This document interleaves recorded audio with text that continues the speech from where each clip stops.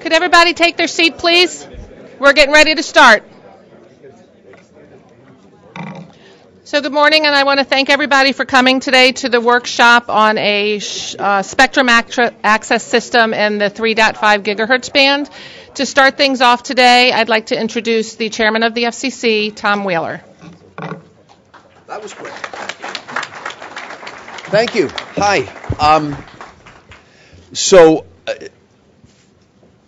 First of all, I want to say thank you to everybody that's coming. And if you conducted a survey and you said there is going to be an overflow crowd meeting that is going to back up security at the FCC, how many of you would have estimated the topic was 3.5? But I mean, the very fact that you're here is an incredibly significant statement. I mean, I was privileged to have visitation rights, I think is the only appropriate term, at the dawn of or at least the early stages of the policy consideration of both 3.5 with PCAST and then the whole small cells discussion when I was chairman of the TAC. And the fact that all of this could have reached such a crescendo at this point to pull together a group like this to begin to deal with the issues raised by those concepts is terrific. I was talking to Renee Gregory on the way down here, and I said, you know, one of the really exciting things that all of us have, those of us who are working here at the Commission right now, but everybody in this room and all the things that you're working on, there has never been a time in history when there have been so many simultaneous moving parts determining the way in which we communicate and what, as a result, our future is going to look like. I mean, you know, literally, we just bounce back and forth here from one transformational kind of concept to another, and what you all are doing here, and how you're going to make small cells and 3.5 and the systems that allow them both to work, how you're going to make them manifest is more than an interesting intellectual exercise that it is. It's more than an interesting building of the next generation of technology, which it is. We're talking about nothing less than defining what future decades are going to look like and how future decades are going to communicate. And so my message to you all today is really simple. Small cells and sharing spectrum are a priority for this commission. And we're grateful to you for helping to move that along. And we believe firmly that out of this comes new opportunities for innovators and for consumers. So this is what I mean when I say we're talking about what happens decades hence. And you guys get to deal with it today, you ladies and gentlemen. I don't mean to be only male in that reference. So when we look at what's going on here at the Commission today in this regard of how do you shape things for tomorrow, we're doing a small thing called an incentive auction. it is going to have the impact of reshaping how we think economically about spectrum going forward. You all are working on spectrum sharing, small cells, that's going to rethink how we deal with the scarcity of spectrum and the increasing demands on spectrum going forward.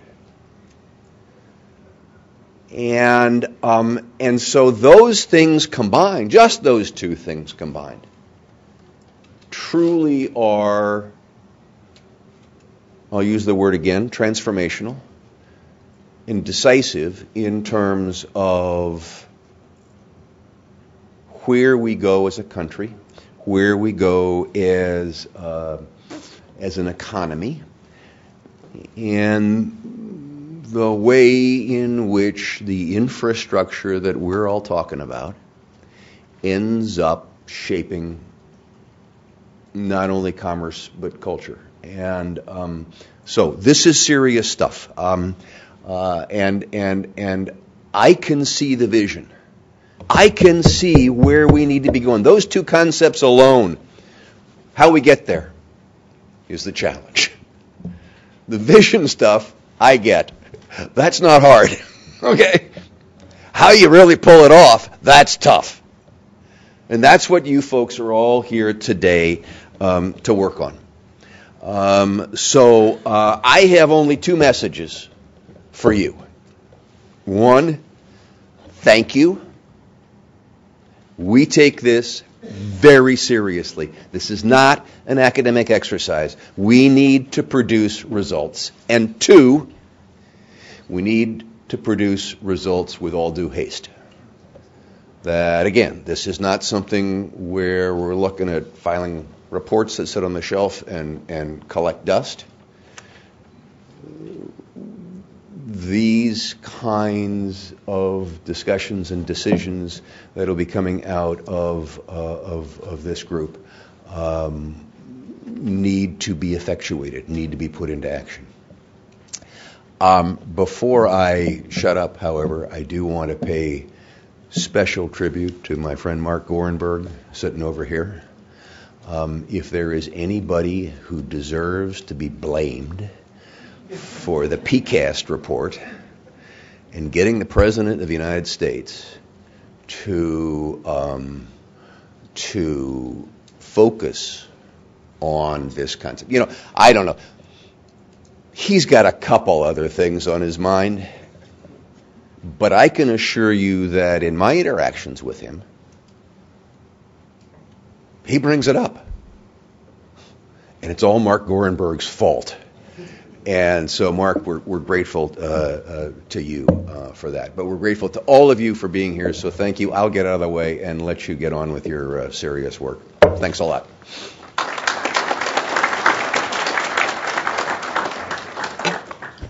Thank you, Mr. Chairman. We'll now have a few brief remarks from Julie Knapp, who is the Chief of the Office of Engineering and Technology here at the FCC. Thanks, Cecilia. Really exciting stuff here today, especially to see such a line at security coming in for a technical workshop. Really warms the heart, particularly of the engineers here at the Commission. So the topic of today's discussion, the spectrum access system, is one of the most important aspects of the Commission's proposed small cell spectrum sharing plan for the 3.5 gigahertz band. As envisioned, the spectrum access system would expand on the extensive work that the Commission and industry stakeholders had done in the TV white spaces. It would create a more dynamic and responsive spectrum management database.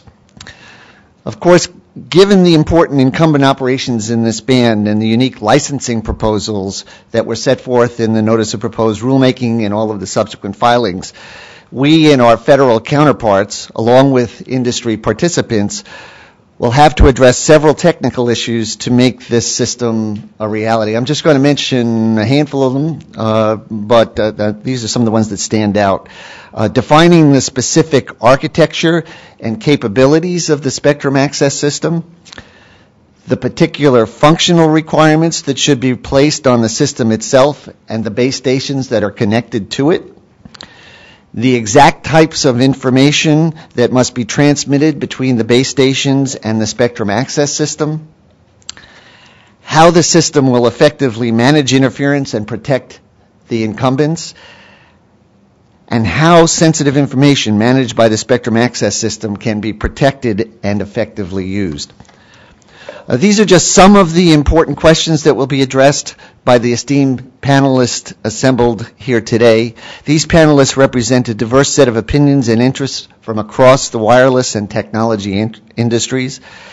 We've also received several technical papers for the workshop. They're available through our online electronic comment filing system, or ECFS, and they will hopefully shed some additional light on the issues that we're going to talk about today.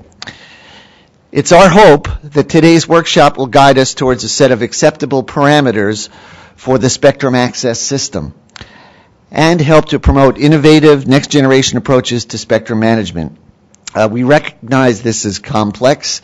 As the chairman noted, this is the hard part, actually taking the broad ideas and turning them into systems that actually function. But it's absolutely achievable. And in fact, it's critical to the nation's ability to meet the spectrum needs of today and the future. We also know that this job is too big for a single day, and to that end, we're going to keep you here for a couple of weeks. Oh, it said we're going to continue the conversation online for an additional 2 weeks. To that end, we're very excited to introduce an online forum that will facilitate this ongoing dialogue. I think we've got a slide that will show this, and we'll probably show it a couple times today, by allowing any interested parties to submit comments or questions on the spectrum access system. We encourage everyone with an interest in this proceeding to make use of this innovative online tool. I'd like to specifically mention a couple of people who had organized today's session. Naveed Golshahi from OET. Naveed, where are you? There you are, right there. And Cameron Etamad, have I pronounced it correctly? There you are. Sorry. Also Cecilia, because sometimes the day flows by really quick, and we neglect to mention all the hard work that she does with her team in putting these things together. So lastly, just want to thank all of you for participating. We here at the Commission are looking forward to an exciting and productive day of discussions. Thank you.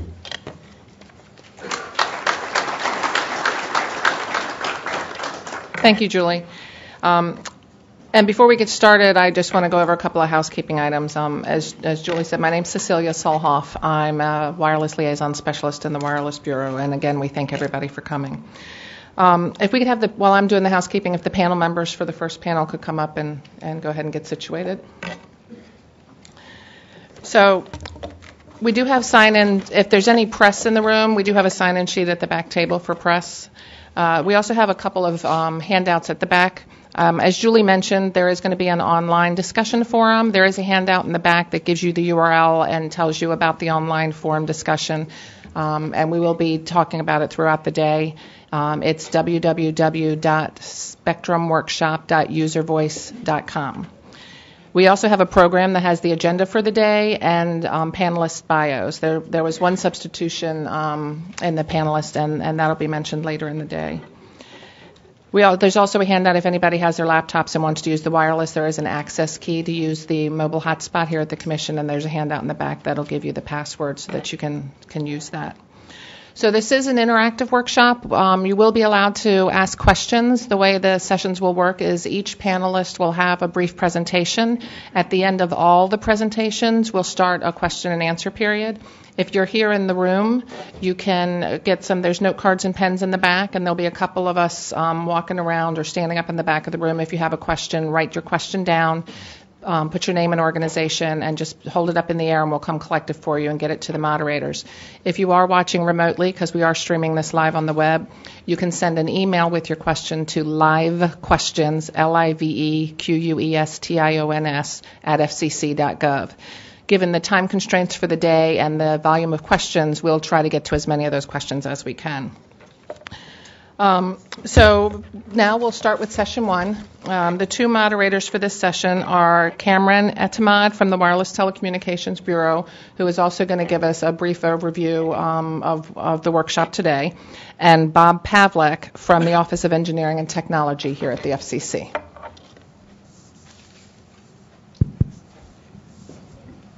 Thanks, Cecilia, for introduction, and I would like to also thank everyone and welcome everyone for attending the workshop. We're excited to have everyone, especially our distinguished panelists. And I would be brief in this presentation. I will give you a quick background on the workshop and the objective of the workshop, and we get right into the technical discussion. As many of you know, in December of 2012, the Commission adopted a notice of proposed rulemaking. In that, we made available at least 100 megahertz of spectrum in 3.5 gigahertz. And the spectrum is in the proposal is accessed and governed by dynamic spectrum access, or what we call SAS. And the SAS would manage the spectrum across 3 tiers of services, including the incumbent access, priority access, and generalized authorized access. And we've defined the terms and definitions of these access tiers in previous public notices, and we've revised the framework in a subsequent PN later in 2013. The idea behind the framework is to provide protection to incumbent access and at the same time facilitate spectrum sharing in this band, with priority access being a type of user that has exclusive right with granular licensing regime that we've defined in the PN. And the generalized authorized access would have opportunistic access to the spectrum and would accept interference from the priority access and incumbent users. And as we also indicated in the notice for this workshop, the architecture for the SAS at the concept level includes a system comprising of a database and spectrum management system that would interact with the commercial users on one side and interact with the incumbent and FCC on the other side. The purpose of this workshop is to further clarify how the functionality of SAS should be defined, and what does it impact, how does it impact the regulation work that we have to do at FCC. And the interaction between the SAS and incumbent would be of secondary priority to us, because we will have to discuss that in a different setting, but we will touch on that to some extent. But the main focus is how the SAS would manage a set of what we call authorized users to use the spectrum in such a way that the spectrum can be shared and in a fair and productive way. And the information that would be passed from the authorized users to the SAS, the information that the SAS has to provide to the commercial users, and the information that we need to receive from the incumbents are part of the discussion today. We will organize the discussions in 2 main sessions. The morning session consists of 2 sets of panels. In the first panel, we talk about the SAS architecture, roles and responsibilities. And here, the key questions is that what does an SAS do? Does it simply provide information to the commercial users? Does it regulate the use of spectrum?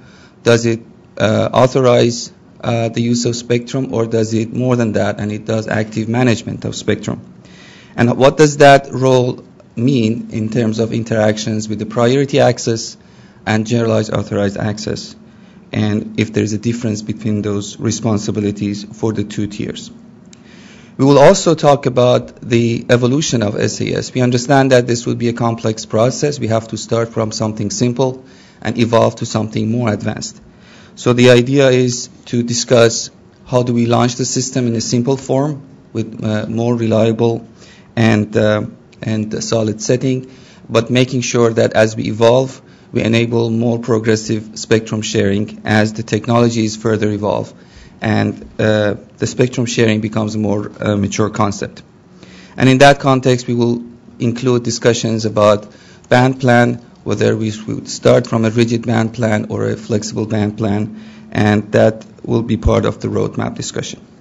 In the afternoon, we will talk about the functional requirements of SAS, the functional requirements for authorized users. What do we expect an authorized user in this spectrum to support in terms of functionalities, location, power management, interference management? What type of information do we expect and how frequently we expect this information to be provided from the authorized user to the SAS? And again, in that discussion, we want to make sure that we cover both priority access and the generalized authorized access, and we appreciate all the panelists to cover both angles as much as possible. And we will briefly but not extensively discuss what type of information are we expecting from the incumbents or to the incumbents as a secondary. And last part is the spectrum usage monitoring and management. How do we monitor the usage of spectrum? How do we detect the presence of interference? How do we communicate and declare interference? And what type of detection and location capabilities can we use? Sensing, non-sensing, using simple commercial devices, measurements, and how do we apply the enforcement? And what level of enforcement SAS should have? Again, both in the context of priority access and generalized authorized access. So this is how we've organized the workshop. We're excited to have our impressive list of panelists. And without further ado, I would like to start with our first panelist, Milind from Alcatel-Lucent, and will give a presentation on 3.5. Please go ahead.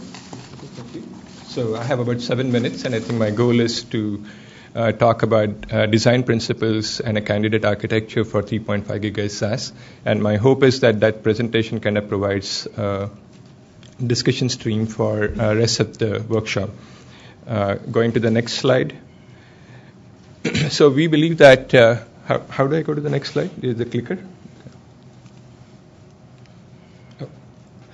So I believe as we set out to design the SAS system, we need to consider 4 core principles in its design. The first principle is a core foundational principle that leads to the very genesis of the SAS. And the idea here is to provide information about the availability of the primary spectrum. And in doing so, you need to achieve a trade-off between certain conflicting objectives. First is providing primary protection. Second is securing the information about the availability of the primary. And a third objective, which is achieving high spectrum utilization. So a SAS can pretty much stop at this basic functionality, but we believe that there are 3 other optional principles that we should consider when we design the SAS. And the second increasingly important principle is to support multiple tiers of secondary access, multiple types of secondary access by providing dynamic information, and the keyword is dynamic, about the amount and the quality of spectrum that can be used for secondary access. And in doing that, we need to achieve a trade-off between the number of tiers that we are going to support, the number of types of users we are going to support, as in whether it's just backhaul or whether it's just access or combination and other users, and also trade off the concurrency of space, time, and frequency of existence of these type of AU devices. The third principle is to actively manage the secondary use to achieve high secondary wireless capacity. And the fourth and equally important function is to implement a framework and enforcement methodology to refine these three functions that we are talking about in the aforementioned principles. And which principles we choose to instantiate and the kind of balance we achieve in implementing them essentially impacts the SaaS design. It impacts the complexity, it impacts the scalability, deployability, and ultimately how attractive it is to business investment. So let's go to the first principle of providing scalable, secure information about the primary availability. And we believe that to do that effectively as an architectural decision, we should split the SaaS into two entities. First is a federal SaaS, SaaS, which interfaces with the incumbents and has accurate information about the federal systems and the availability of the spectrum, and supplies this availability information to what we call a commercial SaaS, the second entity in the architecture. And the commercial SaaS is the one interfaces with the secondary users, the AUs, the authorized users. As an example, it could be a radio access network of an operator that contains lots of small cells, right? And the SaaS, the federal SaaS, has complete information about the incumbent, but it provides a distorted version of that information to the commercial SaaS, essentially creating an obfuscation mechanism to secure the information about the primary. The CSaaS, the commercial SaaS, because it has to ensure that the secondary usage is completely interruptible, has to maintain a certain heartbeat channel with the secondary users, or maintain a connection with these devices through a proxy that we call as a RAN proxy, a radio access network proxy, or a radio access network manager. So in the event the federal system withdraws the spectrum, that message could be propagated down through the hierarchy of layers that we are suggesting we have. The CSaaS also can actually go further and collect information about primary availability and use that information to compute exclusion zones more accurately. And the kind of priority license design that we use in terms of the size of the space over which the licenses are designed can give you a trade-off between how secure the information is. The smaller the priority access license, the better distortion you can achieve, better access fairness you can achieve, and better utilization you can achieve. Coming to the second principle of supporting information about the secondary access, we believe that the type of tiers that we are going to implement are going to impact your SaaS design. First and foremost, we can consider a simple incremental design where we have two tiers and the usage of priority access license and the generalized authorized access is mutually exclusive in the band. So the gray band is for the entire primary users, but the orange part is dedicated to the generalized, to the protected access, whereas the blue portion is dedicated to the generalized authorized access devices. And we can achieve such separation using simple RF filtering. And we believe that that will lead to two independent SaaS systems. And it will allow you to have independent business models and independent monetization models, and essentially immediately bootstrap the SaaS system in practice. A more hybrid model is to have independent portions for priority license and GAA, but also have an intermediate portion where GA and PA devices can share aggressively. And that could help you understand how to scale aggressive sharing and provide a better proof of capability of such technology. The last model is more the advanced PCAS model, where the priority access as well as the GA devices have access to the entire band. And we believe that leads to much more dynamicity and much more work on the part of the community to realize high scalability and demonstrate that the system can be successfully designed in short amount of time. So going to the last piece, which is more active functions within the SaaS. We believe that there's a certain capability, what we call as dynamic radio environment activity mapping, DREAM capability. And that capability can actually allow you to implement many, many active functions within your system. First, it will allow you to collect information about how aggressively secondary users are using channels. And that information can be collected by sensing functionality, measurement functionality implemented into the small cells. And that can be then used for doing channel ranking. And this ranked channels rather than a static list of channels is what the secondary users will get. And then you can go much more subsequently complex functionalities like secondary channel management, where the SAS goes and actively assigns channels to maximize capacity by reducing interference. You can also imagine SAS doing scheduling of sensing functions or performance information collection. It can use that sensing functionality to detect violation of primary rights. And last but not the least, the SAS itself can implement what we call as monetization. It can implement a transaction-based model or auction-based model to offer access to spectrum for money.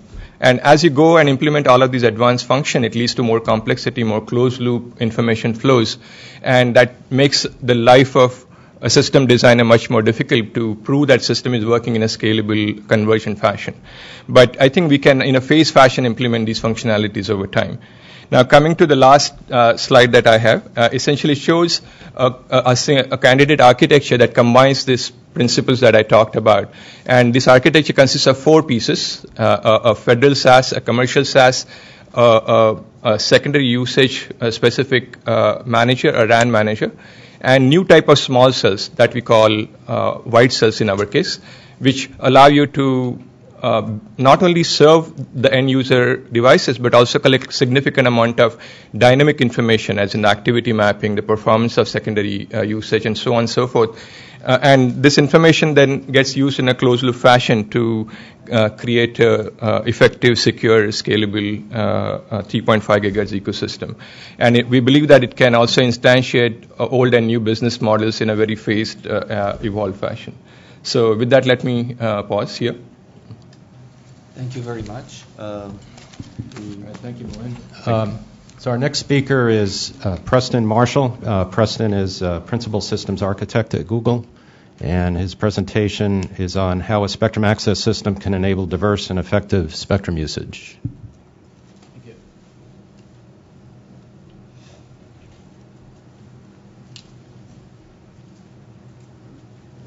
Slides?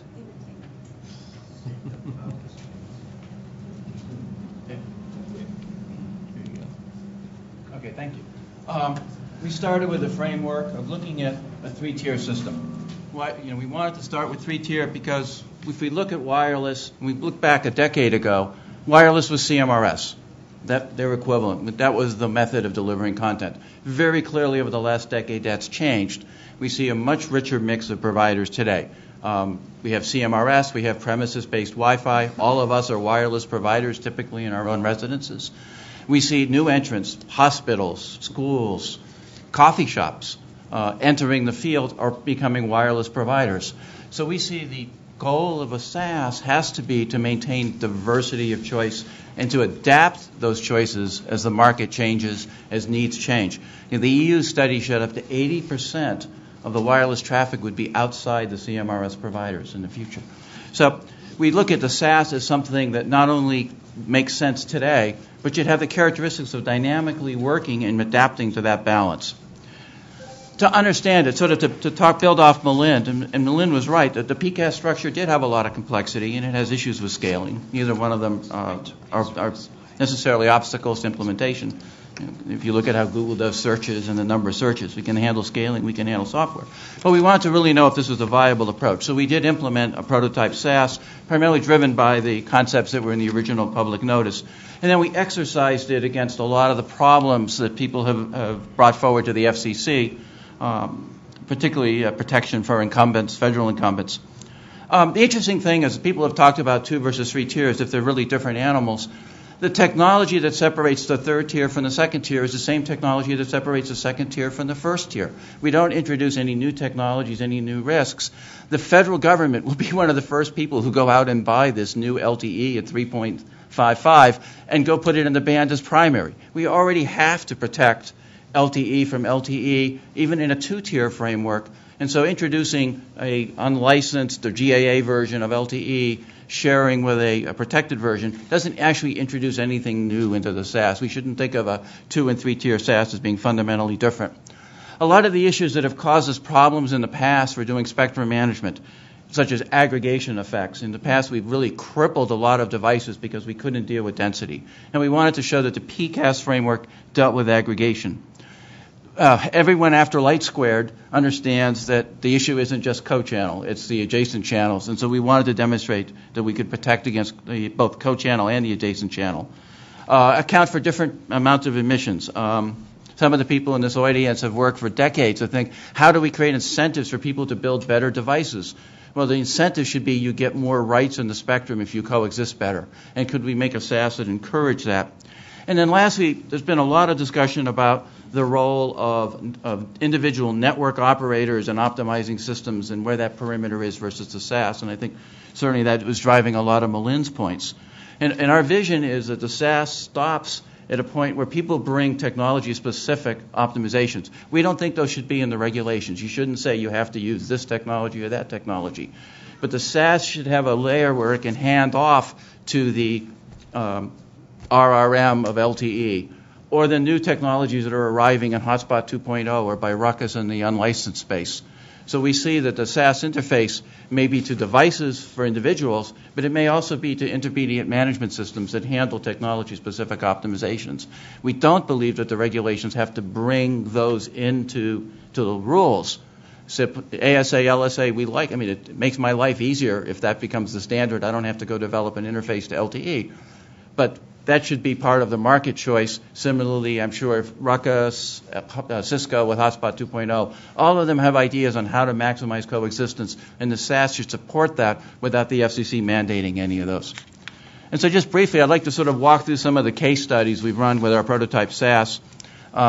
We don't view the SAS as a really far away thing. There's 3.65 equipment ready on the market today that can be brought in.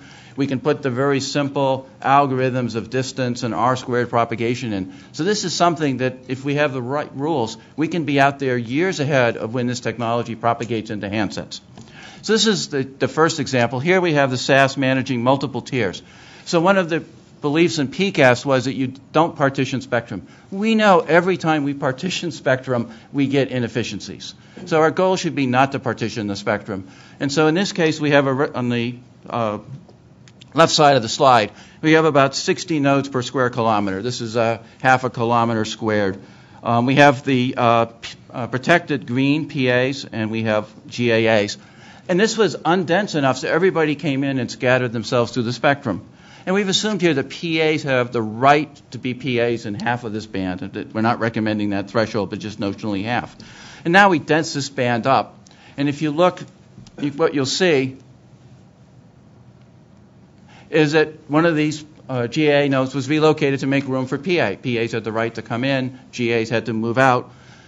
Melin made the point that one of the goals should be to make maximum use of the spectrum. And we make maximum use of the spectrum if we ensure whether someone bought it at auction or not, at least someone can use that spectrum. When they bring their equipment, when they deploy it, the GA gets moved out. But a fundamental premise should be that all the spectrum in this band is usable by somebody. If we don't meet that criteria, we haven't done anything more advanced than the way we did spectrum management 30 years ago. So here we see one guy move in. We see that there was still some PA spectrum down in that corner that GAAs were able to use. And then we have a couple PAs that couldn't fit in, and they fall back to GA.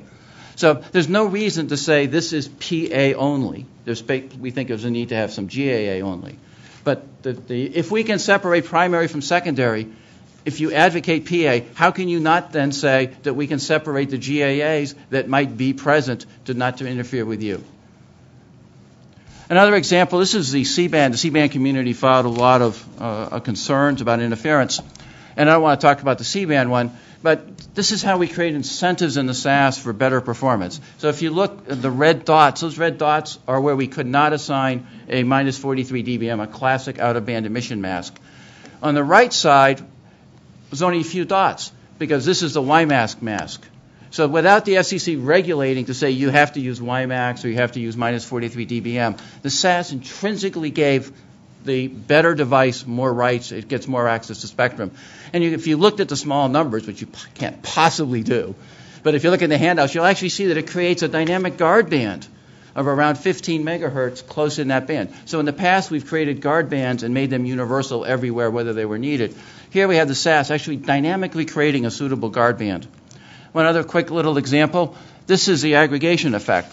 So if you look again, same C-band case on the left, you see that there's places where devices can't operate, where there's red. Now we start loading devices up, and you can see we've rejected devices that are outside that perimeter because one node got in and grabbed all that interference margin. Not as fair as I'd like it, but we protected that C-band from aggregation without limiting the capabilities of the individual devices. And then lastly, one of the questions the FCC put to us was, what should be mandatory and what should be optional? We think the SAS should have lots of optional components. In the TV white space, we forced everybody to do it because we were beginning it. But now we have an opportunity to let the SASs differentiate themselves. So there's a set of mandatory functions, the incumbent protection, separation of PA and GA, offering alternate spectrum. But then there's a lot the SAS can do to support external activities such as facilitating coexistence. We can't fit a PA in, but if you work together and you do interference alignment, you can both fit in the spectrum. Do we create value? Identifying opportunities among GAA users as WiMAX gets more, or Wi-Fi gets more focused on coexistence. And then device-specific characteristics, bringing them in so we get more into the spectrum. So we think the SAS offers a lot of opportunities to have differentiated products, both to get out very, very quickly into the market and to allow for a tier of kinds of services, much like what Melinda was talking about. Thank you. Thank you, Preston. Our next panelist is Alex Phillips of the Wireless Internet Service Providers Association. Alex is the founder and CEO of Rural Broadband Network Services, and his presentation will be an overview of a process to mediate dynamic frequency allocation while detecting and mitigating interference. All right, thank you. So we're going to focus a little bit today on this presentation on resolving conflicts in spectrum, where the SAS can resolve a conflict between the tiers, can also resolve conflicts within the tiers, with the primary goal to protect the incumbent and the primary access users. The SAS would authorize the use of spectrum for a particular location based on the time of day and information that it has dynamically, similar to how trunk radio systems operate today. The SAS would not reconfigure a radio, would only focus on the frequency to resolve any particular conflicts with a neighboring operator.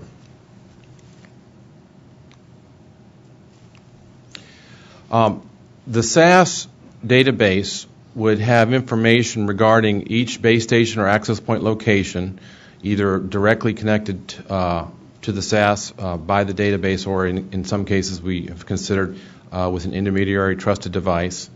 It would have information about the location, the output power, antenna position, what type of antenna patterns it had, information regarding the surroundings, terrain, anything informationally that can use to model how this access point or base station will operate in that environment. It can also be used to provide information to create buffer zones dynamically to allow for the reuse of frequency.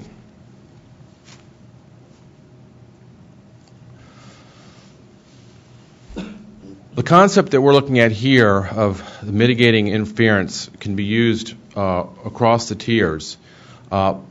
The point that we're focusing here is analyzing the information or the quality of service coming across the base station to the user. In this particular case, the frame rate or error rates encountered by the base station or access point. This information can be logged and provided to the SAS database. No matter what the information is, it doesn't matter if it's a video frame or if it's text. This information can be provided to provide a statistical analysis of how that particular base station is operating with its user. And as the error rates increase, this information can be used to identify whether or not there is potential interference for the SAS to act on. In this example, we've got 4 base stations operating.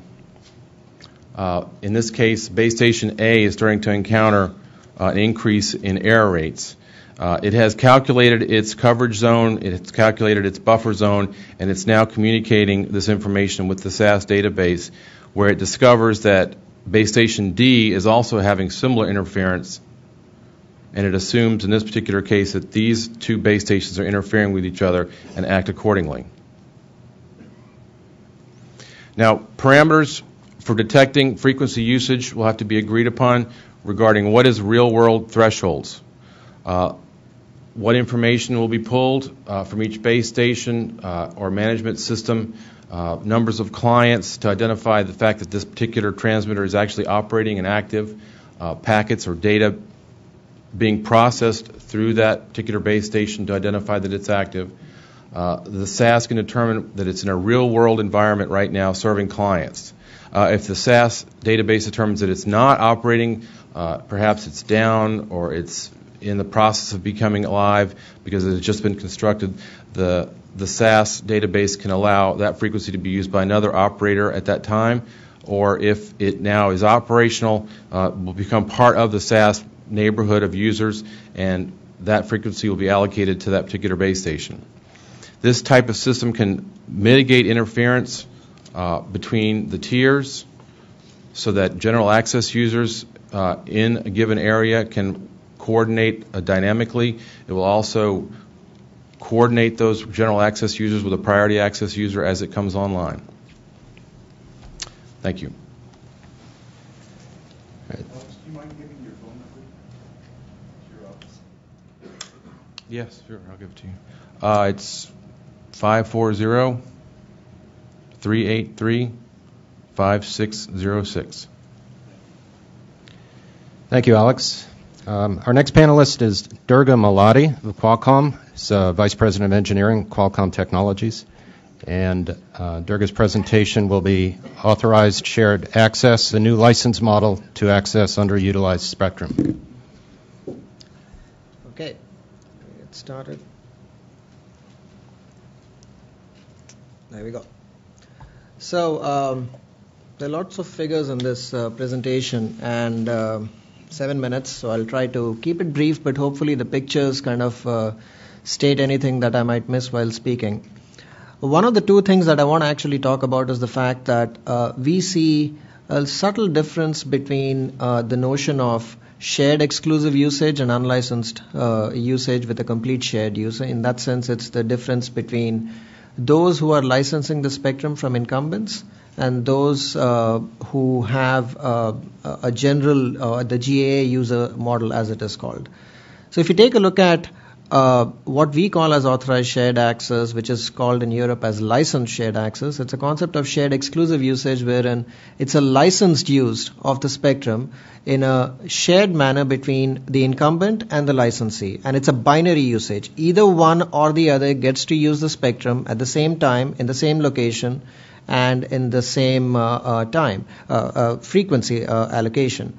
Because it's a binary allocation of spectrum between one and the other, it is effectively a licensed use of the spectrum as long as the incumbent is not using the spectrum. The difference between that and the unlicensed approach is, of course, there are a much larger number of users who are present, and it's a completely shared usage. So we'll talk about it as we go through this presentation. From a logical perspective, this is the architecture that's gradually getting adopted as a part of licensed shared access paradigm in Europe as well.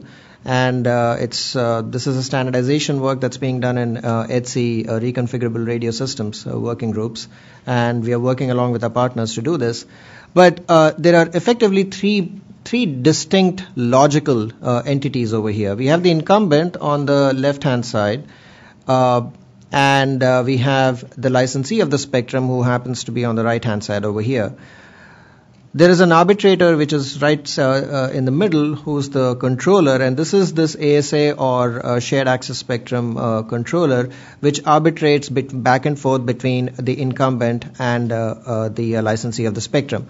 Now it is important to maintain privacy and clear distinction between the incumbent and the licensee. In other words, the incumbent doesn't really need to know, or neither does the ASA controller need to know where the base stations of the licensee are located or where the devices are located. Devices don't even have to register with anything.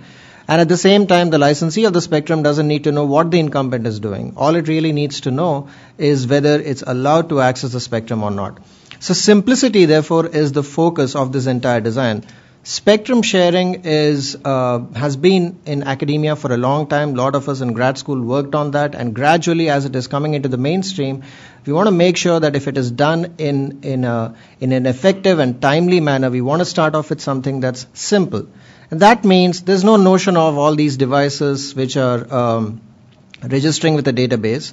But it is a network-centric design in the sense that the network tells the devices when they can and cannot access the spectrum. There's a strict hierarchy here. There's a command and control structure. And with that, devices can go back and forth between spectrum that they can access or they cannot access. It's all done from the network itself. This is something that's done in the licensed world all the time when we have things such as carrier aggregation and LTE. A user, for example, gets added. A second carrier gets added or gets deleted depending upon what sort of load balancing activity is going on. If you go a little deeper into the relationship between the licensee and the incumbent, the interfaces that allow the incumbent to communicate to the licensee, they actually go through the ASA controller. And the devices that actually use the spectrum over here, these are regular 3G and 4G devices. They don't have any sensing capabilities. They simply obey what the network tells them to do. They just go back and forth between one carrier or the other. If a second carrier is lit up, which happens to be one of the channels in 3.5 GHz, the device performs measurements, reports it back to the network. The network either performs an interfrequency handover or adds that carrier to that user. There's a lot more that's going within the network because there's a fundamental difference in terms of the coverage of the carrier itself. We have other carriers, the primary carriers, which could be in the 700 megahertz spectrum or in the AWS spectrum or 2.6, and this is a 3.5. So there's a clear distinction between the coverage. So load balancing is kind of important. And all of this is really done within the radio access network. Nothing that the incumbent needs to know. So it's a simple technology, but it does allow the spectrum sharing concept to come to fore. And it's hard to kind of read through all the small details over there. So I want to actually keep it at a higher level and just pay attention to the fact that there were these two interfaces that we talked of. One between the incumbent and the controller, and the second one is between the controller and the licensee of the spectrum itself. The first one, which deals with the interface between the controller and the incumbent, it needs to be secure. There's a lot of secure information that's there. And it simply, the incumbent communicates the availability of the spectrum at a certain point in time, in a given channel, in a given location. And that's all there is to it. And possibly it's complemented along with if there is a problem. In other words, if it senses that there is indeed a violation of the rules in some sense. The controller has the notion of which channels can and cannot be used, but at the same time the controller does not have a complete database of every single base station of every licensee out there along with every other device. That's way too much information, and it also violates certain privacy rules in terms of the way the licensee would like to use. If I'm the licensee, I don't want to give out this information to anyone.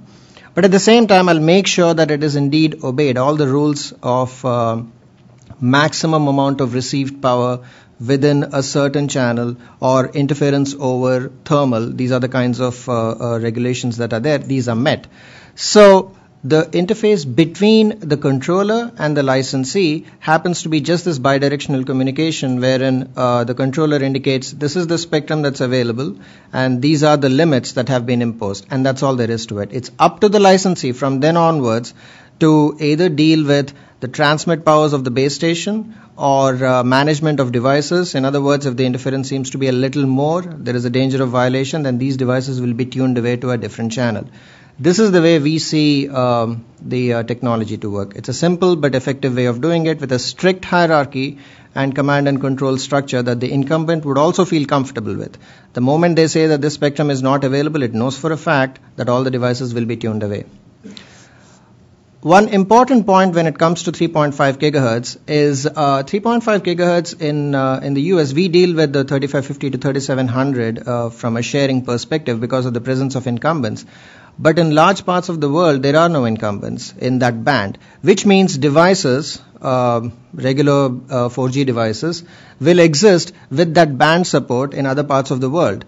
And it's a matter of unlocking those devices in the US as well. So in other words, the sharing concept which is there for 3.5 is not necessarily present in other parts of the world. Similarly, in Europe, for example, 2.3 gigahertz, which is also known as band 38, that band is a typical licensed band, but it just so happens that in Europe it needs to go through a sharing mechanism because of the presence of other incumbents, such as the military. So it's the same concept. And I'll stop here. Okay, thank you, Durga. Our next panelist is Justin Colwell of Cable Labs, where he's Director of Wireless Engineering. And Justin's presentation is Small Cell Success Factors, Guiding Principles and Key Considerations for 3.5 gigahertz. Thank you.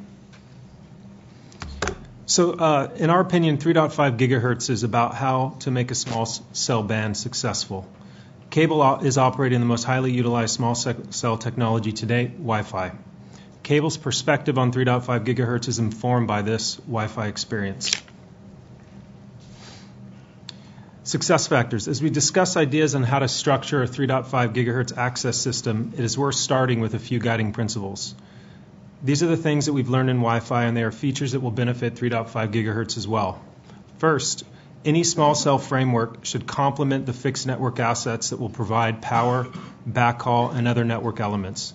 The map you see on the slide represents fixed network assets across the U.S. They are somewhat fragmented, but as a function of geography, but tend to cluster around population.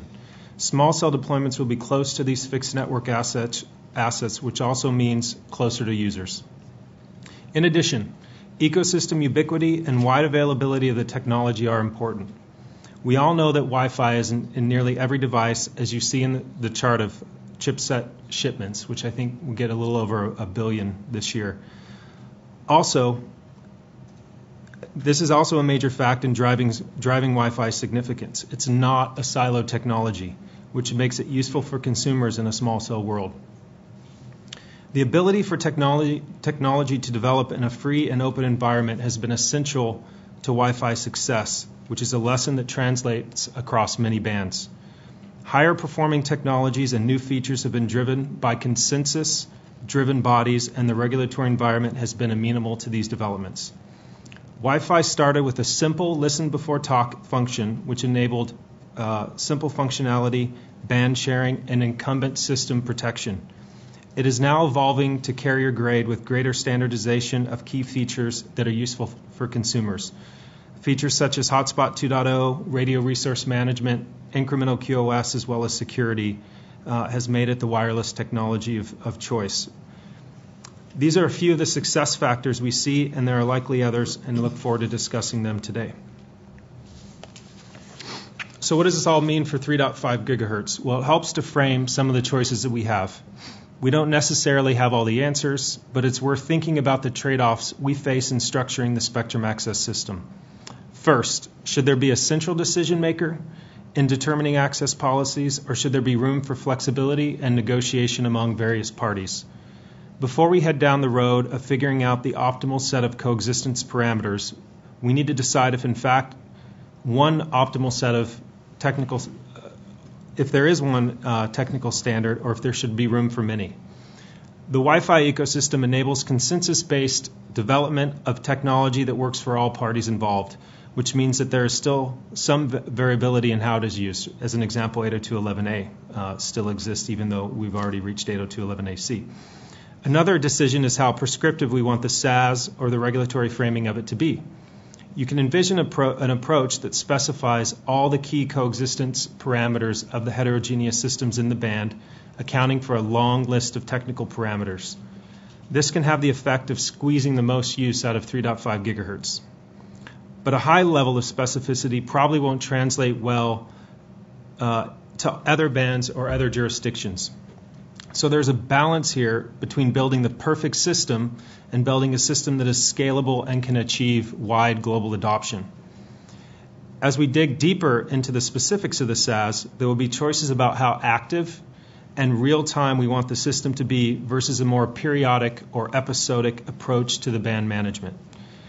These characteristics may even coexist in the SAS. In areas of high demand, there may be value in driving real-time dynamic usage with a high degree of system feedback.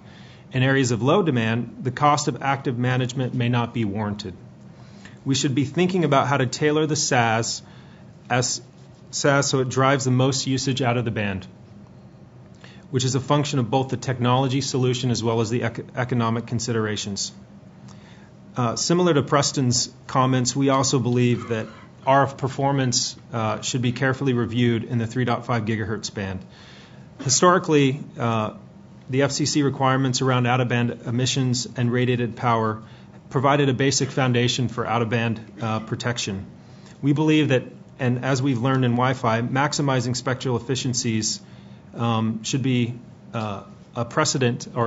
should be a priority in order to set precedents for future spectrum. In particular, setting receiver sensitivity minimums, intra-band, out-of-band emissions, as well as receiver out-of-band rejection should make the usage of the spectrum as efficient as possible. Thank you. All right, thank you, Justin.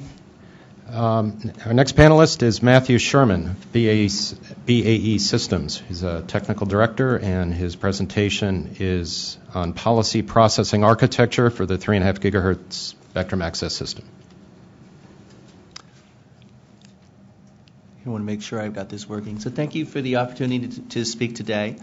I want to give a very quick plug to 1900.5, IEEE 1900.5. They're a working group, a standards working group. They're working on policy languages for dynamic spectrum access.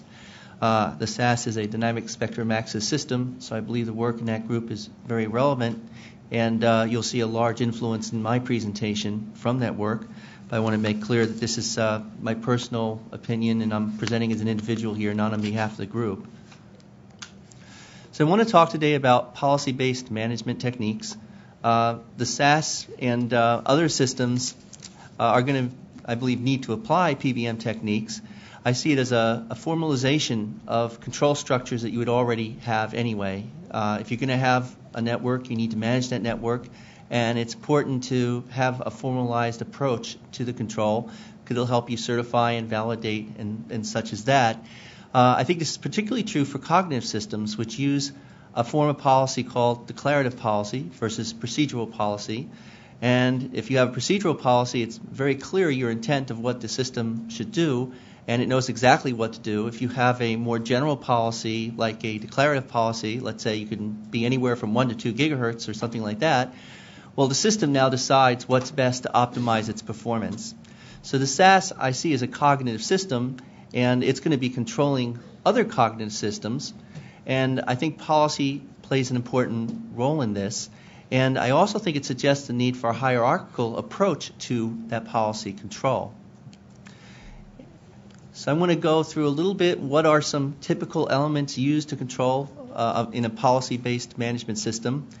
They would include things like a policy decision point, a policy enforcement point, and a policy repository. I'll explain how those things would relate to each other in a bit. There's also a policy management point, which would allow you to insert policies from outside of the system. And something unique to 1900.5 is they have a system strategy reasoner component. And I mentioned the idea of, declarative policies give some freedom to the system so it can optimize its performance. So the system strategy reasoner would use that freedom in order to do that optimization within constraints of policy. So I mentioned a hierarchical policy-based management system, and this is a little bit different than I think I've seen in other policy-based management systems. And I see, of course, the SAS at the top of that hierarchy, and it's going to receive some policies from outside. And then I see it having a bunch of more formalized policy components inside that tier. And it's going to be creating policy to control the various systems underneath. Policies like you can use this set of frequencies or you can use this much power. And that will be passed down, in my mind, to a set of master devices. Those could be eNode Bs, they could be APs, but those master devices will probably be controlling another set of devices. And those set of devices might even have some degree of cognition as well. So the idea of this hierarchical policy-based system is you take the same set of policy components and apply them in each tier recursively, so that hopefully you get a lot of reuse and hopefully can reuse a lot of the interfaces as well. Because there'll be the generation of policy from tiers, I've created a new element called a policy generation point. I haven't seen that in many other policy-based systems. And so that allows you to track the creation of policy as it gets passed from one tier to another tier. You may want to optimize that policy, so it's important to incorporate a concept of feedback between the tiers as well. So I think this would be very applicable to the SAS and all the various systems of systems, if you will, that are being controlled. So I want to try to explain how all these components work with each other. I'll take a little more time on this slide than the others. On top, you'll have a policy-based, a policy manager, basically, or the higher tier that will pass policies into the tier, and you'll have a repository. And the goal is that each tier should have all the policies required to do the policy management required in that tier. You'll have your system strategy reasoner, which is going to be figuring out what the device should be doing. You also will have possibly the policy generation point, which will be figuring out what policies to create for lower tiers. And all of those will be consulting with the policy decision point. And I want to be clear that these are logical elements. There may not be an actual piece of software in your code, called the policy decision point, but more correctly, there'll be a piece of software that is making the policy decisions for your system. So the idea here is when you formulate a strategy, you'll consult with that policy decision point and make sure that whatever strategy you're formulating is consistent. And then when you finally have completed formalization of that strategy or the new policies you want to push to another tier, it has to go through a policy enforcement point, which is sort of a double check to make sure that if something isn't compliant, the policy enforcement point will also consult with the policy decision point and make sure it doesn't allow that action. So if you try to take a non-compliant action, it's sort of like a fail-safe to make sure that you can't. In addition, I mentioned feedback. There'll be some state in the system. So you'll want to be monitoring your environment. You'll want to be taking in feedback from lower tiers and also monitoring the state of your current tier to make sure that you're not that you optimize the system as best as you can. So just to quickly summarize, I think policy-based management is an important concept that I haven't seen too much applied in the SAS yet. I'm hoping people are going to be trying to apply that more. There are a number of standards, and they're both written today and emerging that would be relevant to policy-based management. And in particular, I think a hierarchical policy-based management approach would be particularly useful for the SAS. So that's all I have to say. Thank you. Thank you, Matthew. Thank you, everyone, for sharing your insights. We will be accepting questions from the audience and also online. And in the meantime, we have some questions from our staff that I would like to ask. The first question is, what should be the scope of SAS responsibility in terms of deconflicting use of spectrum? And how do we answer that question when we look at the deconflicting between users within one tier and across tiers? And in that, I would like you to be more specific on the distinction between the priority access users and the general authorized access users. And as you know, the main distinction is that priority access would have exclusive right at a given location, time, and frequency channel, whereas for generalized authorized access, we could have multiple. And we also have a distinction between generalized authorized access and unlicensed, because in our view, generalized authorized access is still subject to spectrum management, and it can still have some network control on how it would use the spectrum. So I would like this deconflicting procedures and responsibilities to be set in that context. Maybe we can start with Preston and then Milt. Okay, that can take another 7 minutes. So what are the SAS responsibilities? I think that it's really clear that's evolved a hierarchical view of those in some extent. We believe that the SAS has a fundamental responsibility to deconflict users, and that is absolute. Within subnetworks, though, I think it's clear that, for example, in our demonstration we did at the NTIA event, we showed the SAS not talking to endpoints, but to the RRM and EFC and LTE. So I think our vision is certainly that we can deconflict a carrier from other carriers and from federal users, but then that carrier should have the full flexibility to work their RRM and EFC within it. I think in the GAA side, Hotspot 2.0 and Ruckus and other companies are evolving equivalent technologies, so we should be technology neutral in how we describe it, but we should recognize that where people can do interference management within their own domains, that we want to encourage that. So we saw the SAS as delegating that to individual users, and also the opportunity to actually set up an interchange between two spectrally adjoining or physically adjoining carriers, perhaps to do things like interference alignment. So if we know that these are much smaller blocks and they're not going to be divided. They're going to be divided in the middle of the street. They're not going to be divided in the middle of a farm field. So one imagines that we will have a lot of adjoining blocks, and certainly the carrier, we would like the SAS to go and say to both sides, look, you guys both are capable of interference alignment, and so if you work together, you'll get more out of it. But we see those as being delegated, and we think the SAS framework should be very open, because I think we've only started to scratch the surface of what people can do with coexistence. So those are our two hierarchies. Within GAA, we don't deconflict. PA, if presuming there's auction, we believe there's some criteria that you get for protection, and clearly the SAS has to enforce that. But again, we think that individual carriers will find it beneficial to do coexistence along those boundaries, and we should facilitate that. If you look at some of the filings we had, we kind of thought that there should be a large extension block where you can list, I do these features, and so if Melinda and I are adjacent, Melinda will say, I have these 5 features, I have 4, I'll tell both of you about the ones that are in common so you can work it. So I think what we want to do is consider it to be very devolved, and only the licensing constraints are implemented by the SAS, and beneath that the efficiencies are largely technology specific. We did not really contemplate unlicensed, largely because in PCAST we felt that it was hard to make a deal with incumbents if there wasn't the ability to relinquish spectrum. So I think early in PCAST we said we had to ratchet the game up from unlicensed to at least GAA and licensed by rule. So we didn't contemplate that. I think your challenge, and from the regulation point of view, is to define the minimum protection standards and ensure that we can allow a diversity of technologies to emerge to do coexistence. And I think, as mentioned last time, I think we're seeing the massive interest of this in the unlicensed side and within Wi-Fi. And we want to make sure we leave all that room open. And I think even Wi-Fi to LTE, no one's thought about Wi-Fi to LTE, but clearly those are going to be new opportunities.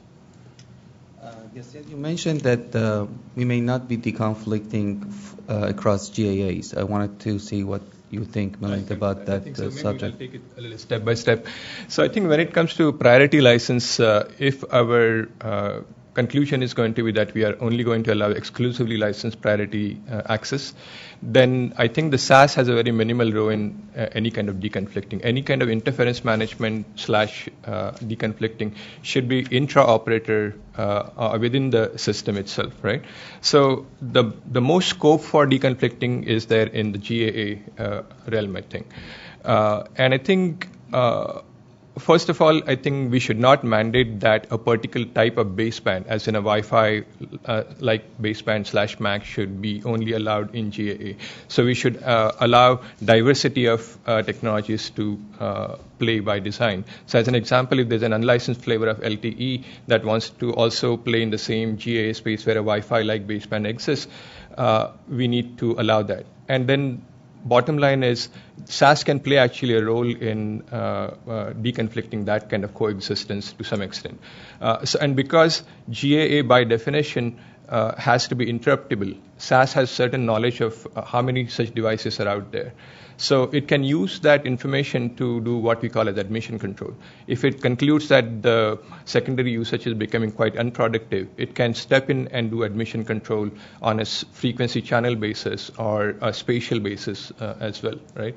And when it comes to coexistence of baseband, it doesn't necessarily need to go aggressively as such. It can create a certain set of APIs, but the actual coexistence mechanisms could be at the baseband level, at the standardization level, and let the technology world, let the industry world take care of designing those mechanisms. But indicating where those mechanisms need to kick in, the SAS can definitely play an important role. So my belief is that SAS has a major role to play in the GAA portion, unless in the priority license we are going to relax the exclusivity requirement and say we are going to allow a few, but not too many players to spatially use smaller licenses. But that's a slightly different discussion. But if you go to that model, the SAS can aggressively play a deconflicting role there as well. But in the short run, if the conversation is limited to exclusive protected access, then I think the functionality we need there for deconflicting is very limited from a SAS perspective. So, thank you.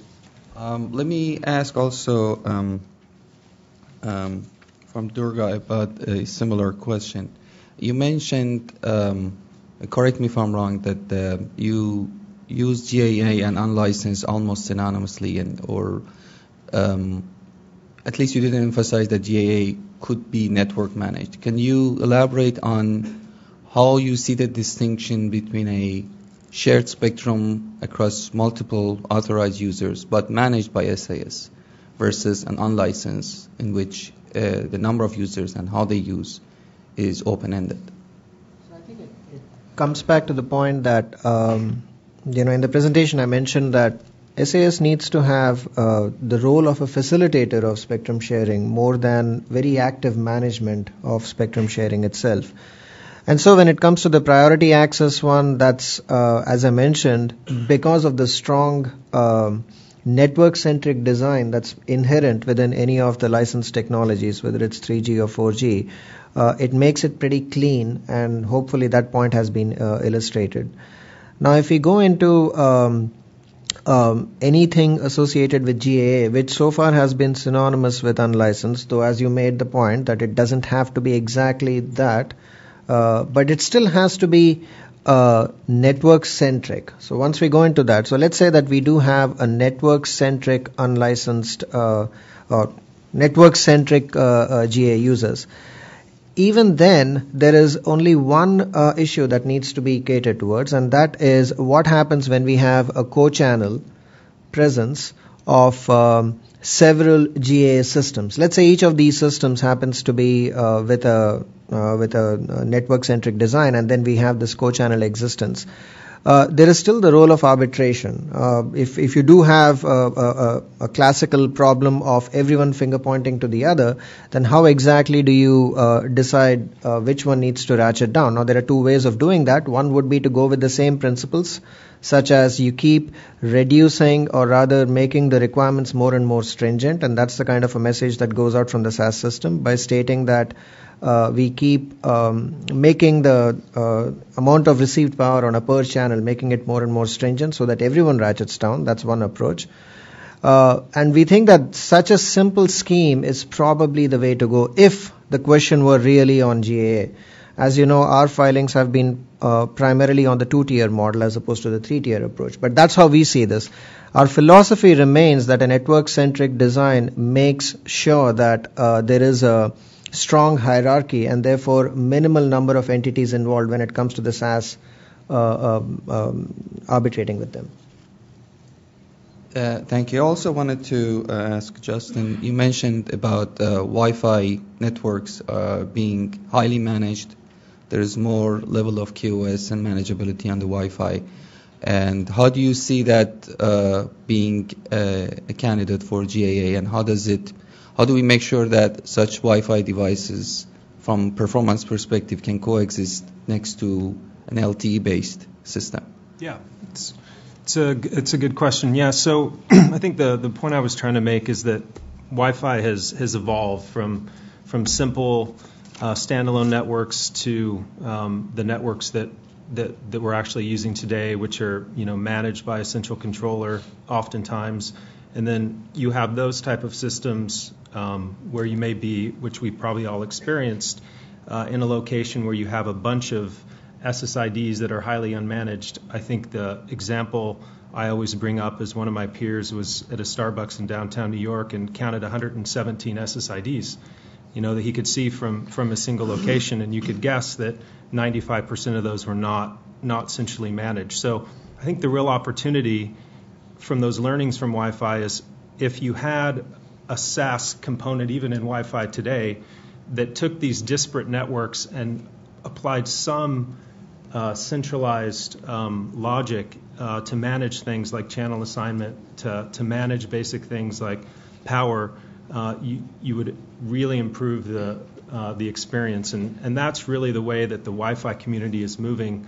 The more that you can be thoughtful about, because of the load and the demand on the networks, the more you can be thoughtful about channel selection and power, the aggregate capacity and user experience improves. And that is done in a hierarchical manner. And I think those are some of the lessons that we could definitely apply to SaaS. And just a follow-up question. In terms of device performance, Okay. do you think there's a difference between LT-level device performance and Wi-Fi device performance and power management? Do you think additional changes needed in the Wi-Fi domain to make it more suitable in the shared band, or do you think we are already there? I think that the industry has done a pretty reasonable job managing themselves. Although I do think that because Wi-Fi historically was looked at as a secondary access medium, and which is now switched to really being the primary, taking the bulk of the load, the device performance from a Wi-Fi perspective is starting to be taken a lot more serious. So, and there's a lot of public information available out there, and we'll be publishing some ourselves that actually, if you look at even the top 10 smartphones, there's a significant difference between receive sensitivities of the different devices, as well as the total throughput capability. And when you're operating in a shared system with such a disparate amount of performances, you end up with a lot of inefficiencies. So we think that all carriers that are speccing devices, as well as the chipset manufacturers themselves that are building them, should put the same level of scrutiny on Wi-Fi as they do on cellular, and that'll help the larger ecosystem that is sharing the asset. Thank you. Yeah. I've got a question on the scope of the SAS responsibilities with respect to policy enforcement. I'd like to direct this to Alex. Does the SAS have a policy and enforcement role with respect to occurrences of interference? And particularly, can you address third-party sources of interference that may come from sources other than those licensees that are the SAS is directly managing spectrum? So things like intermodulation interference between multiple signals, things like that. But does SAS have an enforcement role? Well, that's a good question. In the perfect world, the information that the SAS has as far as modeling the environment should equal what is actually happening, but inevitably things will occur that cause interference that are not part of the SAS hierarchy of information. So as far as enforcement, we feel that as occurrences are detected by the SAS database, it is the role of the SAS to report these, not enforce these. This is just information that in most cases today would be reported by a given carrier or an operator that's being interfered with today. So it's not their role to enforce, but it's their role to report. And so the SAS database and its systems have the unique position to be able to identify this information quickly and provide a good feed for the FCC to enforce. Would the SAS database incorporate information about network changes after the network's deployed, if they're optimized, and if, for example, like antenna parameters, if they were to change direction of antennas, antenna gain, things like that? Would the SAS database incorporate as-built and network changes? Yes. The information, when you initially set up a network, obviously the type of antenna pattern information, direction, down tilt would be there. And if you make any changes to your network going forward to perhaps create smaller coverage areas or tighter beam paths, that information would have to be updated to the SAS database so that the model that it's looking at for understanding how to manage the spectrum can be updated. Okay, all right. Thank you. And I have a question for Matthew. Which functional elements of SAS would require direct control by the Commission, and which element can be managed by a third-party SAS in your view? And what level of oversight should the Commission exert over the functions of SAS? Because some of the views provide full flexibility of SAS and with minimal involvement of regulators. Some would require more limited functionality of SAS with more predictability through some regulation. How do we balance those two? So I believe there should be some degree of certification of the key elements in the system. I think that from the FCC having more direct involvement would mostly be just the SAS. I'd like to believe that there could be commercial certification organizations that would ensure, base stations, user equipment, and such would comply with the rules appropriately. So that's about the level of involvement I think should be applied. So. And just a follow-up on that, would the SAS providers would be certified by FCC in your view in terms of how they fairly utilize and efficiently utilize the spectrum? Should there be an evaluation process? Because there may be multiple SASs running at the same time. They need to coordinate, they need to be consistent. And I understand that we want to promote innovation and there should be optional capabilities of SAS, but at the same time we want to make sure that there is some minimum expectation of an SAS that has to be maintained. So, to me, I see an SAS as growing out of the current role that you're defining for it, right? So you want to start with, I would call it positive control, right? You want to be able to control all the devices in the network, in the networks, and make sure that that if there is an interference issue, it can quickly be addressed. Beyond that, I see almost everything as optional. So in terms of what would you certify, it would be that positive control aspect of it, and maybe the ability to push a certain amount of rules or reset a device.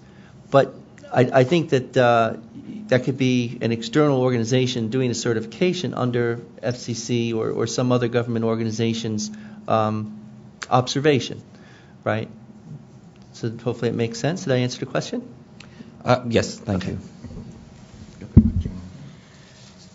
It's a question actually for everybody on the panel. How do non-LTE networks such as 802.11.11 interact with an LTE-based architecture if proposed for an SAS?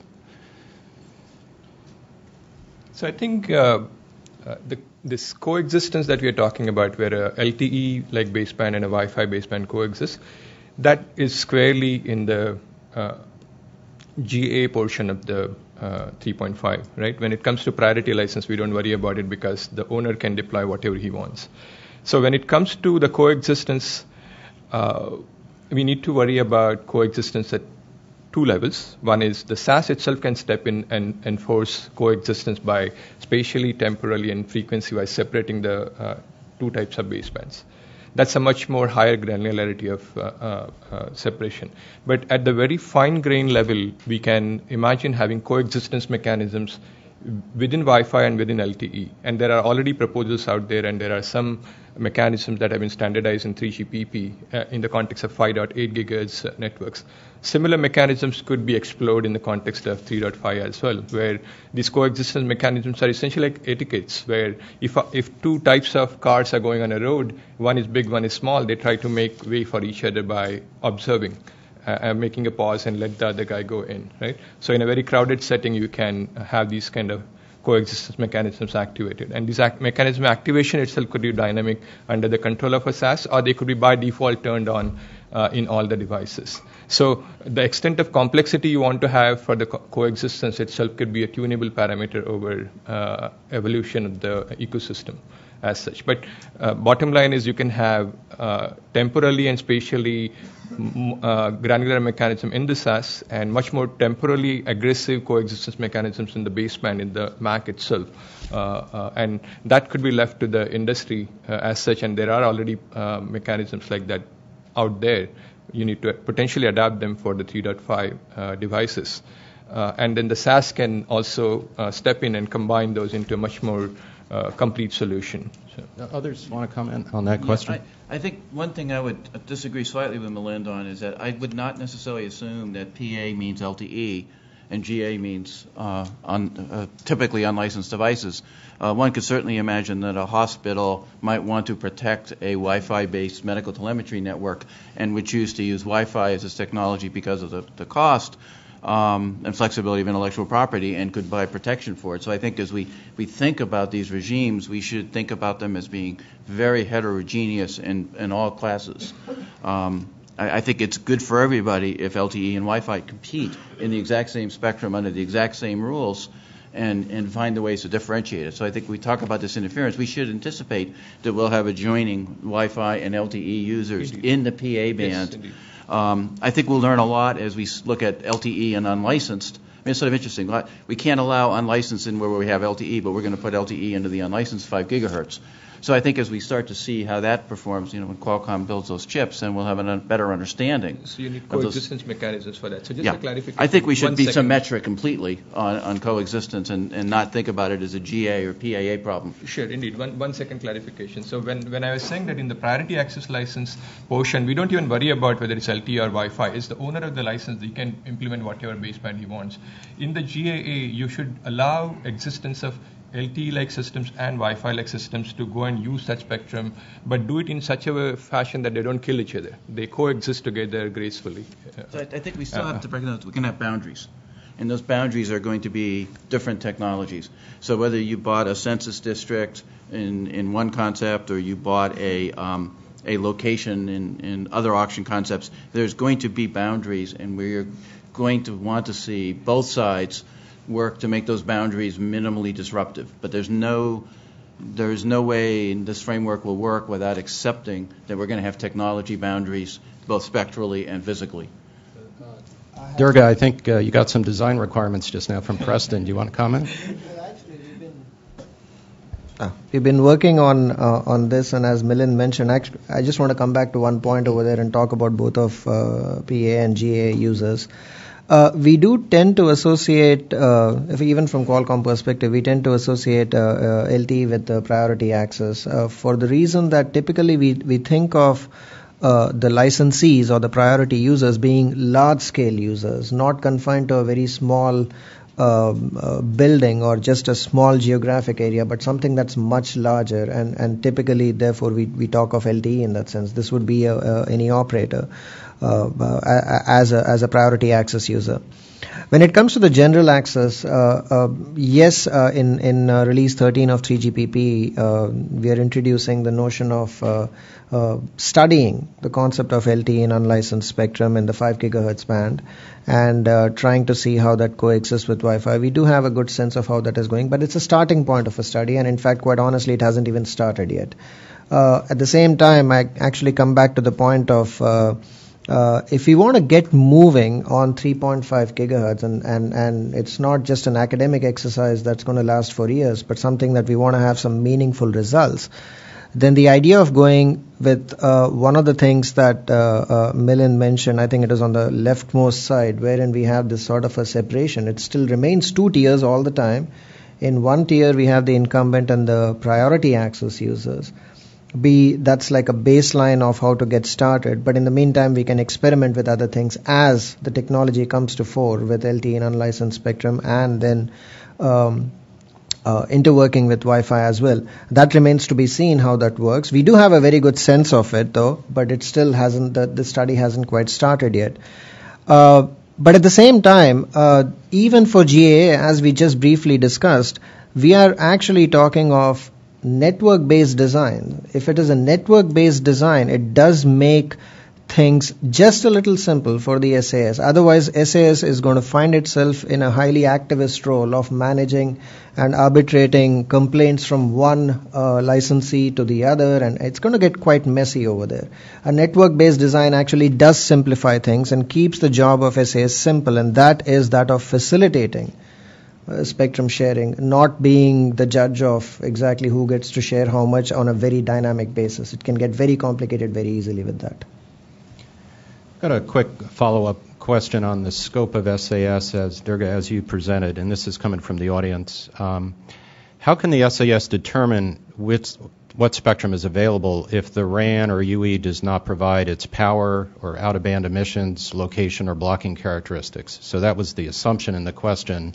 Is Sure. that true? But how can it determine spectrum availability? Yeah, it was also a part of our filings over there. I would encourage the person who asked the question to take a look at that as well. It is a good question in the following sense. The SAS system actually gets the requirements of the maximum amount of received power in a given channel, in a given region.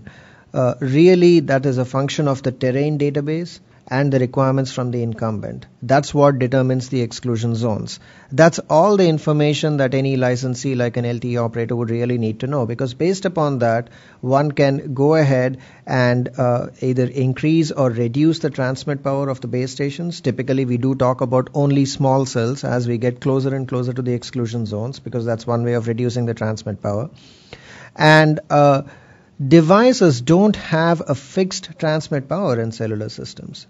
There's power control. Their transmit power varies all the time. It is practically impossible to come out with a model that kind of makes sense.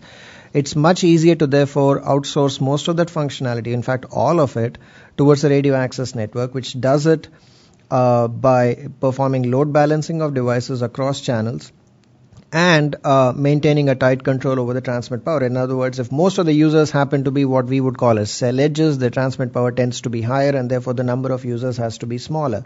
If most of them are right next to the base station, then the transmit powers are indeed quite low, and therefore a much larger number of devices can be accommodated. But this is something that is very well done. It's done on a regular basis, even in the absence of any spectrum sharing. So all of that functionality really is in the RAN. So the SAS only needs to indicate maximum received power per channel at a given area. That's all based upon the terrain database, which is well established. Does the licensee need to do sensing in this model with No, OSA? sensing is not really needed in the sense that the incumbent actually indicates that it needs its spectrum back, or it indicates that the spectrum can be used to the SAS, and the SAS indicates this back to the RAN.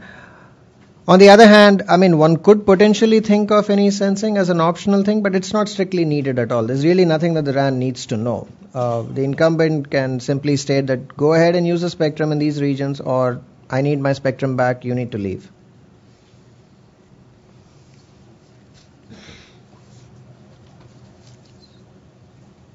Yeah, one additional question from audience is that as the database system is a key requirement for transmission, the entire spectrum could be susceptible to a denial service attack. Are there any thoughts on implementing a distributed or decentralized peer-to-peer type database system? So we've thought about that, some of our discussions, and I think that for the FCC to enforce the architecture of a SAS database is probably looking at it from the wrong perspective. And that what is it that you want the SAS database to be? You want it to be up. You want uptime. So we felt that for our perspective that focusing on the performance of the SAS database as opposed to the architecture of how someone would develop it. Obviously, cloud computing is a good answer for a lot of that right now. But that was just our perspective. Uptime, response time, those types of things are actually what you're looking at as opposed to how you go about implementing that. Just a follow-up question. The decisions that SAS makes, because it's not just a passive informer of what's available, it can provide directive how and where spectrum can be used. How do we make sure that it's coordinated across different SASs, and would SASs have different domains, non-overlapping domains? So I think we have a good model of that in the TV white space, where the FCC defined an interoperability standard between the operators, left some flexibility below. And so I think we will, going to have the equivalent of the NASDAQ to make these transactions, because we do deal with the n-squared problem, which TV white space didn't. But I think we have a good model for that. And very clearly, one of the things that you're going to have to certify or accept, or whatever the process is that they play well at the SAS to SAS interface. But we do that with microphones today. So it's not uncharted territory. We're just going to expand on that model, that anyone who registers with any SAS has registered with all SASs. Any rights passed by one SAS is considered to be passed by all SASs. And we started that with microphones. I think you have a good model for that. And we would support the idea of an interoperability at the SAS to SAS level, and then give us the flexibility to have very different models at the end device or the network operator to SAS. Yeah, I think just a short addition to that. I think we have to kind of define foundational and mandatory capabilities for all SAS and optional capabilities. That I think it came out in Preston's presentation and to some extent my presentation as well. So when it comes to the foundational capabilities, all the SAS, if there are multiple such SAS present out there, they have to provide coherent information, consistently the same information, right? And the optional information should be a value-added information that could be dedicated only to improving performance of devices that are under control of a given SAS. They don't necessarily need to be synchronized across multiple SAS. So identifying those foundational versus optional things explicitly in regulation probably could be an important thing to look at. Yeah, just a follow-up question on that. I think it's important for us to differentiate similarity and differences between the TV whitespace database and SAS. Any comment on how different they can be, or if there is any race condition that could happen in a SAS case, if it actively manages the spectrum, provides directives that perhaps the TV whitespace doesn't? Are there provisions that need to be made to make sure that they're consistent, what the device gets from different SASs, if it gets it from multiple SASs, is consistent? And should it even attempt to contact different SASs? I think we should keep it simple off the bat, and when we get started, it should be one SAS. I mean, if it were actually FDM'd in the sense that you have different SASs for different channels, that does make things a lot simple to get started, because already we are sharing the spectrum with an incumbent, so there's already there. And one would rather not get into a situation while the incumbent is complaining that the interference has gone up. Meanwhile, the SAS systems are still debating amongst each other as to who exactly is the one who needs to ratchet down in some form. So that problem can be solved perhaps over time, but as we want to get started, we want to keep things simple. And in that sense, if the question is how do networks, again, we are not talking of devices which are registering themselves with SAS databases, which I believe was the original proposal within the TV whitespace. So there is some difference over there. But as we have, this would be one network towards one SAS on a per channel basis, and therefore that makes it simple. So if you just have 5 channels and maybe you have 5 systems like that, perhaps with 5 different networks, then that's a clean way to get started. But the arbitration process, it's something that needs to be studied a little more, but we are far from saying that this is ready for commercial availability right away. Another quick follow-up on some of the foundational capabilities you've described. Do you envision any standard industry standardization work beyond what the Commission would have in rules and regulations, but that would be industry standardized, either in the first phase or beyond that? I think we certainly contemplated that the industry would want to do work for the LTE, essentially LTE to SAS, and that really is what's contemplated in ASA, LSA. Clearly, industry wants to build the end device interface, because I don't think people want to be hung on a single SAS provider. So, but we think the FCC should leave that open. Standardization is sometimes an obstacle to innovation, and people should be free to make the decision and balance between standardization and optimization for those things that don't affect the SAS to SAS interface. So we think you should be very rigid on that, and then rely on the self-preservation of industry to deal with the bottom interfaces. So I think we need standardization in two places, I think. One is when it comes to having multiple SASs interacting with each other, and potentially if you go to a split architecture where there's a separate SAS managing information coming from the federal systems, right? So you need a standardized API between the two commercial SAS and the federal SAS. And also if you are going to rely on dynamic measurements from secondary devices to do active functions, spectrum management as was referred, interference detection and enforcement, right? All of that requires that you have a well-defined sensing API, a measurement API, where you report sensing measurements, packet flow, error rates, as was referred by one of the presenters. All of that should be well-defined so multiple SASs can come into a business model setting, right? The second kind of standardization has to be, as I keep referring to, at the baseband level, at the waveform level, in terms of coexistence of multiple standards, an LTE standard and a Wi-Fi standard working together in a GAA. And all of this should be somehow left to the industry, in my opinion. So both the standardization of API should be. I'd like to add one more thing to that, and this is basically, from a regulatory perspective, the SAS should be more permissive in its design to allow for technology-neutral development, tier-neutral development, and end-user use development, so that a device in its standard would be that it could be any tier, for any use, any technology. So it's not limited, so that LTE is not the de facto standard for PA, Wi-Fi is not the de facto standard for GA. So just want to add one last thing on LSA, which is being standardized as a part of ETSI in RRS, reconfigurable radio systems. There's a technical report that's been published along with the actual set of interfaces that define everything. It's written in a technology agnostic manner in the sense that it's for any licensee and any incumbent. And I would encourage the use of that sort of a standard at least as a starting point. Remains to be seen what else can be done. But that's a pretty good framework, and it's a very similar set of incumbents with the defense establishments in Europe also as the incumbents, and cellular operators and others as licensees of that spectrum.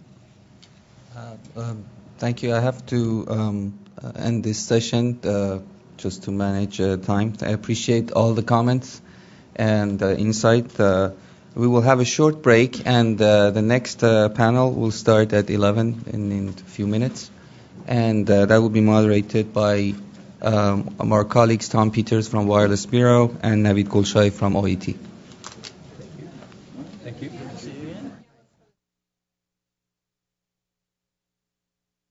Second, because I was going to, if I go to your page and watch the live webcast, at least on a mobile device,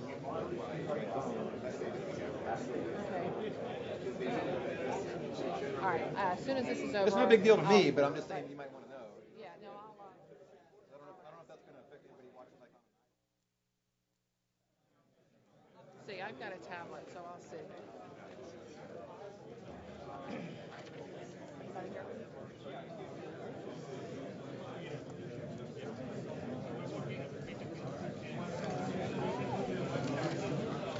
If everyone could take their seats, we're going to get started again quickly. We have a lot to cram into a one-day session. Just a quick reminder, those of you sitting in the room, there's some note cards and pens in the back of the room. If you want to submit a question for one of the panelists, please do so as soon as you think of it. Don't wait till the end, because due to the time constraints and the number of questions, we'll try to get to as many as we possibly can. If you're watching remotely, you can submit a question to livequestions@fcc.gov.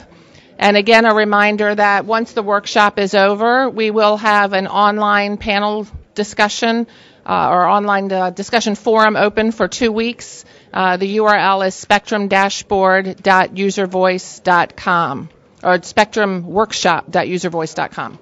So now we're going to start with the second session. The moderators for this session are Tom Peters, who's from the Wireless Telecommunications Bureau, and Navid Gulshahi from the Office of Engineering and Technology here at the FCC.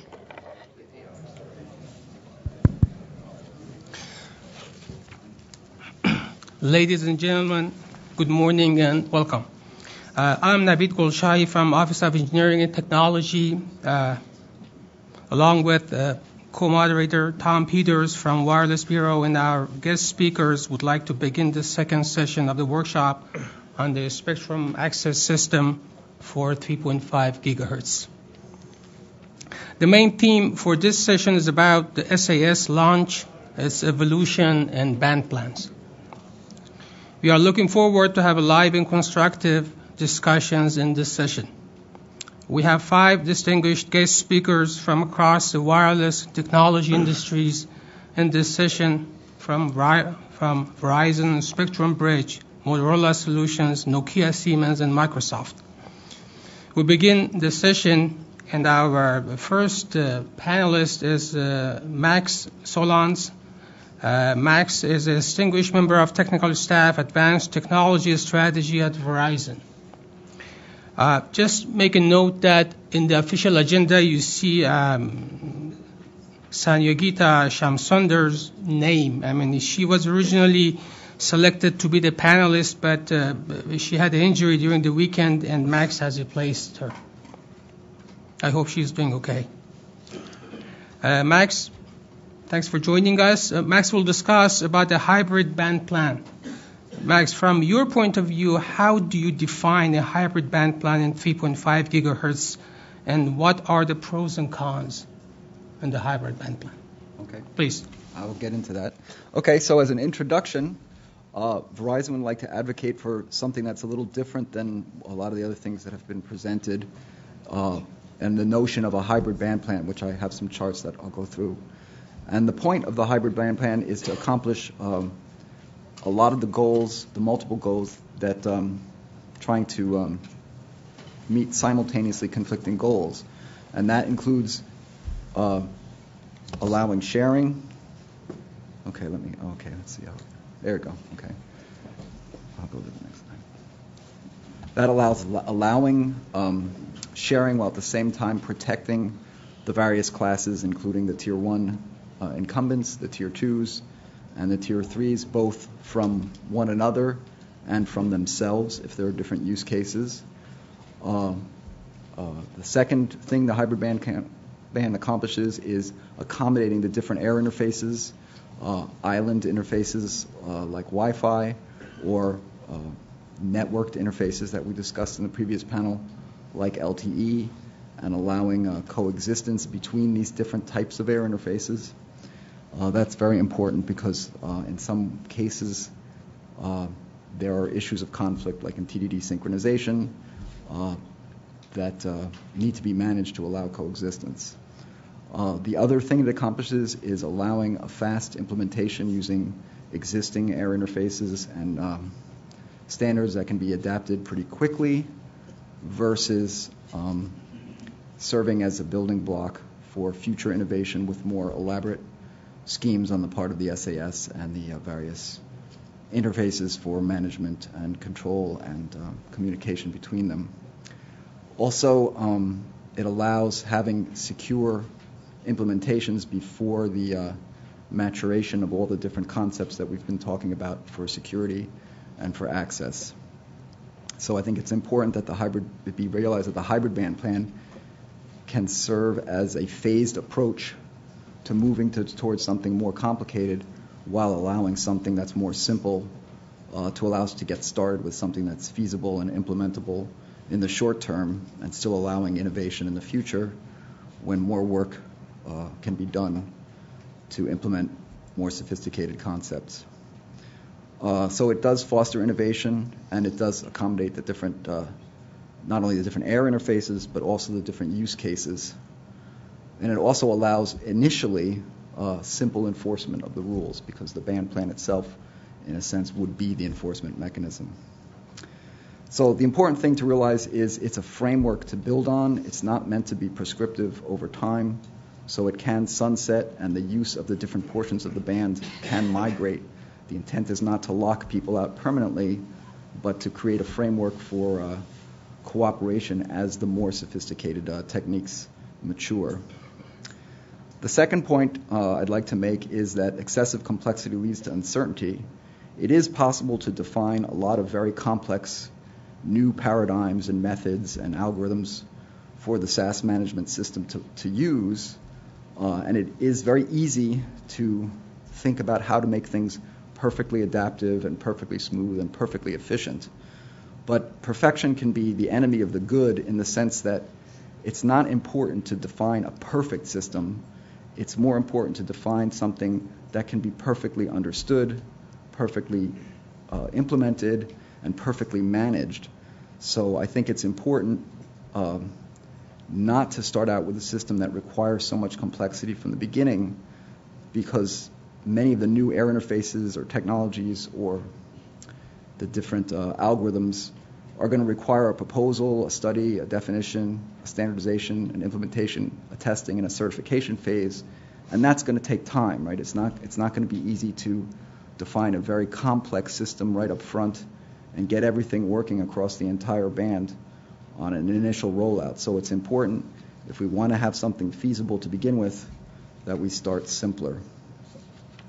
The third point is Tier 2 priority access license providers, as well as Tier 1 incumbents, are going to require some initial interference protection from the GAA users, especially because the protection mechanisms right now are not very mature. We don't know how to regulate the use of air interfaces such as Wi-Fi in such a manner that we know that they're secure against hacking or other methods of unauthorized use of the spectrum. So the use of subbands and filtering initially allows those security mechanisms to exist very simply. The SAS manager would tell not only what channel you use, but what sub-block you're in as well. And depending on how the hardware was designed, either with switching or with a limited number of multiplexers, not all devices would be able to access all portions of the band. And initially, that would be the case as defined by the band plan, and then over time, the band plan could migrate, and I'll show some pictures of that. And the last point is, well, twofold. The use of sub-block filtering and breaking up the band into a hybrid band plan that allows different portions of the band allows the Tier 2 providers, as well as Tier 1, additional use cases and power classes. And what I mean by that is the use of filtering is the only method we have now to allow the avoidance of the blocking problem, which is the use of a very high power signal in the same band as another system that's trying to work at a lower power, and to avoid front-end overload and small signal gain suppression in LNA. The only methods we have now are sub-blocking, or using a filter to break it up into sub-blocks. And that's very important now to reduce the size of the exclusion zones, and there's a question about that, and that's very effective. Aside from reducing the exclusion zone problem for Tier 1, it also allows different user classes for Tier 2, which has not been discussed in depth. But right now, the FCC has only authorized the 30 dBm EIRP power level. We feel that the different use cases that others are proposing, like non-line-of-sight backhaul, point-to-point, maybe sectorized base stations, some of those other usages, especially in low-density areas, would benefit greatly from higher power levels, and a hybrid band plan could easily accommodate that without creating excessive interference among the users. So those are the 4 basic points. The next picture is meant as a high-level concept drawing.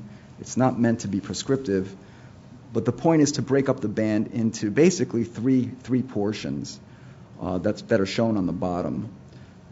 The leftmost portion basically has 2 tiers, Tier 1 and Tier 2 access, and that's what we kind of call the priority access space, where the PAL, priority access license holders, would have exclusive use underneath Tier 1. So that's where the Tier 1 and Tier 2 users coexist. All the way on the right is the Tier 1 and Tier 3 access. That's kind of what we call the GAA area, similar maybe to something like FCC Part 15, whether it's licensed or licensed by use. But that's where the low-power GAA users would exist exclusively underneath Tier 1, so Tier 1 still has priority. And then the central portion that we call Tier 1, Tier 2, and Tier 3 together, that's, in a sense, the shared portion where everything is shared and all three layers coexist simultaneously. And the point is these boundaries can move around over time. We can define with a channel split that makes sense initially to allow everyone to have access. And the important point is the experimentation can occur in the central portion where Tier 1, Tier 2, and Tier 3 users all have access, and the new paradigms and the new concepts that the SAS manager wants to try out can be performed in that portion of the spectrum without affecting the use cases that are going on, say, for the priority access users all the way at the low end of the band or the GAA open access at the top end of the band. So the point of this is to create a fast start, to allow the devices to begin to be built and in the marketplace and allow the adoption of that, to allow a transitional structure and sunsetting over time, to guarantee access to portions of the spectrum to start without the threat of interference, and then over time to allow more access. I'll show more of that in the future slides. And then to initially protect various users from interference while the SAS manager is still immature in all of its techniques. So the point is this serves as a framework, and the sunsetting over time actually serves as a plan going forward to allow future innovation. So the next slide shows a specific implementation of a band plan with the channelization shown and also some use of sub-block filters. So here there's 5 sub-blocks color-coded and labeled A, B, C, D, and E. And on the left, I show an example of a Tier 2 user who has access to all 5 sub-blocks. So he would have a SAW filter in his front end, which a multiplexer with 5 different sub-block bands, and a switch. And the SAS manager would not only tell him which channel he's using, but also which sub-block he's in, and manage where he is. Likewise, on the right, a Tier 3 multiplexer design might not have all of the different filter options, so it might be relegated only to using D and E sub-blocks, especially in the initial phase, and it could switch between the two of them. The important point to realize is by breaking up the entire band into the 3, 4, or 5 sub-blocks, the problem of high power interference from Tier 1 or Tier 2 users blocking the entire band is overcome. So for an example, let's say there was a high power radar Tier 1 user in band B5 or B6. The use of filtering allows Tier 2 and Tier 3 users to coexist in the same area because the exclusion zone is made much, much smaller by the fact that they can coexist in the other sub-blocks, say in A or E, and they can get anywhere from 20 to 50 dB of isolation from the high power user. Not only would that help them against Tier 1 interference, but it would also allow the FCC to license different classes under Tier 2 to support other use cases other than wide area or local area small cells. You could have point-to-point links, you could have non-line of sight backhaul, you could have sectorized macro cells for rural areas, you could have other use cases at higher EIRP levels, and then the SAS manager could manage that knowing that they were relegated, say, to C block, and then allow other users to have access to the other bands. So the point is you still have the same channel allocation problem that the SAS has, but now you have the additional capability, feature set, and flexibility to allow adjacent users to be isolated from one another. And this can overcome power level problems between different use classes and also TDD synchronization problems between different use classes. So those are important features that the sub-block filtering would allow. Depending on where the border is, and in this case, the border between C and D is shown at 3650, that's meant to accommodate where the Tier 1 users are currently now. So that this is defined as the 100 megahertz, 20 megahertz, and 30 megahertz split. But again, that's not meant to be prescriptive. The next slide shows a very similar but alternative view with a different band split. So here it's 60 megahertz, 40 megahertz, and 50 megahertz. where the 60 megahertz corresponds to the Tier 1 and Tier 2 axis, where the priority authorized licenses would exist. The upper 50 megahertz is the GAA portion, and the middle 40 megahertz is the shared portion where all three tiers coexist. Again, I've shown some example block diagrams on the bottom, and here I'm showing the concept of before and after sunsetting. So initially, as shown before, the GAA user might only have E and D filters available to him to either use the E portion or the shared D portion, whereas after sunsetting, either access to the filter of the first filter setting or new devices that had that first filter would allow the Tier 3 GAA devices to access all portions of the band. The other thing to notice is, despite how the band is defined, it's possible for the filters to be wider than the actual band definition. So some devices could have very narrow bands that the SAS manager would allow them to operate very closely to other possible interfering users, whereas other devices, to be built more cheaply, would have wider filters. They would be more susceptible to interference from different use cases or different power classes, but they would be cheaper to build.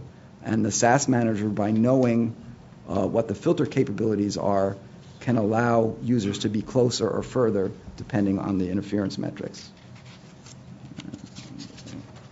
One more slide. Okay, so in summary, I'll go fast. The hybrid band plan is the only technique we have now to shrink the exclusion zones. It allows timely introduction of new hardware while still allowing evolution over time.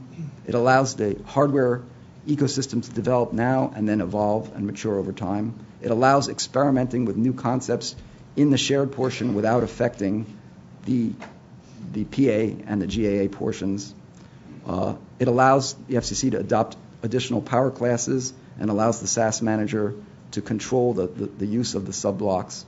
And it allows sunsetting over time to initially protect the different users and then allow more flexibility over time.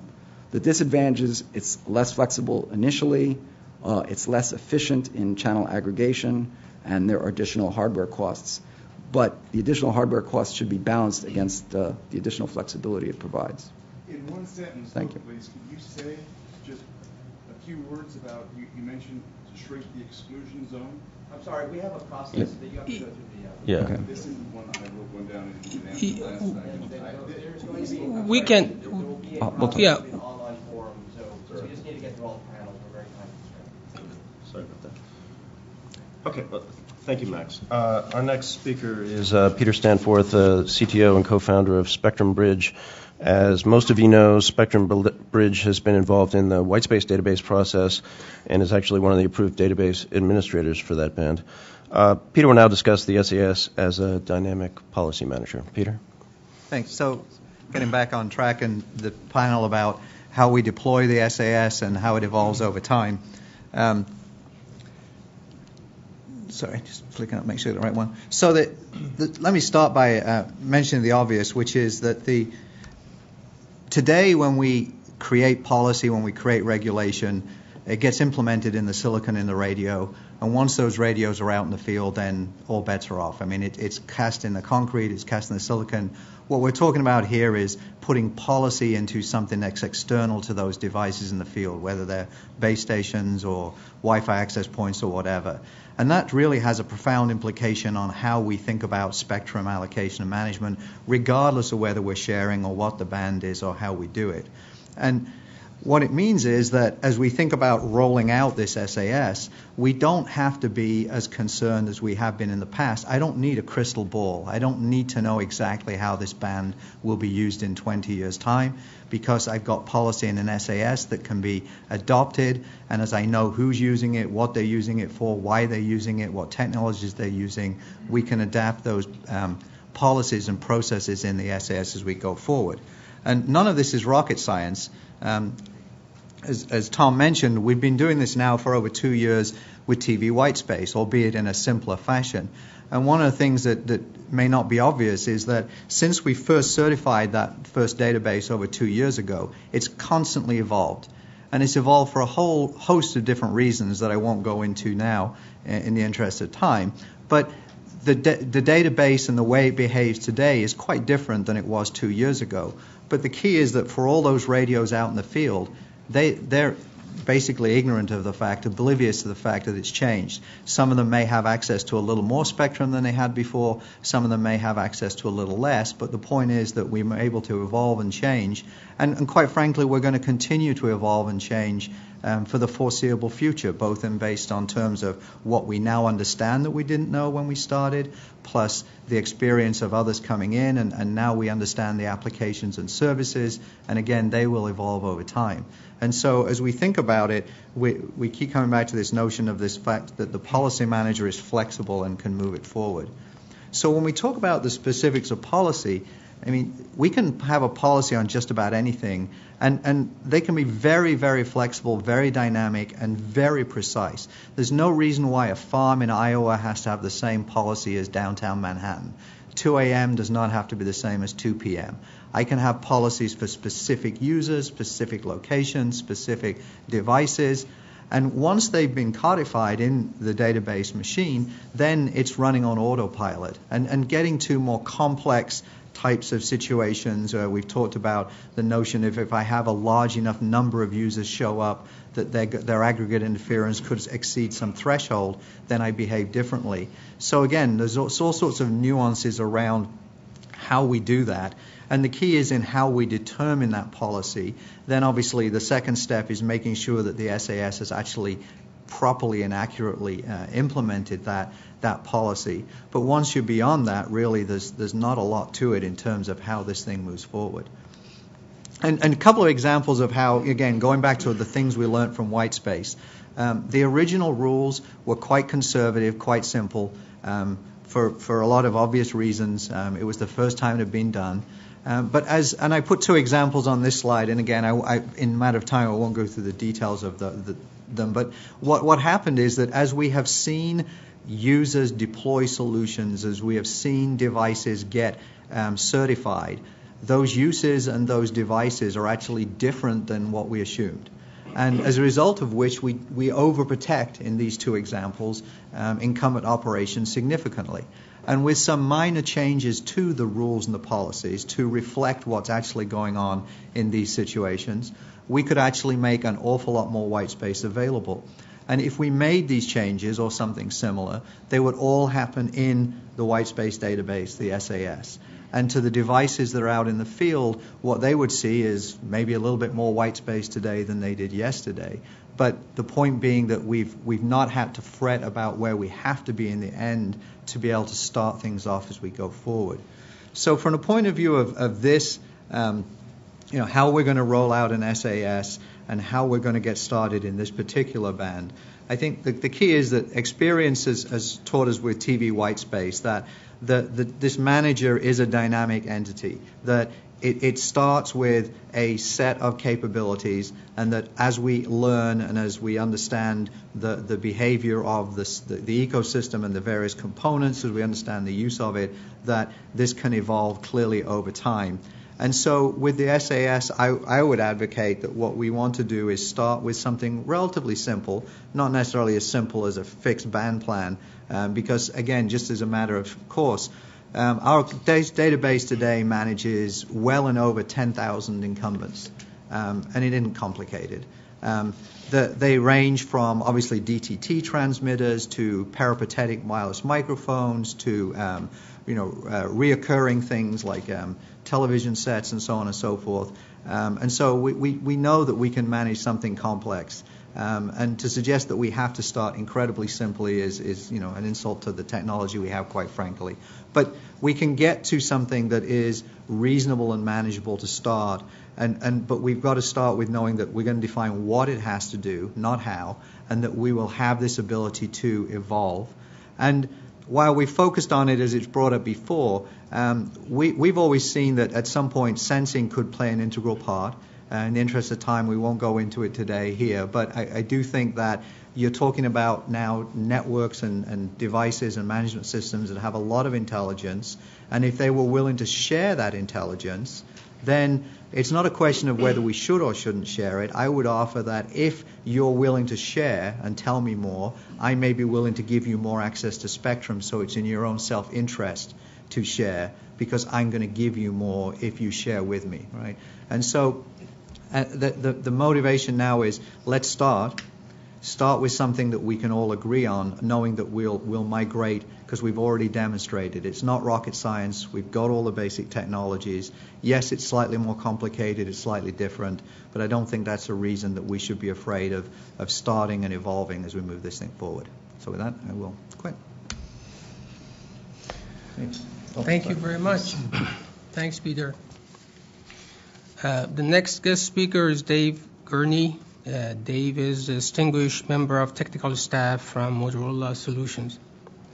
They will discuss Motorola Solutions' opinion on the key capabilities of the SAS database, including similarities and differences they see between SAS and TV white space database. David? Thank you. We can jump into the slides in the interest of time. So we'd like to see a database that's both flexible and adaptable and able to support multiple classes of users. And those would include things like commercial and enterprise uses, things like LTE, small cells, and Wi-Fi hotspots, general authorized access users, consumer devices, and critical access users, including things like public and life safety, as well as critical infrastructure. If you think about it, you're talking about 100 to 150 megahertz of spectrum here. That's a lot of spectrum. You should be able to support a very wide range of uses in that spectrum. Key to investment in this spectrum is assuring that at least some spectrum is available for each class of user, and I'll talk a little bit more about that later. We'd also like to see the database support a wide range of use cases and network topologies, predominantly small cell, Wi-Fi, but also backhaul and wider area networks. And I'll also talk further later on about a flexible and adaptable approach to accomplish these things. Generally, we feel that the SAS should be responsible for managing overall interference in the band and aiding coexistence.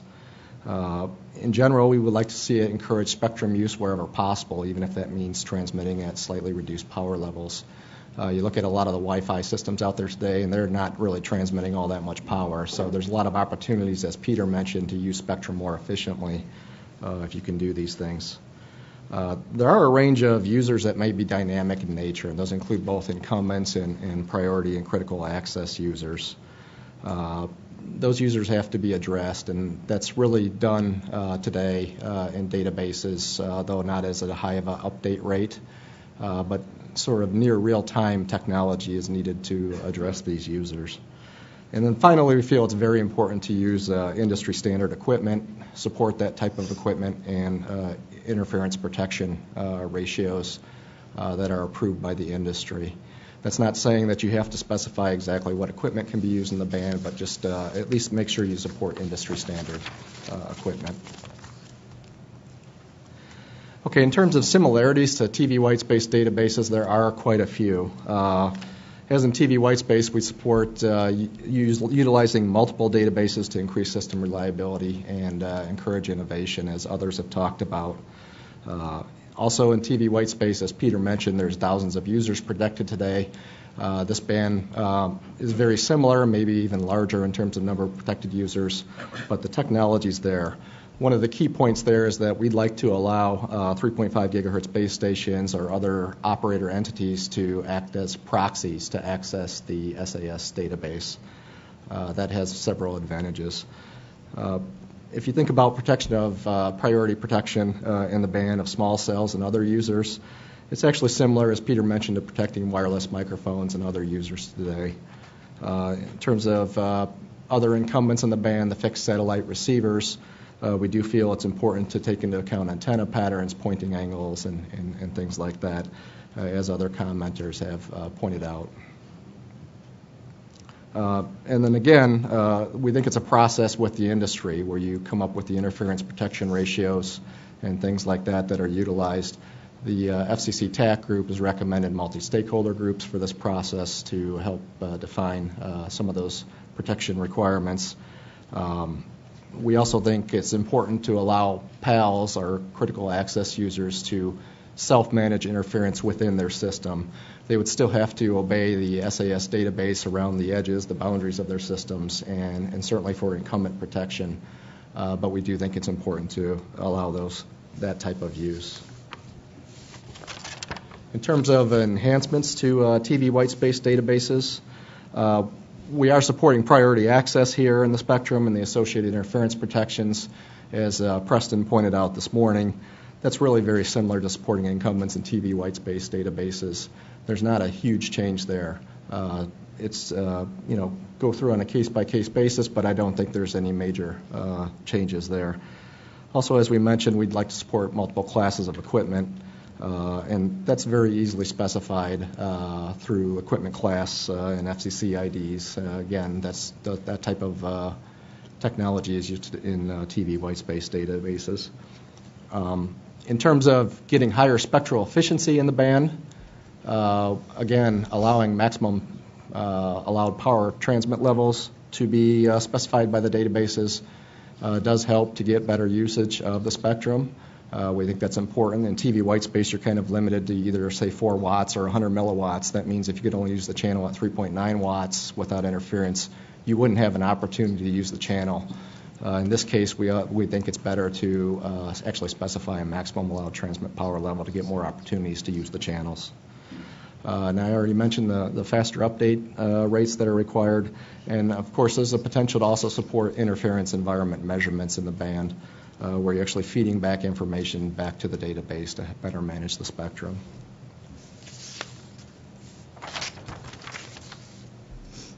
Okay, here's an example of a highly flexible band plan to support multiple classes of users, again with the goal of trying to ensure that each class of user has access to at least some amount of spectrum. It's sort of a compromise approach in the spectrum. It is a flexible approach also, where the SAS database would manage flexible partitions in the band. And if you look at the green area of spectrum, that's similar to the Tier 2 access that Verizon and other cellular providers are asking for. And then you also have a shared portion of the band in the middle, where there is sharing among the different services. And then in addition, there's a critical access portion of the band, similar to the priority access concepts that were put forth in the original NPRM. Critical access users are a little bit different in that they're not always well suited for, certainly not commercially motivated, and not always well suited for the PAL structure with large service areas and long-term licensing. There might be uses that are more short-term in nature or cover very small areas. Dynamic partitioning in this approach does allow flexible nature such that you can adapt the band to market needs. For instance, you might have more spectrum, more commercial spectrum available in urban areas and more GAA and CAA spectrum available in more rural areas or suburban areas. And it also allows the regulators to change the mix over time. But again, these partitions are managed through the database itself, so it is a flexible approach. So in summary, we think that really keys here in the rollout are supporting spectrum availability for all classes of users, utilizing industry standards wherever possible, and allowing flexible spectrum management and having provisions for adjusting spectrum usage over time and geography. As we said before, near real-time database technology does exist today, and we think that should be applied here as well. And then finally, another issue is, of course, database security and operational privacy of user information. I think that might be discussed in a panel later on today. And that's all I have. Thank you. Thank you, Dave. Our next speaker is Prakash Marut. He's North American Spectrum Lead for Nokia Solutions Networks, or NSN. Prakash will discuss NSN's opinion of the key elements of the SAS and which parties should be responsible to define these elements. So, Prakash? Slides. Oops. Hi, good morning. So, our advice to our recommendation to the FCC, we think that a good spectrum policy is all about flexibility that includes technology neutrality and also simplicity. So that's why we think that the FCC should only define the functional responsibilities of the SAS and also the high-level requirements, such as the need for security on the different interfaces to the SAS, and also the roles of the different players. Like a database provider, for example, or the SAS provider, the vendors, etc. We think that the rest, the detailed requirements should be left to the industry groups and also standardization bodies to specify. And the incumbents, the operators, the vendors, database providers, SAS providers should be involved in those efforts to define the detailed requirements. This morning we heard about the license shared access approach. I'm not going to go into more details now. And there's a lot of filings on LSA, and also we heard this morning from Qualcomm already. One thing I want to point out, though, is that this concept was developed with mobile network operators in mind, even before the FCC 3.5 GHz proceedings started. And we have, I'm not sure if you can see it, but we have a repository, which is essentially the SAS that interfaces with the mobile network operators network. In addition, we have a controller function that sits in the mobile network operator network, so that it can configure the network. So we see the SAS more as an entity that provides information on spectrum usage at particular location, time, and for a certain duration, but the actual configuration, at least for the operators, should be done via this controller function that sits in the networks. And there are questions on how this could fit in the FCC's framework. I mean, you could easily interface this repository or SAS with the GA users, for example, or other types of users. Dave was talking about public safety, for example, hospitals, etc. And the controller function could be used or not be used for the other users, but we think that for operators, we definitely need a centralized function. And I think T-Mobile, for example, in their filing uses the term centralized operator entity that sits in their network, that manages their network. So then what should the SAS do then? As I said, at a minimum, it should provide information on spectrum usage at a given location, time, and for a certain duration, along with perhaps information on interference protection criteria that the priority access users and GA users cannot exceed in a given area. And then, as you can see, this is an example of the architecture that FCC has put forward. Again, this SAS is the equivalent of the ASA or LSA repository, and then we have this controller that can sit on the networks, operators network side to manage and configure networks.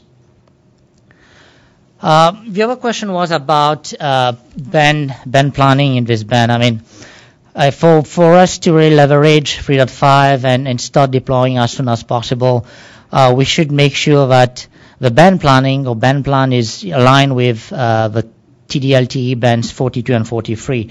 I mean, those are specifications that already exist, and if we have the regulatory framework in place here in the US or other parts of the world, I mean, you could go and actually start deploying those bands. We don't need to go to 3GPP and define a new band for 3.5 gigahertz. And actually, there are already trials going on, at least in band 42 in other parts of the world. So we really recommend that the FCC at least align as much as possible with those two bands and not try to do something that's completely different from the rest of the world.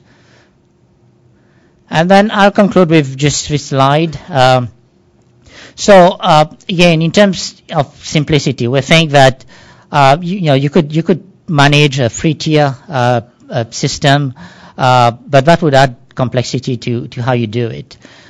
So partitioning the spectrum, while maybe not ideal, will definitely help with at least getting things started on day one. And this is just one example of how you can partition the spectrum. I mean, you've heard from Dave and from Max on other ways. Our proposal is to add the existing 50 megahertz from 3650 to 3700 megahertz to this whole framework, so that you have a total of 150 megahertz that could be, experimented with and used. And in the 3650 to 3700 megahertz, you could put the general authorized access users there, and then the existing Part 90 users, because the already system deployed by like small wireless internet service providers could have higher priority over the general authorized access users. And this 50 megahertz could become a sandbox where you can experiment with GAA. And, we've seen like in filings from Microsoft, for example, that, 50 megahertz to start with for GAA would be a good starting point. So we think that could be a way forward. And then the 100 megahertz from 3550 to 3650 could be used by priority access users. And 100 megahertz might seem a lot, but if you putting multiple operators, multiple critical access users like hospitals, public safety, you could eat up this 100 megahertz pretty quickly. And especially if you're using a TDD technology, you might require guard bands also between these different operators if they don't synchronize and align the downlink uplink ratio. So if you include guard bands, 3-4 mobile network operators plus the hospitals, etc., the 100 megahertz could be eaten up quite quickly. So, and then the advantage of this approach is that the priority access users, will be managed via the SAS, and with incumbents having higher priority. And then in the 3650 to 3700 megahertz, you can have management of the spectrum by the SAS, and then as I said, the existing Part 90 users could be the equivalent of the incumbents, for example. So again, this is just to get things started on day one. And then things can, change over time. As we gain experience on how the SAS work, you can imagine, bringing the GAA into the 3550, 3650 megahertz band also, and then, hopefully make this SAS successful also in the 3550 to 3650, and then manage a free tier system.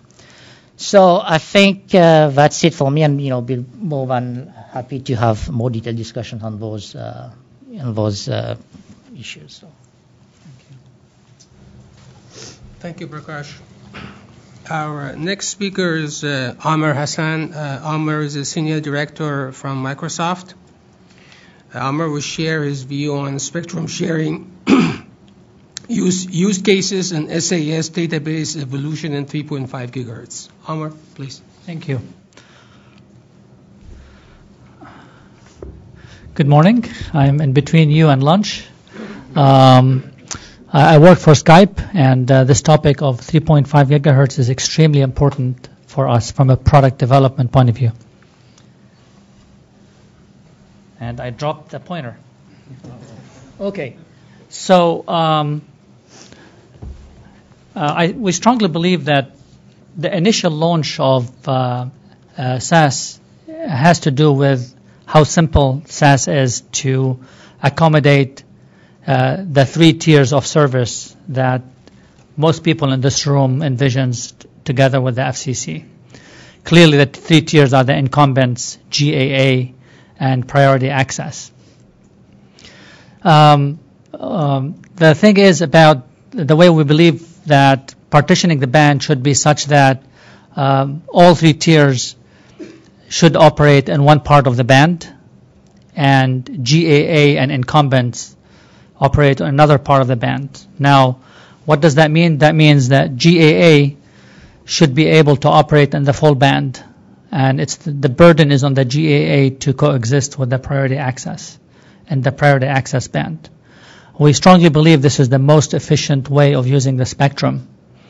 And I emphasize that this framework that's being proposed is really for initial launch, because clearly there has the SAS database, or SAS in general, can dynamically partition the band as we progress through trials and through deployment and so on and so forth.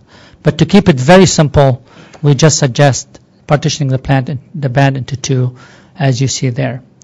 Now, within GAA, we don't believe that SAS should play any role in coexistence between the devices on a network. This is really up to the technology that's being used on that network, and if you wish, the RANs, when applicable, to take care of such conflicts or coexistence between the GAA. And clearly the coexistence between PA devices is a more important role that SAS could play, for instance. On that note, spectrum sharing, one of the most important elements of spectrum sharing is reusing what has been done in TV white spaces that has been discussed earlier. So geolocation database approach is very important. Keep it simple, leverage what's out there, go to market, and then build on what's out there. And it's easier said than done, I understand, because you really want a framework for the database where it's evolutionary, where you can build on it in a compatible way. As Peter said, once you have hardware out in the field, it's basically a line that's drawn in the sand, or actually in concrete if you wish. One suggestion that was brought up many times, and we thought about it quite a bit, is that the burden is on the GAA to coexist with PA in the PA part of the spectrum, and the spectrum that allows priority access.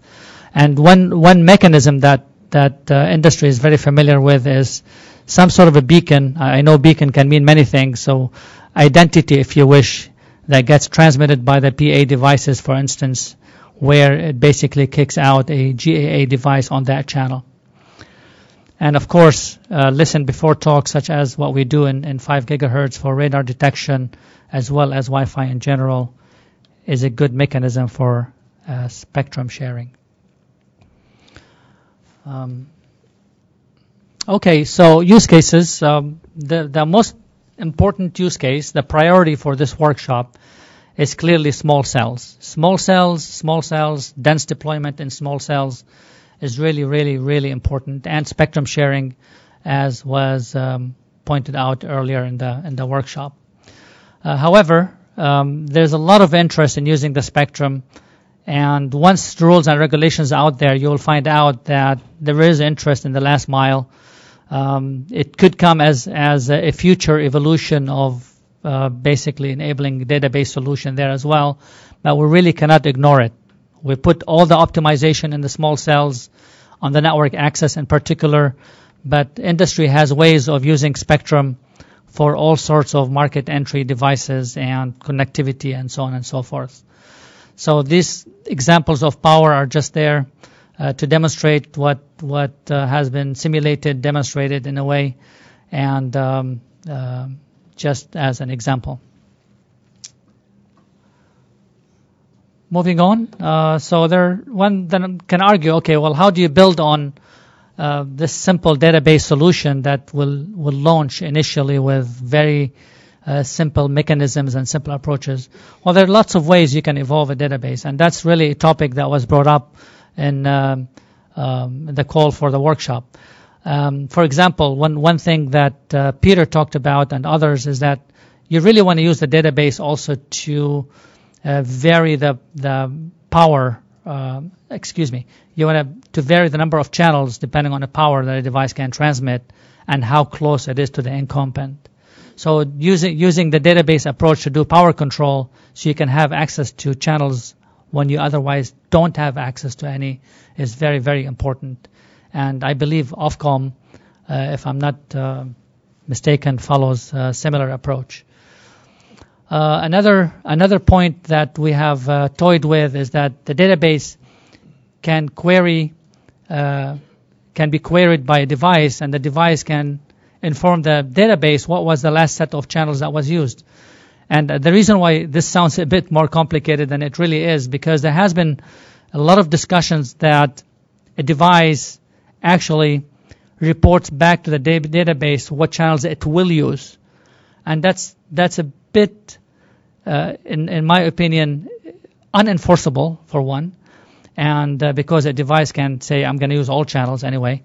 And also it's inefficient use of spectrum as well. So it can be an option, and that's something that we can debate in the future on whether a device can report back what are the expected channels in use. But clearly I can, as a device, report back what are the channels that I used in the past. That helps quite a bit in doing spectrum management in one form or another. And yet another example that has been discussed in the past is that, okay, a database can actually provide all sorts of services for coexistence, such as what is the RF environment for that given channel in that location. So even though we are strongly believe that the framework should be technology agnostic, we also believe that Wi-Fi will be an amazing technology for GAA and maybe others too in that band. But the success of Wi-Fi is really, it's like preaching to the choir here. Skype users use Wi-Fi about 75+% of the time, and that's true for all over the top media applications and heavy data users. So Wi-Fi definitely is appropriate for use in this in this band, and clearly there will be other technologies that will be also used in that band, such as LTE. To wrap up, basically we like to see quite a bit of spectrum for GAA devices. After all, we all understand the success of Wi-Fi, and Wi-Fi can be used in that for that kind of tier. And we like to see that operation being under Part 15 and Part 2. And one thing I'd like to emphasize, since I ran out of time, is that it's very important that we leverage what industry has done in TV white spaces. Whether this is using the channelization and the framework that my friend Peter Eckelson, sitting in the middle there, have developed in 802.11 AF. It's a standard that's finished, it's done, it's ready for party time. And also how the devices interacts with SAS clearly, absolutely has to leverage the IETF work that's done in PAWS. There are differences, but there is a framework that's being developed there that's very important to build on. And ETSI brand was brought up because it's what European Harmonization Group is doing for TV white spaces. And I'll stop here. Thank you. Okay. Thank you, Omar. We'll get into the questions. We've received several from the audience. I think it's a bit encouraging that some of the questions we've received from the audience are versions of questions that we'd already planned to ask, so it's maybe a good thing that we all have the same questions. Let's start with where we see consensus, and I think I'm hearing that pretty much all of you agree that the SAS can evolve over time, that it can start out simple and complexity can be added over time. I think we don't necessarily have consensus on what the starting point should be, how simple the initial deployment should be, but we can get to that. But I think the question that I have, and this also reiterated from the audience, is the effect on devices and the ecosystem. So the specific question from the audience was, I think, in reaction to Verizon's presentation, in which he asked, how do we ensure interoperability and forward compatibility of devices as we move, from a transitional band plan to a fully flexible one? And I think I have a more general question of, what kinds of things should we be thinking about as we think about how the SAS can evolve without necessarily affecting backward compatibility of devices or fragmenting the ecosystem, those sorts of issues. I know, Peter, you mentioned in your presentation that in the TV whitespace example, that the devices are unaware, but I think this is a little more complicated. There may be more variables here that we need to consider, and I'm wondering if the panel can expand upon that. I don't know. Peter, David, do you want to start? Yeah, I think we'd like to encourage, certainly from an equipment provider point of view, to have the frequency agility in the units, and also, of course, power control and other features. It's to the provider's advantage to do that because it means you can operate over more portions of the band. Now, we don't think that needs to be required necessarily because, it's a market-based mechanism. where things can improve. Certainly differentiates different equipment providers if you have more flexible equipment. So that's our general view on it. Yeah, I think we looked at it from a point of view of a simple device, let's say a sensor, is going to have cost as one of its factors, and so might only use very simple, minimal services from an SAS simply to say you can operate at certain times. Whereas a more sophisticated device, maybe something that's streaming video over my Skype interface, is something that I'm willing to invest more in, as a consumer, and I'm willing to invest more in as a manufacturer.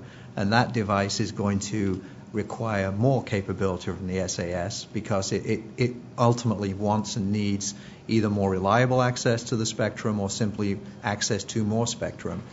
So I don't think there's a single answer. I think it'll come out, as Dave said, in the marketplace based on the kind of applications and services and the investment that people are willing to make into the devices. Any kind of frequency agile device in TV white space, a wideband device is quite complicated and more expensive than a simple device. I guess I'd like to advocate for a SAS that does not allow power control, because I think power control is intrinsic to the use case or the air interface being considered. A SAS could manage power control pretty simply in an island of coverage, something similar to Wi-Fi.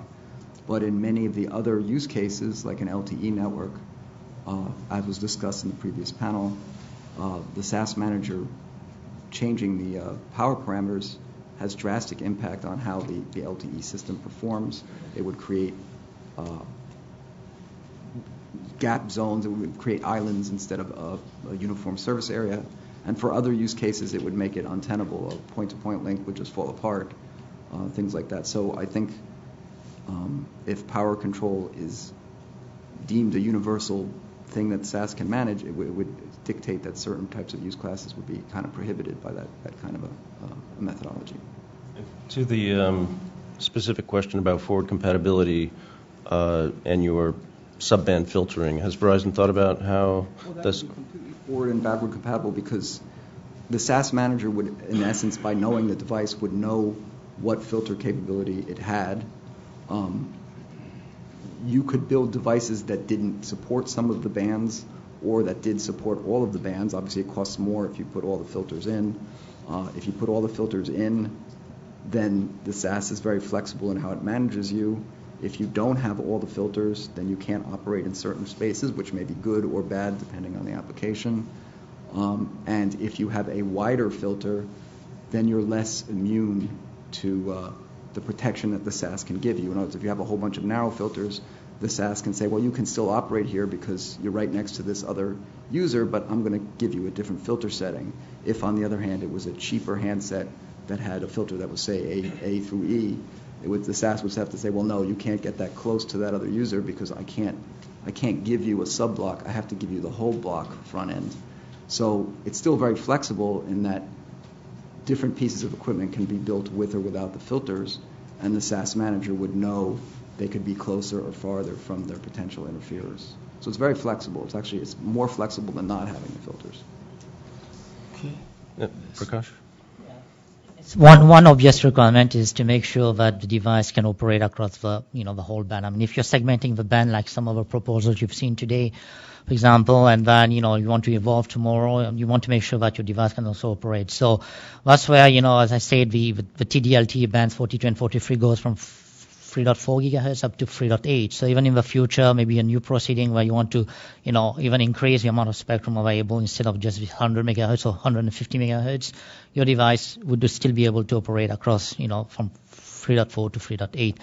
And then from an SAS point of view, this interference threshold, if you wish, that to protect the incumbents. I mean, this can be something maybe rude based on existing propagation models and other criteria, but then as we evolve over time, we can refine the threshold. It doesn't need to be something that's static and fixed in time.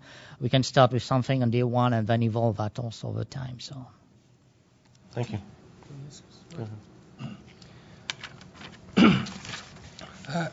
This question is for Amar. Amar, in your presentation, one of the slides you stated, database provides cognitive information to RF and network utilization, which includes noise floors in a given location.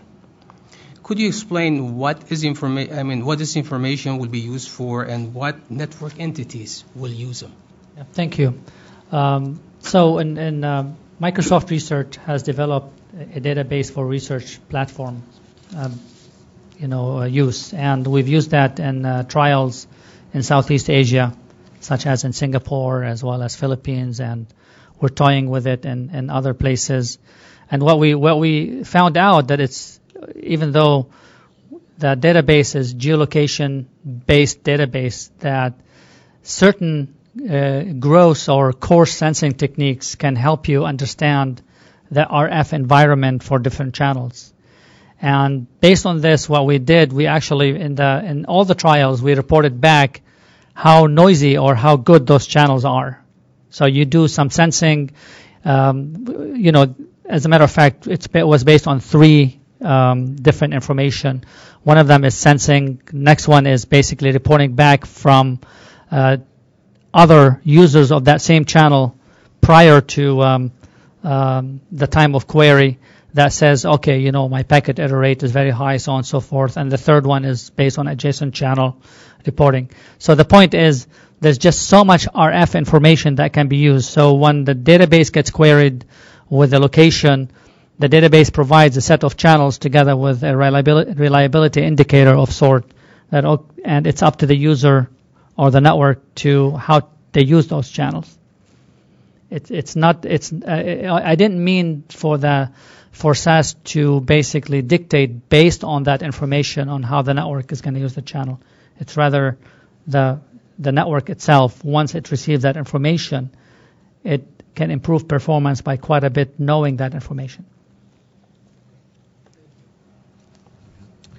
Do you have one or I can go this one?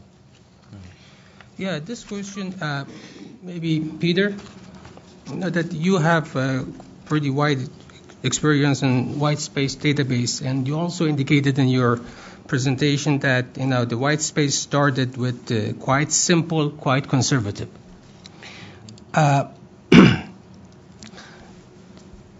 If you have to count 3 critical elements, 3 critical items, we should do or don't differently for the SAS to reach the greatest, cheapest, and fastest. What those 3 elements would be? So I think the first thing I would do differently is that we settled on a 24-hour interval for white space, which is not unreasonable in a fairly static environment, but isn't necessary. And in fact, when we collectively specified the interoperability specification, we designed that to be almost real time because we felt that in the future interoperability and sync may have to be there. So I would start by saying that we could be much more dynamic in terms of time. The 24-hour limit was, not a bad idea, but it's clearly something we could resolve. The second thing I think I would do has been brought up several times is and it gets called power control, and I don't want to disagree with what you just said in the sense that if it is a point, then power control can be, what we're talking about is the potential for interference. So in the case of an area, which is where you were going, we'd want to define the boundary, right? The boundary conditions in terms of co-channel and adjacent channel interference. But the more flexible we can be, the better we can protect the incumbents and the more spectrum we can make available. So having, whether it's power control or the boundary conditions, the emission mask flexibility, would be the second one. And then the third one, and I don't mean this facetiously, is that I think it took us a long time to get going with white space. Granted, it was the very first time, but we've sort of done this once now. It's not the first time we've tried it. So I think I would advocate that we try to get things rolling. Similar process, good process, but let's start something, even if it's in a localized area or a subset of the band, and really start to work through it. We know that the basic technology works now, so we should have a lot more confidence in the ability to move forward than we had last time. So I think those are the three things that I would change. Great. There's a question from the audience for Prakash related to band 42 and 43, similar to a question that I had. It says band 42 is 200 megahertz, 3400 to 3600. Band 43 is 3600 to 3800. And they're not really aligned with 3550 to 3650. How do you propose to reuse existing 3GPP bands without defining a new band? And I would ask, maybe more generally, are there pros and cons to either approach? And maybe a final thought is there a role in the FCC in this decision-making process that is usually left to industry? But question, so if I forgot one of them, let me know. On the 3.4 to this band 42 and band 43. Those are global bands, and obviously the US could do a band that's specific to the US, and we could end up with the same situation as the 700 megahertz, where it's basically just the US and Canada adopting the 700, and the rest of the world going with the Asia Pacific band. That didn't prevent the operators from developing the ecosystem for 700 megahertz, obviously in the US. But I think there's a premium to pay to do that. And if you ask me, if you ask the operator in this room, what are the priorities when it comes to the new bands down the pipeline? Would they put 600, the new AWS band, and 3.5? Which one would be the highest priority and which one would be a lower priority? I can bet the 3.5 would probably be the lowest one. So if you can help, by leveraging what's going on in the rest of the world, I think would definitely help to start here. Japan is looking at the same thing here. They're going with band 42 probably, or band 43, same thing in Europe. So it will help definitely to implement the same bands here in the US. Again, doesn't prevent us from doing something unique. And then what was the other question you had? I was asking what the FCC's role might be in that decision. No, just make sure that the band is not something that doesn't allow you to implement those two bands. You could do, for example, a band that, for example, an FDD band, for example. I know maybe that's not what you're thinking, but you could do that, and that definitely would require a new band in 3GPP. And then the use of the channel bandwidth also. I've seen the other PN that you're thinking of doing a 10 megahertz channel, and that would be perfect, because then you can put 5 channels in band 42 and 5 channels in band 43. And then, in addition, you could also maybe do carrier aggregation between those two bands. So that would be something that you need to go to 3GPP and specify. And then the other thing also is a new band always requires time to specify. If you go to 3GPP, it's at least 3 meeting cycles, at least 9 months. And then once you've done this new band specification, then you have the carrier aggregation combination. So each operator will go and say, I want to combine this new band with my AWS spectrum or with my PCS band. So that's another year that you'll add to the whole process. So what we are saying is that if you have, a band plan that's aligned with those two bands, you basically skip 1 year. And there are already trials going on, as I said, in 3.5. So all you need to do is, go to 3GPP and maybe define new carrier aggregation combination, because we don't see that band as being a standalone band in many locations. The operators will need to have another band to fall back to when this band is not available. For example, it's being used by incumbents, etc. So definitely it's more a timing issue than anything else, and also a cost issue. So. Thank you. Okay, there's a question from the audience, and this question may apply to all of you or any of you. The question is, the incumbent and priority access have a tendency to overprotect their respective interests by imposing interference protection requirements that may be more than necessary. So what kind of mechanism in SAS or the FCC should play to verify these requirements are technically reasonable and appropriate for encouraging spectrum sharing? Yes, let me start. Throughout the day-to-day, there's one major party that's missing, and that's the incumbent. So, the incumbents, the military, the DoD, etc. I don't think those guys would be happy with us, doing some simulations and, and saying this is the interference threshold. I think will require some sort of trial at some point to prove that it actually works. So I think, from an FCC point of view, I'm not sure if it's really the role of the FCC, but maybe some, what we did in CISMAC for the 1.7 gigahertz could be expanded, but where maybe we had a component that related to trials and demos. Because, I was involved in that process, and it was really, a headache because we couldn't agree on those issues and what should be the interference protection threshold. And the way to define those would actually put a system out there. And then you play with the system and then see how you refine the threshold so that it's acceptable to both parties. Because from our operator's point of view, we want to minimize this zone. Incumbents want to maximize that zone. And I think the only way is to put out a trial system and actually play with it. So in white space, this is Peter speaking, we absolutely overprotect the incumbents. They would deny it till the cows come home, but in terms of what we do, we comply with the policy. So it's not reasonable, I don't think it's even legal, to have the SAS be the one that would decide if the protection is adequate or not. That has to come from the FCC, and the SAS has to live with whatever that is. But I do agree with Prakash that one of the ways that we get past that is by going and do something, which is why I personally advocate doing something. But I also believe that in addition to that, there are things that why do I know we overprotect the incumbents? Because there's things we're doing, there's things that we know in our operation of that database that gives us information that could be used by people to say, hey, they either agree with me or disagree with me, but based on the information. So I think the SAS's role is no more or less than to apply the policy and the rule.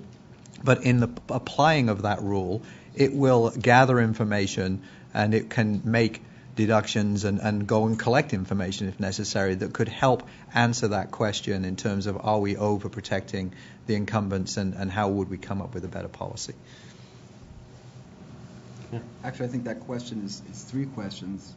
One part is security, one part is interference management, and the third part is modeling. So the one thing that TV white space doesn't really deal with, I think, adequately in some people's minds is the security aspect of channel control. I mean, I agree that the database itself can work and you can have a lot of sophisticated techniques, but a lot of the protocols back and forth are not developed yet for the air interfaces we're talking about, so that's work, and there's security work that has to go behind that. So that's the first piece.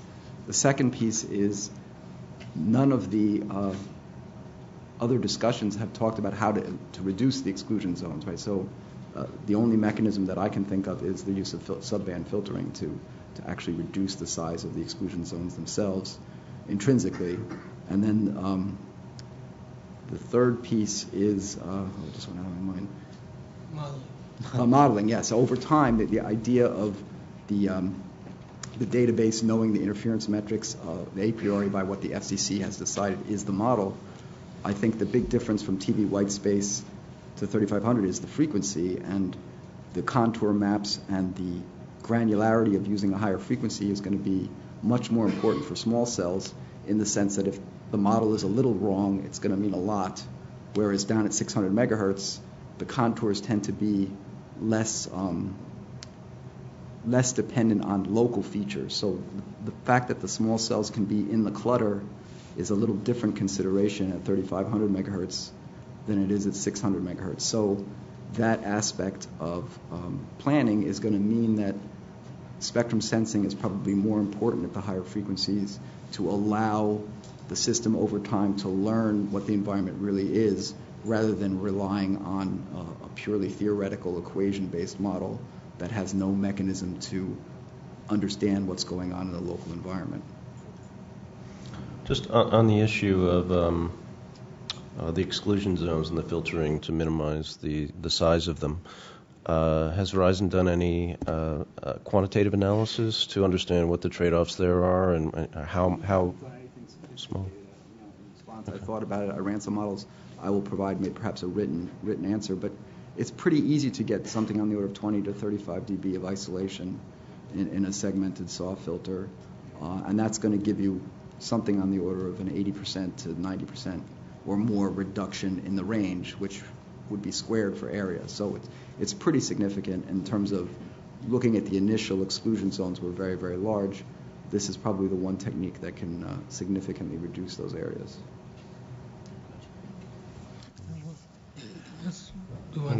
Okay, you can ask this. Change the subject a little bit. Maybe I'm going to throw this question out. It's from the audience, and maybe this is something we need to come back to in the afternoon. But I wonder if any of our panelists have any thoughts on it. And the question is, what is the business model for having GAA users pay for the SAS? Is there any thoughts on that? That would be an awful idea. Awful idea. All right. That's all we need to know. I mean, look at the business model that Wi-Fi has, and of course, GAA is not only about Wi-Fi, but I can't help but quote the most successful technology out there in the unlicensed band, which is similar in some ways to GAA, and let the business model be basically dictated by the network user. And because they're going to be paying for OPEX and CAPEX and so all sorts of things. It can be free in a coffee shop. It could be with a charge if you have a premium bandwidth available in a hotel room, so on and so forth. But I would definitely not go along with anything over and above that in terms of charging for GA access. Okay, thanks. This question may go to Dave. David, you advocated dividing the priority access tier into two categories: commercial service providers and critical access, like public safety, you indicated. Can you expand the potential differences between these two type of PAs in terms of band plan, licensing mechanism, and how they may be treated differently in the SAS, by the SAS, I'm sorry? Sure. Yeah, so in some respects they're similar, in other respects they're different. Public safety networks and other critical infrastructure networks aren't typically run for profit. It's not a commercial, you're not trying to maximize profit. It's more public good type applications or just maintenance of other equipment, say in power plants or things like that. And several commenters pointed out it's somewhat unrealistic to expect those types of users to compete against large cellular service providers for spectrum. So that's one of the reasons we advocated providing a different part of the spectrum for those types of uses. And again, it's dynamic in nature. If those users aren't present, that spectrum could go for other uses. So we're not advocating splitting the band. It's a dynamic process. So the spectrum is there if needed for those applications. If not, it could be used for other uses. So, I mean, do you believe that SAS has to treat them differently or has to be treated the same way? It's only different in the fact that you need to provide those types of users at least a different class of PAL mechanism to license, so they're not in direct competition with the cellular providers. Okay, thank you. And that's actually very similar to what's done today in spectrum. You allocate spectrum for public safety uses and other spectrum for commercial uses. So I think we probably have time for about one more question. And this one's from the audience. Seems like a good one to wrap up with. It says, please ask the panel to briefly talk about what they see as a rollout plan for an SAS start and what they feel is a reasonable time frame for its maturation. For example, 3 years, 10 years. What are our thoughts on that? Peter? Yesterday, if we could, but I'm sure most people would. But I think it's just as someone who might possibly roll out an SAS, that it's something we'd like to start fairly quickly. In reality, we're probably still a year away from anything like a starting point, and I think it's something that will evolve rapidly, but extensively, personally speaking, over many, many years. That it'll, because not least of which because we will understand and know more, but because the kinds of applications and services that we don't envision today that we'll have to support in the future. Yeah, and as I said, on day one, we say SES should only provide, the minimum information about spectrum usage, at given location, time, and for duration, and also maybe an interference threshold to protect the incumbents or even the priority access users, and then that could evolve over time. So that at minimum should be. And then, but for general authorized access users, maybe the SES can also manage the network, or maybe for other type of priority access users, VCS could also manage the network for them. But for the operators, as I mentioned, I do not see how VCS as an external entity can manage and configure such complex networks that operators are deploying today. So that's why, the key is really about flexibility. Maybe you do things differently depending on the type of users. So maybe a hospital, we cannot afford this controller function that I was talking about. Maybe SES does that for them, maybe for GA users. But for large-scale deployment by operators, they definitely would like to have a centralized function in their own network. And for many reasons, one of this, which is, for business reasons, they don't want anyone to have insight into how they manage their network. So, from experience and from being involved in similar industry for the past 12 years, I would say, and this is representing myself, this is not speaking on behalf of Microsoft because we're not a chipset vendor. If you have enough GAA spectrum, if you have, let's say, minimum, I'm just throwing that out there, 50 megahertz, that's basically for GAA and incumbent, plus the GAA is allowed operation in PA part of the spectrum. So you will find silicon vendors jumping all over it and spinning off designs and putting it in devices with OEMs in a matter of 2 to 3 years. This is just, again, we're not a chipset vendor, so this is my view. It's not really Microsoft. Thanks. Any other views on that? Or no? Okay, well, with that, I think we'll wrap up this second session. Thanks to all of our distinguished panelists. And as has been mentioned throughout the day, the discussion will continue at the website you see up there, www.spectrumworkshop.uservoice.com. We'll break for lunch now. For those of you that aren't familiar with the FCC, you won't be overwhelmed with the number of restaurant choices around here. There's one cafeteria on the CY level, a couple other little places around, but if you're not sure where you're going, just follow somebody who looks like they do know.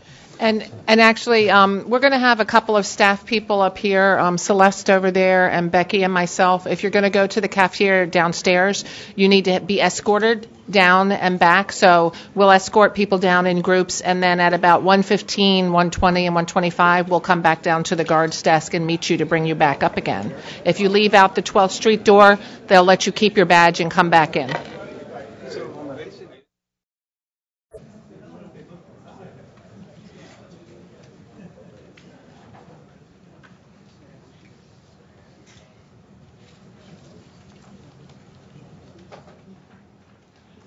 We're just waiting for one more panelist. If Jerry Park is out there, please come forward. He was just here a minute ago. Yeah, I saw him.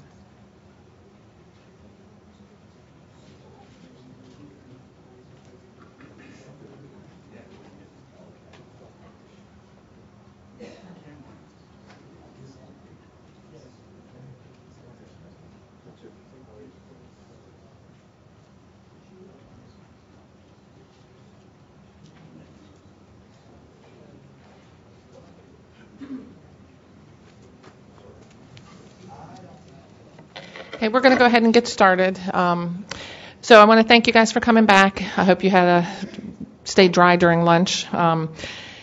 I want to remind everybody again about the questions. If you are sitting in the room, we don't have mics for people to just speak out in the room. So if you have a question, please raise your hand, and we'll get you a note card and a pen and get the questions to the moderators. If you're watching remotely, you can submit a question via email at livequestions@fcc.gov. Given the time constraints, it's been very robust discussion so far. So given the time constraints and the number of questions, we'll try to get to as many as we can. Also, a quick reminder about the online panel. At the end of the session, the user voice forum will be activated. So we're going to continue the discussion online for 2 weeks, till January 28th. So the next session, we have 2 moderators for this session. Cameron Etamad, who was here earlier today from the Wireless Bureau, and Bob Schneider, who's from the Department of Defense. Yes, thanks, Cecilia, and then good afternoon, and welcome back to our discussions on Spectrum Access System. This session will focus on functionalities of SAS, the requirements at high level from authorized users' perspective, and interactions between the SAS and authorized users, and possibly interactions between SAS and the regulatory body as FCC. A few comments before we start the discussion. In our initial thoughts, the authorized user, as we articulated in the PN, is an entity within the authorized user's domain that interacts with SAS.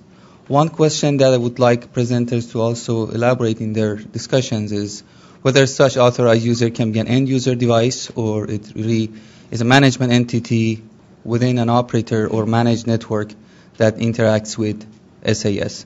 And we do expect to minimize and avoid any impact on end-user devices. And I want you to comment on that as well to make sure that we have a scalable solution. With that, let's start the presentations today. We'll introduce the panelists, please. All right. Our first speaker is John Stein from MITRE. He's going to be speaking on managing multi-tiered access using spectrum consumption models. John? Thank you, Bob. Good afternoon. I am very happy to have the opportunity to talk to you about using spectrum consumption models to manage multi-tiered spectrum access. My recommendation is that the spectrum access system be a model-based spectrum management system. The reasons are very obvious once you understand the intent of modeling. Model-based spectrum management enables multi-tiered spectrum management. It enables the management of coexistence. It allows users of spectrum to convey their use without revealing sensitive details. It supports distributed management using a vendor-independent technology so multiple database administrators can collaborate in running the spectrum access system. So what is model-based spectrum management? Model-based spectrum management is spectrum management based on the creation and exchange of spectrum consumption models. Spectrum consumption models capture spectrum use. There are attendant methods for determining compatibility among models. In our current design of spectrum consumption modeling methods, we have pursued making spectrum consumption models a loose coupler. A loose coupler is a data exchange specification based on the simple, useful, rough intersection of data sharing needs among many systems. In this case, among spectrum management systems, among RF systems, and between the two. This is the meaning of the bow tie illustration. Excuse me. I should have moved you along here. This is the meaning of the bow tie illustration on the left. I also believe they'd be very useful for different communities involved in spectrum use. They provide a very clear way to articulate spectrum use, request, and usage rights. This is the meaning of the second illustration, which shows spectrum consumption models in the center of what is shared among different spectrum management communities. Spectrum consumption models are built using 12 constructs. This slide lists the 12 constructs. Each captures some aspect of spectrum use. I'm just going to leave that there for a moment. So you'll notice that there are some very unique things that we're capturing here, such as intermodulation, also behaviors that might be present in protocols and policies.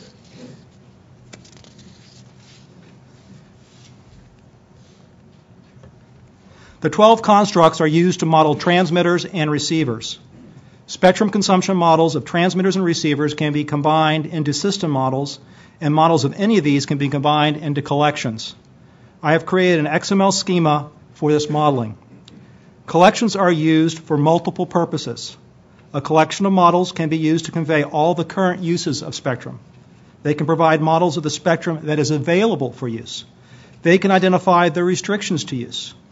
These collections can be used to convey both permissive and restrictive policy to spectrum users and to our systems. So this is what you can use so long as you don't interfere with these other users. A key feature of models is the attendant ability to determine their compatibility. When we say SCMs are compatible, We are saying that the models predict that the transmitters of one system will not cause harmful interference to the receivers of the second system, and vice versa. On this slide, we illustrate the link budget computation that is used to make this determination. The modelers of transmitters attempt to model the power spectral flux density of their signals they transmit through the combination of the total power, spectrum mask, and power map of their spectrum consumption model. Meanwhile, modelers of receivers attempt to model the limit to the interfering power spectral flux density using the total power, underlay mask, and power map of their spectrum consumption model. The propagation maps are used by modelers to articulate their estimate of the attenuation that occurs because of propagation. The compatibility computations assess whether the attenuated power spectral flux density of the transmitted signal is beneath the interference threshold for the power spectral flux density of the receiver. These capabilities make model-based spectrum management very different from the existing TV white space systems and fully capable of supporting multi-tiered management. On this slide, I try to show the difference. In the TV white space approach, the regulator identifies contours of incumbents that must be protected. The database administrators merely determine whether new users interfere with incumbents. There is no effort to manage coexistence of secondary devices. It may be possible for a single database or to do this, but it would be impractical for multiple database administrators to collaborate in doing that work. Managing coexistence is an important feature that is necessary for multi-tiered management. The model-based spectrum management, spectrum consumption models are equivalent to contours. And as I've already described, they enable the computation of compatibility and so the management of coexistence of spectrum users. In the bottom figure, I show some significant difference between the systems. The regulator does not provide the contours of protection of incumbents to administrators, but rather the incumbents do this themselves. In fact, it becomes possible for incumbents to reveal opportunities for spectrum reuse as their operations allow. So introduce new spectrum into the system. All participants in the second tier get their spectrum through the exchange of models. When a second tier user successfully bids or purchases a lease, it is documented in a spectrum consumption model that serves as its contour, and it is used throughout the system to protect that user from interference from other users. The participants in the general authorized access tier would be given channels to use that would not interfere with any incumbents or the second tier users. The distinction between these tiers is one of policy and process. For example, the process may start with a set of models indicating the exclusion zones that protect all conceivable use by incumbents. Incumbents may add spectrum to the system at their discretion when they use less. The system would then provide some cycle for second-tier users to bid for access to what is available. At some point in time, the bidding concludes, and the second-tier users are assigned spectrum, which is documented in spectrum consumption models. The spectrum that is then left is made available to the general authorized access users until the next cycle. An important feature of modeling is the ability to abstract the use of spectrum to protect the sensitive details you do not want to share. On this slide, I provide example. In the top left illustration, I show a notional radar located on a coast that only searches out to sea. I provide on the right a set of progressively more liberal ways of modeling the opportunity to reuse this spectrum. I only show locations in these examples as a simple way to show the differences, but all would include the other constructs used in modeling. In the top illustration, I show the most conservative approach. This approach is equivalent to exclusion zones. The spectrum consumption model would reveal where spectrum may be used and how it may be used. In the second panel, we provide a more liberal definition defining availability using both a permissive and restrictive model. The permissive model would identify a use of spectrum that would allow interference to the radar, but then an abstract model of the radar identifies the restrictions that, if met, would prevent that interference to the radar. The third illustration is a similar type of model, but with greater detail of the radar use with the intent of revealing more reuse opportunities. The final model could be the most liberal, where a system can use the spectrum anywhere so long as they implement a particular policy or protocol that protects the radar. Examples could be a listen before talk policy, as is used in dynamic frequency selection protocols of Wi-Fi, or maybe listening for a remote beacon that indicates the channel is being used, as defined in the coexistence beacon protocol of IEEE 802.22.1. So the important point here is that modeling can hide sensitive details, so there would not be need for incumbents to share sensitive details with administrators. Also, in the beginning, the systems modeling can be very conservative, and as incumbents and new users come to trust each other, the system can evolve to support more and more sharing. Finally, the methods of spectrum consumption modeling are being made into a vendor-independent standard by the IEEE Dynamic Spectrum Access Network Standards Committee. It is Project 1900.5.2. This is a new project. Although I have done a lot of work in creating these methods, this project will allow anyone interested to contribute to make it better. I put a URL on this slide where you can learn more and learn how to participate. You may also join a MITRE collaboration site on this topic. Just send me an email. Thank you. John, thank you very much. Our next speaker is Kerry Kupamaki from T-Mobile, and he's going to be briefing us this afternoon on thoughts on functional requirements, usage, and enforcement for 3.5 gigahertz spectrum access system. Thank you very much, and sorry about the difficult name. So my name is Kari, and I work at T-Mobile, and I thought it might be a good idea to look at spectrum sharing from a network standpoint. So how does it look like from within the network? And when I look at the networks of today, they have changed quite a lot in recent years, thanks to wide adoption of mobile technologies and the breakthrough or data tsunami that has hit us through mobile broadband. So the networks of today are definitely very different from what they were, say, 10 years ago, even 5 years ago. We have multiple technologies that we have to support, 2G, 3G, 4G, you name it. We have multiple different layers that we have to support in the network, from macro all the way to small cells, as well as we have a lot denser network than we've had in the past, driven by a capacity demand that our customers give us. So all these are fantastic things, but at the same time, that's something that we need to deal with, and that's something that we need to keep in mind when we look at how we can comply with sharing-related requirements and what sort of considerations there might be. So maybe, I don't know if we can get the slides up. Oh, there they are. Thank you very much. So when I look at the networks, as I said, there are really a multitude of many things. First of all, there are a lot of different use cases for 3.5 gig. A lot of these have already been discussed today. So small cells obviously being one that we see probably as the primary use case for a high band like 3.5 gig. But also it could be used for backhaul type applications. And then the heterogeneous access, which is kind of a flavor of small cells, is where you take your small cells and really integrate them closely with the other layers in your network. So it kind of increases the complexity. It's not a standalone small cell type of a deployment. And these are the use cases that you have to keep in mind. And each use case, obviously, they're different from one another when it comes to sharing-related aspects. The second thing is this multi-vendor aspect. So most networks, if not all networks, consist of equipment from multiple different vendors. So in our case, for example, we have multiple partners that we deal with. It's not just equipment from a vendor, but from many vendors. And what that means is that the implementation of that equipment is probably slightly different from one another. Yeah, they may be LTE capable, but they're not necessarily exactly the same. And the same applies to standards. Standards are not binary. You either comply or you don't comply. All of the standards have both mandatory requirements as well as optional features. And then in many cases, the implementation is left for vendors to decide how they do that, radio resource management or scheduler implementation being one of the primary examples of that. And then there's the functional parity aspect. So one vendor may support capabilities that someone else doesn't, and that makes that your network is not uniform or homogeneous when it comes to capabilities. And that's just something that you have to deal with.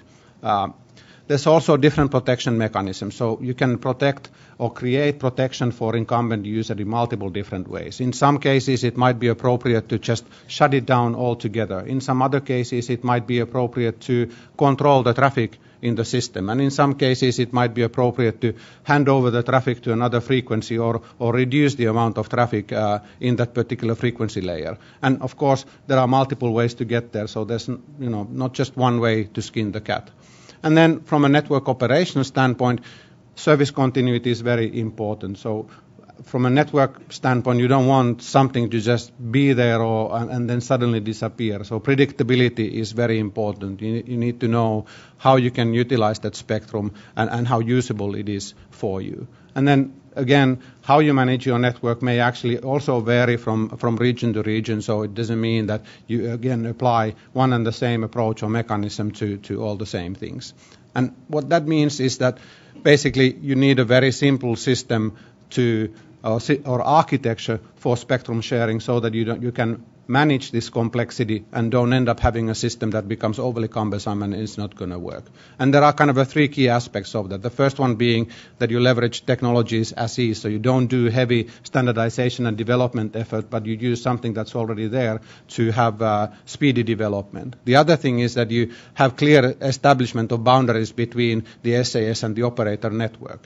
And then the third one is that you manage the amount of information exchange. So you don't want to have gigabytes of information going over the interface, but rather a smaller amount of interface, so a smaller amount of data, so that it is manageable. And having said that, what we propose is an architecture where instead of the SAS system controlling every single entity in the network, there would be an entity, what we call the centralized operator entity, that kind of hides the complexity that's in the network and provides a single interface towards the SAS network. And that would make it much easier to manage the system, as well as it would create additional flexibility in terms of how you actually accomplish the protection criteria. Some of the benefits that we see associated with this proposed architecture are lightweight SAS deployment. So you can do a centralized deployment, or you can do a distributed deployment, or a hybrid of the two. But this really enables you to do that, whereas if you want to control every single entity in the network, you have to go for a high degree of distribution, which obviously has a cost associated with that.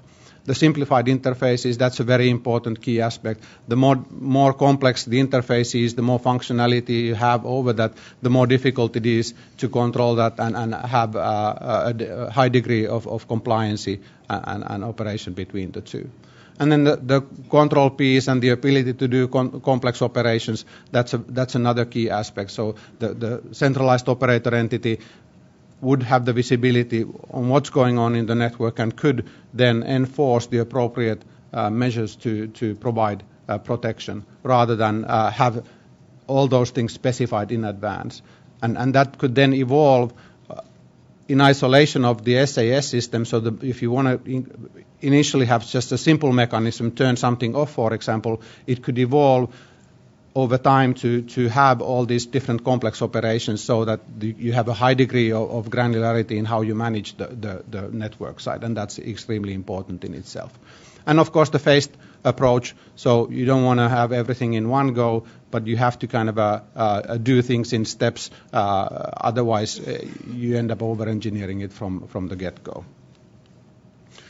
And then when I look at the governance and the evolution aspects, obviously the interface and the functionality between SAS and the operator network, that needs to be standardized.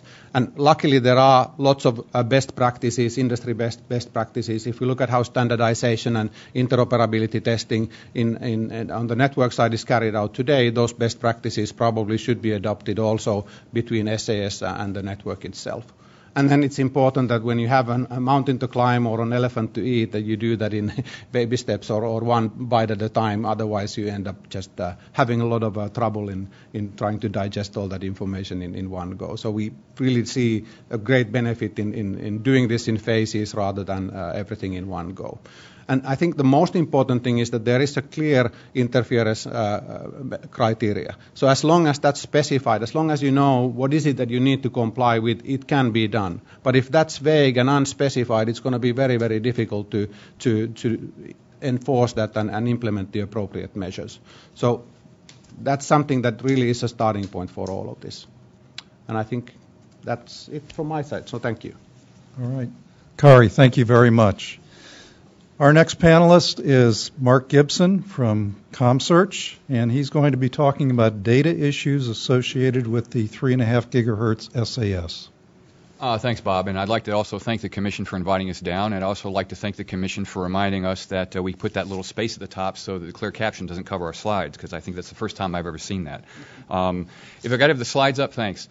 What we wanted to do was to look at this in a different perspective. Others have looked at the situation, but as we're reading through the record and as we're reading through comments, we've begun to realize that there's been a lot of focus, if you will, on dealing with the priority and general layers and what those look like and how you might work out the issues with them. But we thought that, one of the big long poles in the tent, so to speak, is that picture there, which is the exclusion zones that are defined by the radar systems. And so we looked at that and we thought, well, how are we going to deal with that? Because, not every database administrator may have access to that data. So the title of the presentation really is Safeguarding Data. And so what we're looking at doing is going from something that looks like this, which anybody that looked at the rulemaking or the NTIA's fast track report can see these things that look like these large exclusion zones, or that, which is the exclusion zones in the interior part of the country, to something that looks a little more like this. And as I look at that, I can't see that worth a darn, so I hope you all can see it better. But what we're trying to do is we're trying to minimize the size of the zones and have a little bit more a priori knowledge of where they are and be able to predict for the small cell users what the interference parameters look like without exposing data to commercial use. And so what we've got is the desire to safeguard data on federal systems. At least the stipulation that we have heard and we believe is the situation right now is the data on federal systems will not be made available. So how do we share with that? And that sets up a bit of a conundrum. However, we need to be able to coexist with these systems, and so the analysis needs to consider, for the federal systems, their operating parameters, which also includes their operating time frames. So the data may be available in a regulatory database, but you wouldn't have the full breadth of knowledge of these systems. And so the SAS architecture, from start to finish, needs to consider this situation and safeguard these systems while still performing analysis. So how do we do that? So we've got a cartoon here. And if you look at the cartoon in the middle, what that tries to describe, to the right side, what that tries to do is describe sort of the ecosystem or infrastructure of a small cell deployment in an urban or potentially suburban area. And so if you look in the middle, you'll see these I have two represented, but it's meant to represent n number of 3.5 gig SASs.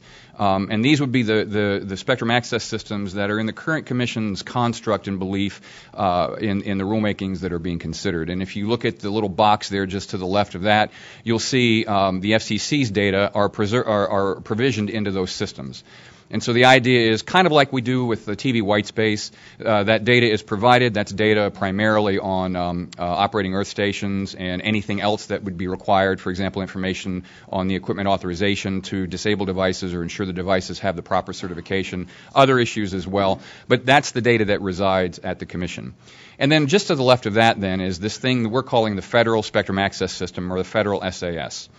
And in our construction, at least, that system would actually be the repository of the federal data.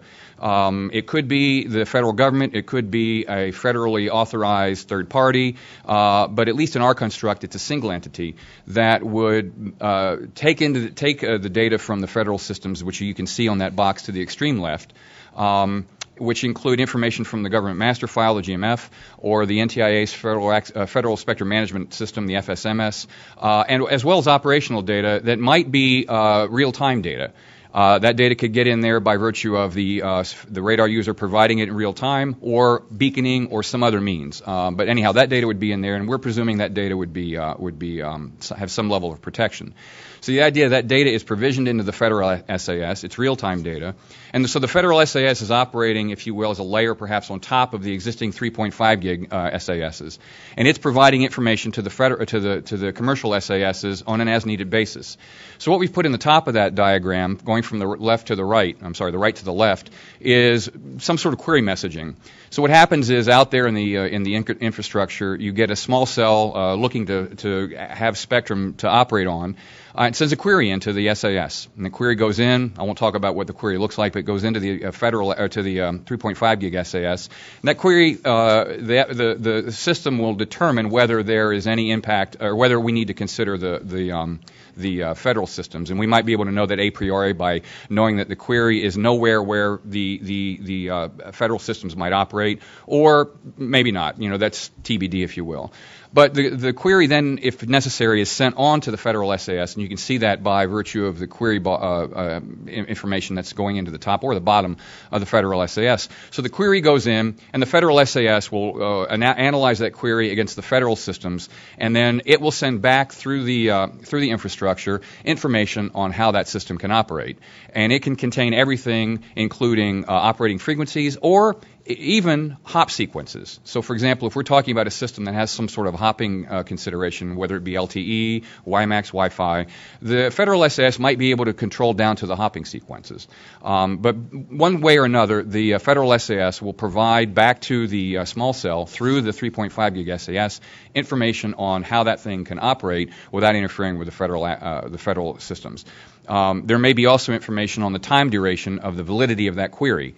So, for example, if the operational parameters of the radar indicate that the thing will be in port for a certain period of time, then that information would be conveyed in the query response going back to the federal to the operating cell. So this is, again, a very high-level definition of it. There's a lot of work being done on some DARPA programs to tease this out in a lot more detail. So stay tuned. That'll be made available, sometime in the not-too-distant future. But that's kind of our very high-level construct on how that works. And so I got done with 30 seconds left. So, Mark, very good. Thank you. Our next panelist is John Mallier from iConnective, and he's going to be speaking to us about SAS architecture considerations and requirements. So first of all, welcome and thank you. What I wanted to share was I'm from iConnective, which is an authorized TV whitespace database administrator and also a wholly owned subsidiary of Ericsson. As you heard this morning, there's a lot of objectives with trying to unleash the spectrum in the 3.5 gigahertz area. In some cases, it's looking at very efficient utilization of that spectrum. In other cases, it's looking at getting rapid access to it in very near future. They may sound like they're contentious objectives, but at the same time, if we look at a set of requirements, minimum requirements of the SAS, I believe they both could be accomplished. So the first thing I want to cover a little bit is about, what is the SAS? What is the purpose of the SAS, and then talk a little bit about some of the considerations regarding the data. The first and most important part of the SAS is to protect the incumbent from interference. Also, the SAS could provide license shared access type utilization, which would allow for multiple Tier 2 licensees to get access to that spectrum and make sure that their policies are promulgated. The second or third opportunity, which is very similar to the LSA one, is looking at prioritized users in the Tier 2.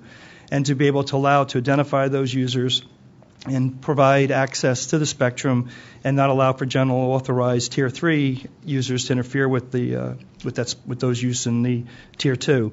And then the third and last one is to obviously allow for Tier 3 access when Tier 2 and Tier 1 access is not required. In terms of data considerations, most importantly, the more information that's provided, the more utilization that can be provided. However, in some cases, some of the information may not be able to be specifically provided. In those cases, for example, where security concerns are there may be the consideration of providing an interim or intermediate system. Some refer to it as a regulatory SAS, a federal SAS, but a way of obfuscating the information that may be considered secure before passing it on to the third-party commercial SASs.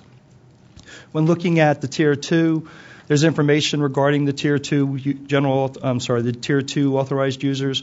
One, you need to identify them, and two, understand the parameters of those users. What is the length of their license? How long they can operate. And then one thing I wanted to point out here, because again, we want to try to leverage what's already been done today. If you look at the TV whitespace database, the prioritized users are very similar to providing licensed microphone use or temporary broadcast auxiliary use or MVPD use above a whitespace device. So we already show examples with unlicensed microphones on how you could provide priority over TV whitespace devices. So we already have a model that shows that. The next slide. What I'd like to really talk about is some of the considerations regarding the communication and the architecture itself. There's multiple interfaces. If there are multiple SASs, we need the ability to have the SASs communicate. And when doing that, some of the considerations need to be to authenticate the SASs to make sure they're valid SASs. and two, to make sure that the information being exchanged is secure and protected. And we've seen, industry standards today like TLS and others, and using certificates to make sure that that can be done. Regarding the SaaS to authorized users, similar concerns. You need to be able to authenticate the users and make sure that you pass the information in a secure manner. One of the considerations that you may want to look at is the infrastructure today already in the ITF pause activity. It's a capability where either be it an end user or a device can actually communicate with the SaaS or the database to get information, one, to pass information about its operating parameters, but two, to also make requests to see what spectrum is available. This mechanism also allows for the reporting back of information in a closed-loop fashion. Again, it may not be the ultimate model, but it may be a model that we can leverage to extend and see that it fits into the SaaS activities. Another item is to discuss is the actual authorized user and SaaS communications. There are two different models that could be looked at. One is a sessionless model, where the authorized user periodically communicates with the SaaS. You can set a polling interval. That polling interval could be very short, very frequent. The idea here is that the AU would continually request and get information back from the SaaS. This actually could be problematic if the SaaS doesn't receive information from the AU, doesn't know how to report back. So obviously, the framework would have to include what to do when an AU can't talk to the SaaS. The other model is actually having a session and having the AU actually connected to the SaaS with a fixed address or an address that could be updated. In this case, the SaaS can push information down to the AU periodically. And, for example, if the incumbent returns and needs to have the spectrum vacated, there's a quick mechanism for posting back to the AU that you need to vacate the spectrum. In both cases, in either case, you can report information from the AU back to the SaaS to get further input into the system. And in both cases, if the communication is lost, obviously the assignment for spectrum should be withdrawn. The last two sets of slides, I apologize, might be one off here. There we go. The last two slides wanted to look a little bit at the current spectrum access system architecture. And as you'll see on the far left, there's the idea of authorized users communicating in the middle with the SaaS itself. The SaaS receives input from the regulatory authorities, can receive input from the incumbent users, and in case where there's multiple SaaSes, will need to communicate with each other. That's the architecture that's been described in the public notice. What I wanted to point out was if you look at the second slide, you'll see that in the TV whitespace architecture, all of those functional regional requirement areas have been satisfied. You have devices or end users that are communicating with the database to receive information about spectrum access. You do get input from the regulatory authorities into those databases. You do allow for incumbents to register and get information into the system. And there is a mechanism already in place today for the SaaSes to communicate across with each other, which is very similar to what the TV whitespace databases do. So again, I wanted to highlight that there are some considerations for further study. However, a lot of the architecture, a lot of the functionality has already been demonstrated in the TV whitespace architecture. I believe it would be in our best interest to try to leverage that the best that we can. Thank you. John, thank you very much. Our next panelist is Jerry Park from Virginia Tech, and he's going to speak about spectrum security and enforcement in spectrum sharing. Jerry? Thank you. So the title of my talk is Spectrum Security and Enforcement in Spectrum Sharing, and in my brief talk, I'm going to specifically overview some of the existing work on security and enforcement and some possible countermeasures.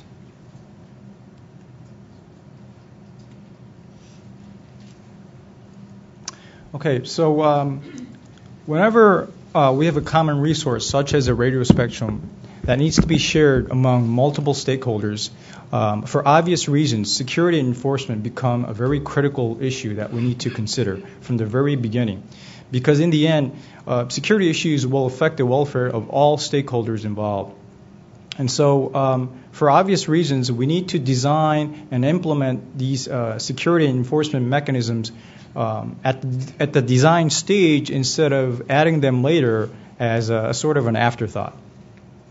Now, if you look at the existing work on in this area of spectrum sharing and security issues relevant to spectrum sharing, you'll see that a lot of the security threats and vulnerabilities focus on attacking the fundamental mechanisms that actually enable spectrum sharing. And what I mean by that are specifically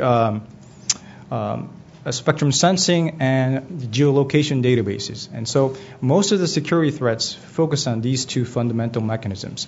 And hence, you can broadly classify the security threats in spectrum sharing into two broad categories. The first category is threats to spectrum sensing-driven spectrum sharing, and the second category is threats to database-driven spectrum sharing. Now, in the second category can be further subclassified into two subclasses: database inference attacks or security threats related to database-driven spectrum access, and then the second subcategory would be threats to the database access protocol itself.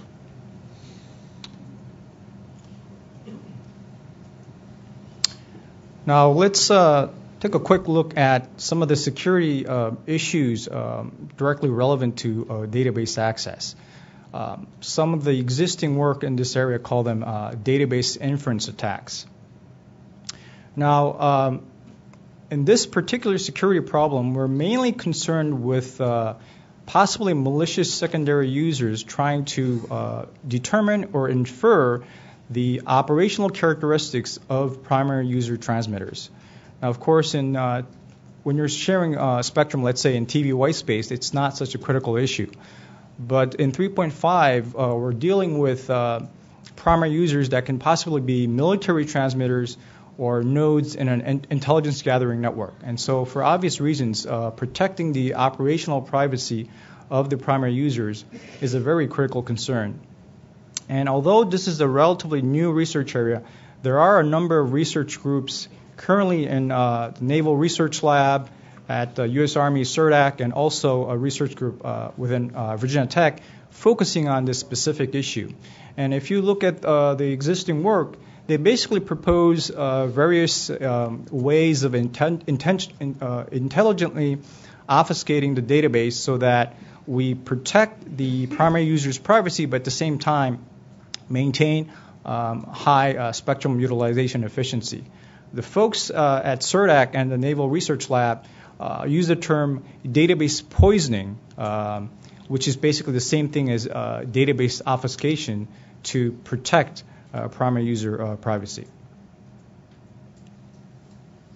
Now, there are also security threats that directly impact the database access protocol itself. And in the earlier talk, I think John mentioned the PAWS protocol. So PAWS stands for Protocol to Access White Space Database, and it's currently in draft standard form. It's a standard that's being developed by the Internet Engineering Task Force, IETF. And so if we carefully study some of the security requirements of this PAWS protocol, I think we'll get a good idea of some of the security mechanisms and security requirements that we will need to think about as we design a protocol to access the database for the 3.5 gigahertz band. And if you look at the current PAWS standard, the authors of that standard identify a few important security issues that need to be addressed. And I listed some of these security issues here on this slide. So some of these security issues include modifying a device to masquerade as another certified device. Another serious security concern is spoof databases. Another concern would be modification of database queries and database responses, and also the issue of malicious entities masquerading as a database to terminate access or unfairly limit access to other secondary devices. And so if you go down this list, you'll see that most of these security concerns can be addressed with appropriate use of cryptographic protocols. And so in my personal view, this is an easier problem to address than the previous problem that I described in the previous slide. I believe this is my last slide. And so here I listed a few possible mechanisms and approaches that we may think about adopting to counter these attacks. If you can also broadly classify these enforcement or countermeasures into two broad categories. In the first category, you have approaches for basically ex ante or preventive enforcement. And then the second category would be ex post or punitive approaches. Like the name implies, in the first category, ex ante approaches, basically what we're trying to do is implement and deploy a sort of a fine granularity mechanism for spectrum access control. That's a term I like to use for this, spectrum access control. And so one specific way of implementing this fine granularity spectrum access control would be to deploy possibly the use of policy-based radios. I know that policy was a term that was mentioned a lot by some of the speakers in this morning's sessions. And so policy-based radios is not only an efficient way of utilizing spectrum and sharing spectrum, but it can also be, when used correctly and implemented correctly, can also be a very effective way of implementing preventive enforcement. Because basically with a policy-based radio, you're ensuring to a certain level, you're ensuring that the radio's transmission behavior is compliant with the spectrum access rules or policies. The second category of enforcement techniques, punitive approaches.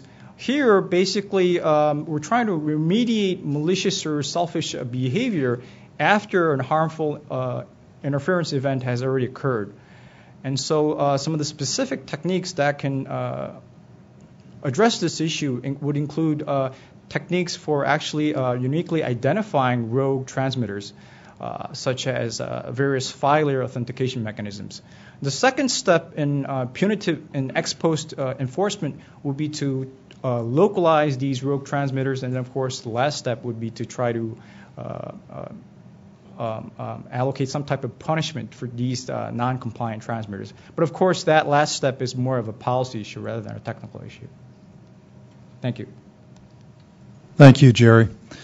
Our last panelist is Joanna Dwyer from Federated Wireless, and she will speak on SAS National Security Concepts of Operation. Thank you very much. I'd like to thank the FCC for hosting this technical workshop. I think it makes a very productive step towards the rulemaking for this band and innovative uses of the band.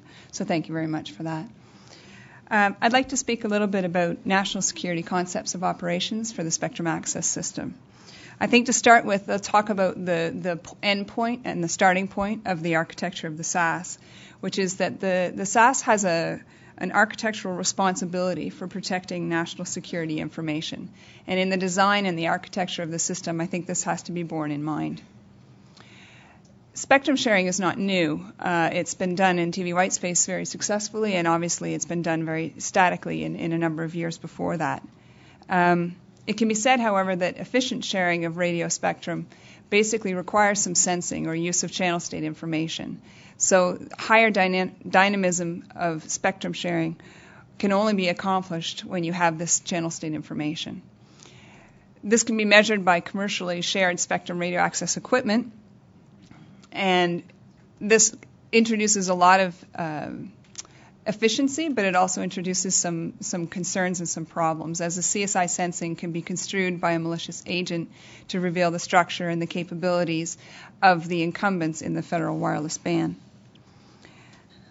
Spectrum sensing is also needed because operational agility of incumbent systems is a requirement. Therefore, it's highly probable that all incumbent activity will not be known a priori by the SAS. And the SAS needs to be able to determine when an incumbent comes into the band and be able to dynamically act. Therefore, CSI is likely to be a part of the spectrum access system for any federal band. However, the CSI can't be aggregated in a way that would allow a third party to infer federal patterns of spectrum usage, especially via the potentially millions of infrastructure nodes and equipment and devices that would be measuring CSI. And this is, again, needed for the SAS to maximize spectrum utilization.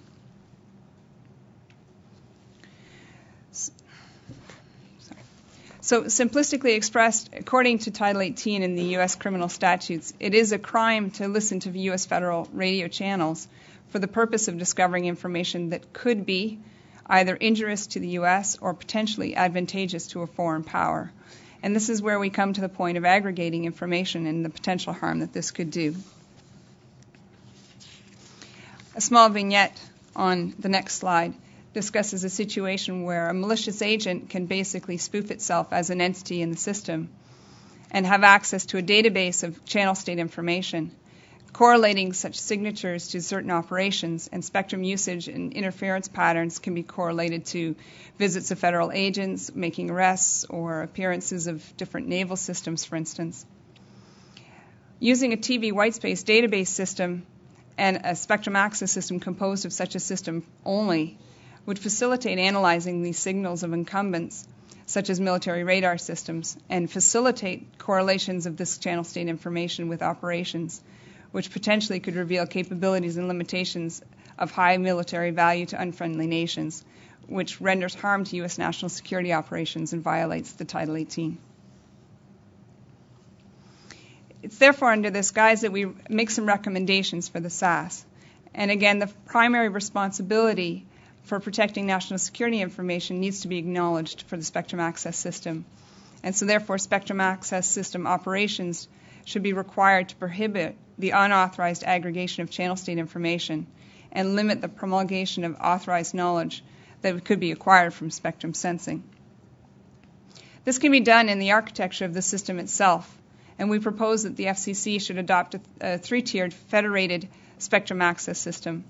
We've heard actually the federal SAS in a number of the presentations here, and we highly concur with that, and suggest creating a secure core SAS at the heart of the system, which is a highly secure, perhaps jointly owned and operated by federal government and the commercial sector, which would incorporate things like NIST 800, security requirements, and different levels of security clearances.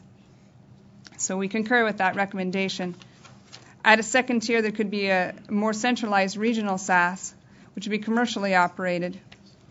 These could forward the channel state information and related metadata and operational context to the secure SAS. This could detect incumbents that are in the ban that hadn't previously registered usage and forward this information for secure processing up to the secure core SAS. And then at the outer layer of the system is a lower layer of SAS nodes that are able to authorize use of shared spectrum in response to SAS-granted spectrum. And they can perform the radio resource managements according to the individual needs of the unique wireless networks. The SAS nodes collect the CSI information from the infrastructure, and they delegate the authority and are get delegated authority to be able to authorize user equipment access to the shared spectrum.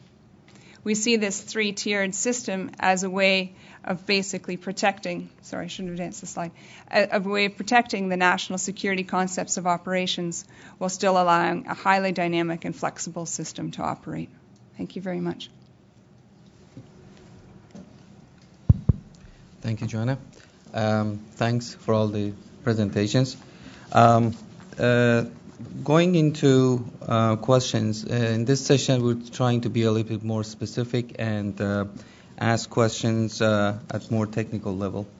And one of the questions I have is, given that the proposed framework, or what we call revised framework, has taken a granular approach to licensing and authorization, what we would like to understand is that what kind of information an authorized user should provide to SAS to present its usage, or as John calls it, spectrum consumption model. How does it present how it would use the spectrum for the authorization to take place, and also for spectrum management to take that information for the initial authorization and additional spectrum management? Because my assumption is that that consumption may change over time as you change the network configuration and as some interference conditions arise.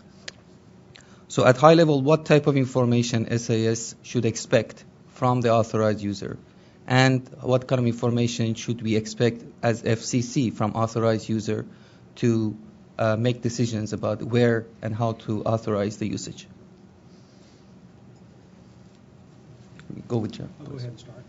So the spectrum consumption model provides all that information. That's the whole purpose of it. So the objective in a spectrum consumption model is that the modeler is going to try to reveal what he is emitting and also what he considers to be interference. So that user is somewhat in control.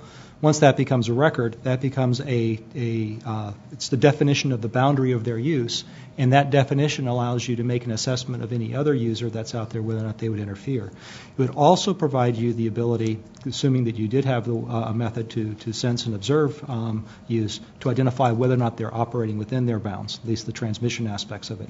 It also can be used to assist in any sort of arbitration of interference, because you will have defined what is an interference, and then you can just see whether or not what you're observing is going to cause that interference. So that model is fairly complete. It has a lot of information into it, and or it has a lot of the ability to model a lot of things. The modeler ultimately has the control of what they actually model, and there's probably a lot I could say about some of the details of what each construct would be used, but I think that's a little excessive at this time. Yeah, I do appreciate that. One related question is that how much of this authorization should be based on models and predictions, and how much of that should rely on measurement and as-built information from the network? Because there are certain things that change over time, and the SAS should monitor and make necessary changes as we go. Can you comment on how that can happen? Maybe John. Yeah, actually, even to the earlier question, no, I'm still sort of contemplating that, because I think there's kind of a bottoms-up or a top-down approach, correct? Meaning if you're going to provide policy at the regulatory level of what types of authorized users you're going to support, then obviously from the bottoms up, the authorized user has to identify themselves such that they can match the criteria that's being there. So, for example, say you implemented an LSA model, to be able to identify that you're the appropriate authorized user that has an agreement with the incumbent for some period of time has to be part of that. I'm not quite sure it could be a bottoms-up only model, because that sort of assumes then that the ecosystem itself is kind of dynamically interacting and realizing it. It may be the long-term vision, but at least initially I would have thought that there would be some parameters within the policy that would minimally need to be provided, such as, the location of the authorized user, the identification of the authorized user, maybe some of the operating parameters of that network or of that area. As we had heard this morning, and again, I'm somewhat waffling, but as we heard this morning, there's really two models where, there's the SAS providing allocation of spectrum to the network operators, the authorized users, and the authorized users are managing their networks locally and somewhat independent of the SAS, versus the other model where the SAS is being used as kind of a mediator amongst all those networks. And I think the industry has to somewhat come to a conclusion on that before we can answer some of these questions. It doesn't mean that there's not a minimum set of data that could be provided, and it doesn't mean that the SAS could not extend in the future to include more information and more parameters. We've seen that already in TV white space, that it's very easy to extend the spectrum geolocation database to do other operations. So I guess to my point is that I think some more of the framework has to be understood before we can respond to definitive questions based on the policy. However, communicating parameters to a database and having a database operate in those parameters should be a given, that whatever that set is, that's what could be done, and that we've already demonstrated that different policies could be implemented in different parts of the world for managing spectrum. So. Yeah, thank you. Just a follow up on that, perhaps a question for Kari. Most presenters also reflected this view that there would be an entity within a network which does the operation of the network as the way operators do today, and the SAS would interact with such entity, and that was your view also in your presentation. And as John mentioned, we need to look at the minimum set of information that such SAS would need to obtain from that authorized user, knowing that authorized user would deal with some of those detailed operational parameters within the network, and it does not expose that to SAS. What are the minimum set of information do you think that SAS should obtain from that authorized user or controller, and what kind of directives should it provide to such entity? Yeah, I guess that depends a little bit also on how the licenses are, what's the structure of the licenses in terms of geographical area and other characteristics. But in principle, I think the minimum information needed it's actually not that much. So it could be as simple as the SAS asking for the network to comply, and then the network complies. Obviously, if there is an issue, then the SAS has to have means to tell the network that whatever you did is not enough. So it can be just a simple request-response type interaction between the two. But I think if you go as far as giving information on all the equipment that's out there, how it's configured, where it is, what manufacturer it comes from, and all that stuff, it becomes an awful lot of information, and it might be an overkill. But again, as the situation evolves, you go to the second step or third step in the evolution. Obviously, I don't see any issues in network sharing information with the SAS system on, geographical locations of the equipment, so that we can have more granularity on how the interference is controlled. But at minimum, I think it's just a very simple request-response type information exchange where the SAS system just asks the network to comply, and as long as the interference protection criteria is clearly defined, say within a certain geography you have to comply with total power within the channel, then the network can calculate what it needs to do and implement that. Right. All right. Thank you. So if there are multiple SAS systems, how can they be synchronized to deal with rapid changes in the access to the spectrum as well as the radio environment? And furthermore, should the mechanisms used to synchronize them be a push mechanism, a pull mechanism, or some sort of hybrid? And I'll open that question up to the entire panel. Thank you. I think we need to keep in mind that the use of this band does not have to be nationally homogeneous. So essentially, you have different regions that have different needs, and therefore the SAS in different regions can be reactive in different ways. For instance, if you're in a metropolitan area like Los Angeles or New York City, that SAS does not necessarily need to be coordinated with a SAS that's working in Kansas City to provide mobile backhaul. So in terms of synchronicity, I think it's very specific to the problem that is being solved and which systems need to coordinate with each other. I mean, time synchronous systems, they're not new. I don't think that's a difficult problem to solve. But I think we need to be careful to not require a specification that's nationwide when this band can be used for multiple systems across the country where the need is greatest. I don't disagree with the locality comments that were made. However, if we did want to look at the SAS as a national deployment, say that would be the goal, I think we've all mentioned earlier a couple of times that in the TV white space arena, the industry did come together and define a mechanism or an interface for near real time to be able to exchange registration information such that all the databases could be looked at as if they had the same contents or information. So regardless to which database you had a relationship with, you could be assured that all the other databases behave the same way. That interface mechanism could be easily extended to include new objects which are specific to the 3.5 policy implementations. What it did in the TV white space area was look at all of those entities that needed to be protected and defined how they should be described such that they could be pushed from database to database. In reality, they're actually pulled.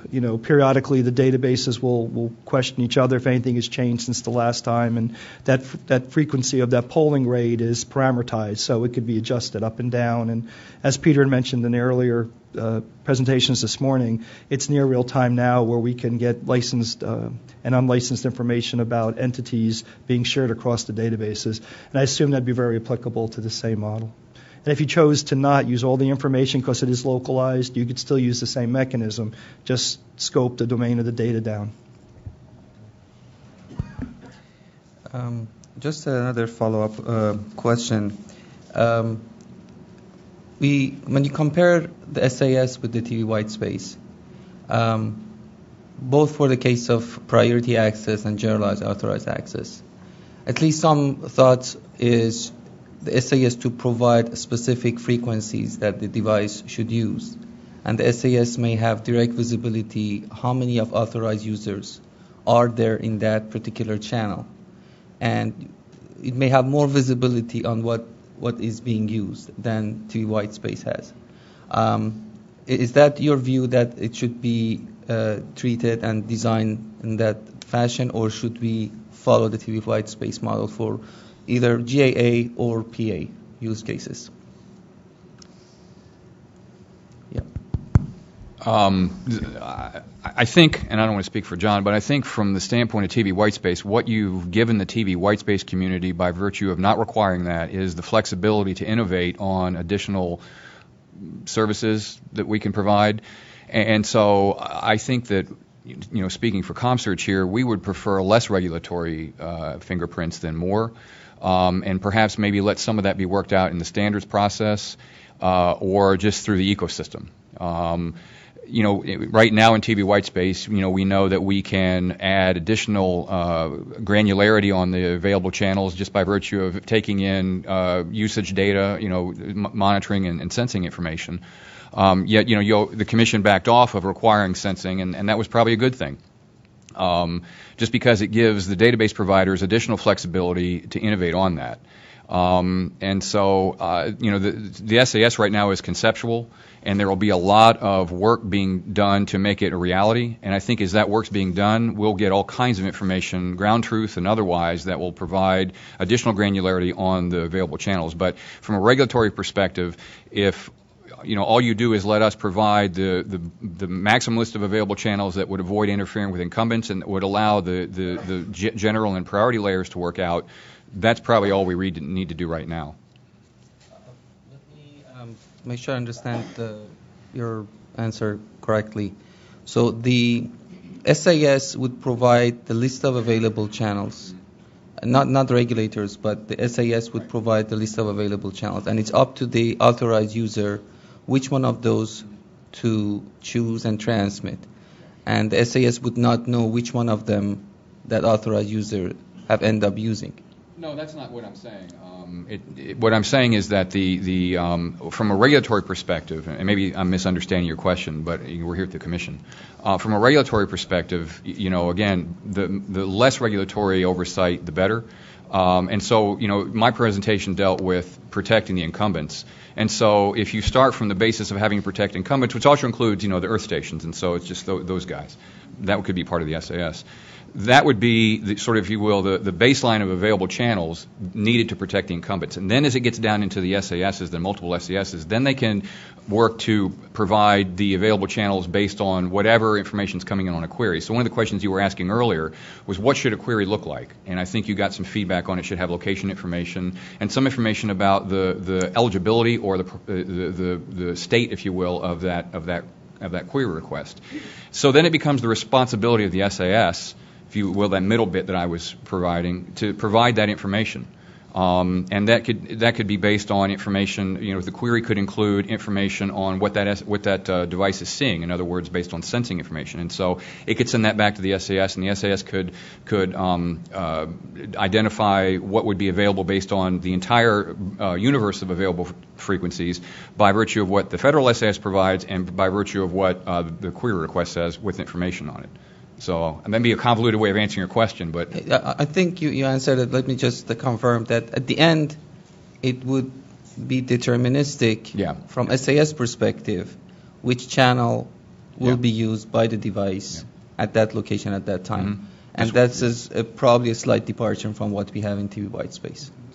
Actually, no, because the SAS or the white space database is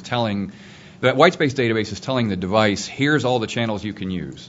That's all we're supposed to do. What the device then can do is pick the best channels, or the white space can tell it what are the best channels, but it's just not a requirement from the Commission. I guess that's where I'm differentiating your question. Okay, so that could be the differentiating factor, because some of the presenters also this morning emphasized on the need for having a network control access in the shared band, regardless of PA or GAA. Mm-hmm. And the SAS can provide that control. Mm-hmm. And more predictability on the usage, and that's what I wanted to mention. Yes. Yeah, I just want to quickly add that if we look at priority access licenses and LTE as a technology, it's not a straightforward thing to tune from one frequency to another. So from a network standpoint, stability as far as licenses are concerned is is desired, due to the fact that if you have to retune your network, it's not something that you do on the fly. It takes time, and it also results in downtime in the network, so you can't just retune it at will. And that's certainly some consideration that you need to keep in mind when deciding how the licenses are being changed and what sort of frequencies are allocated to the mobile networks. So I was very surprised when I read the publication you put out, where you were talking about a year for prioritized access that folks would have for area. That seemed awful long, and so why do we have a SAS if we're going to be having people hold on to spectrum for a year? And so I look at this as being, if you want something dynamic, you should go for it. And the idea, that at least the way I've envisioned using these models, is that a new system that wants to use spectrum has to convey to the database what it wants, right? So you say, this is what I want.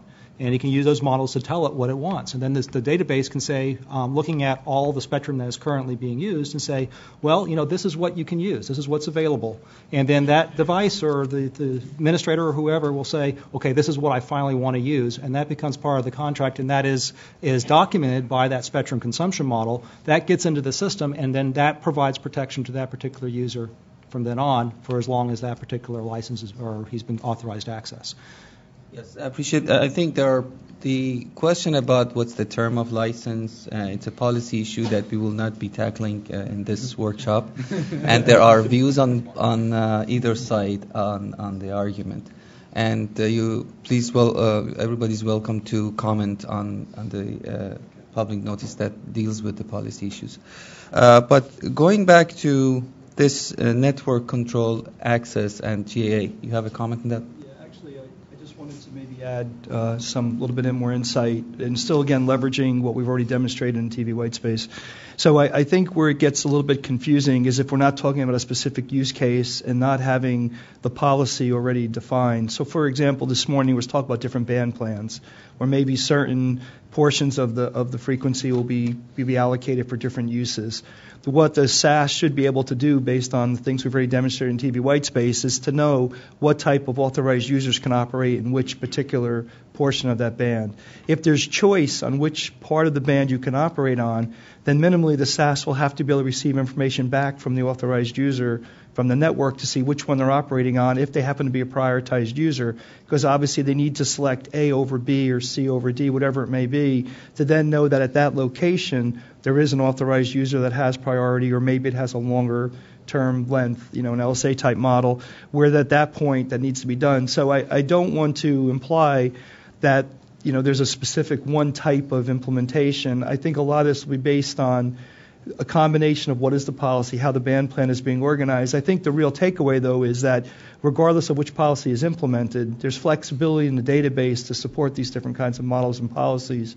And even if we stay with the same model where the network operator, the authorized user, is managing their devices within that, as long as they stay within the parameters that have been returned by the SAS, you can operate at a certain power level over a certain location. They can operate autonomously from the SAS. However, the SAS would minimally need to know where they're operating and for what period of time they have to operate, and be able to inform back the authorized user when they're no longer to operate there, say the incumbent comes back. And then, so again, I think we need to think of the fact that we have flexibility and that we can do different implementations, but the specific implementation will be based on the particular policies and how the industry continues to evolve in this. I think the good news is we do have that flexibility. I would offer something out that I kind of look at this the way the SAS might evolve to is something where you do have some sort of periodic method where you're going to make these authorizations, but you allow everybody to come in and make their bids and proposals, and then it's like an optimization problem. You're trying to optimize the use of the spectrum among all the users, and the objective is two objective functions. One would be getting as much use as possible out of the spectrum, and the other one maybe getting as much income out of the spectrum that you have, and that makes it so people can start competing with each other for that access to spectrum, and you create the method of interacting with the SAS in a way that allows that business process to occur. Yeah, I think that's part of the challenge of this experimentation. Some companies believe that should be done part of the spectrum. Some companies want to see predictability and investment for deployment, and many want to have progressive approach and having more optimized use. So we have to draw the balance. But these all are important observations. Another question I have is that it was mentioned this morning that the operator should be able to manage the network. We should not have a power control on the devices operating in the shared spectrum. At the same time, given that the licenses would be highly granular, or at least maybe highly granular, there may need to be some maximum power setting or some limitation that has to be set by the SAS, under which the operator can manage their network with the rest of the flexibility available so that they can coexist with the other systems, assuming that they respect the same thing and it will be reciprocal behavior. So what are your comments on what type of enforcement mechanisms SAS should have on an authorized user? And again, I want your perspective both as a priority access and as general authorized access. John, you want to comment on that? Yes. So as I've already mentioned in my presentation, there's basically two ways of approaching this enforcement problem. First is to try to prevent harmful interference events in the first place. And if you want to maximize the benefits of spectrum sharing, but at the same time enforce the spectrum compliance rules, you really need a fine granularity spectrum access control. And unfortunately, that requires the use of advanced and untested technologies, such as the use of policy-based radios, which was mentioned several times this morning. And I do want to emphasize that this is untested technology. But the existing results, existing literature tell us that it's quite doable. There are several research groups within the U.S. and outside the U.S. that have implemented and tested various middleware-based solutions that enforce proper spectrum access behavior from these so-called policy-based radios. The second approach to enforcement would be ex post enforcement. In other words, here you're trying to remediate malicious behavior after a harmful interference event has already occurred.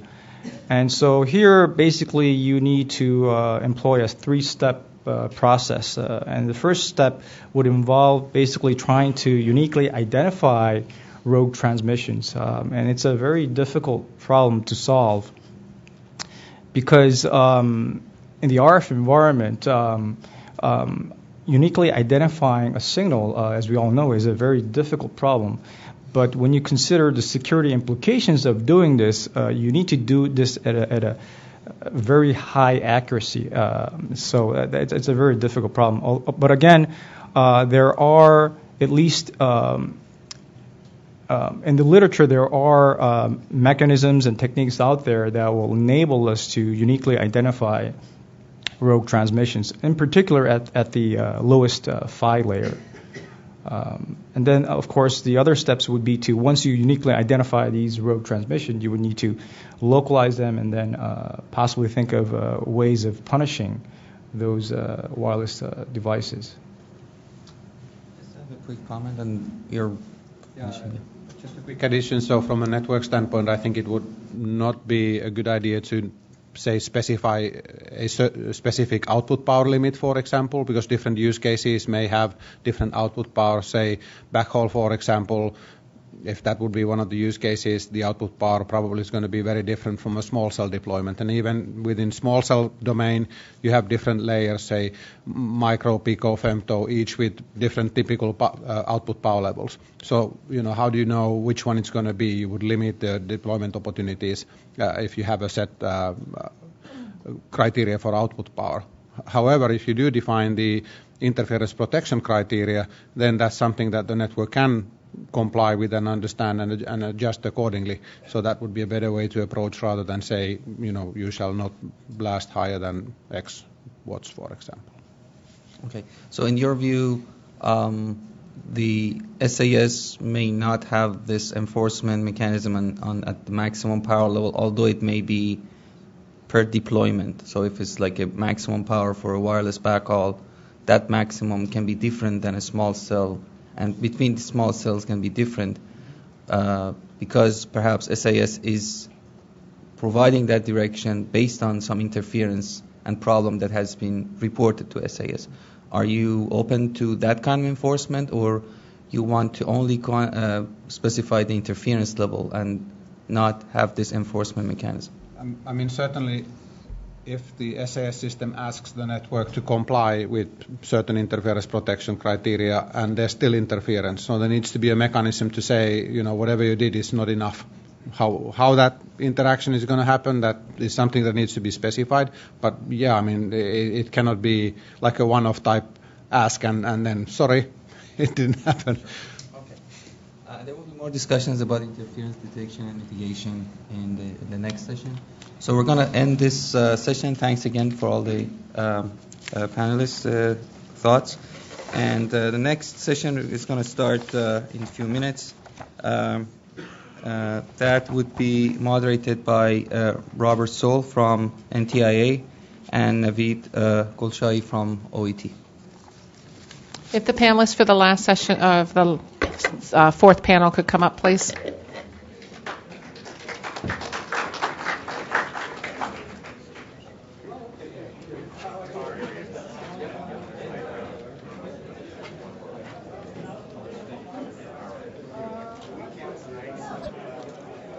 Okay, we're going to go ahead and get started now.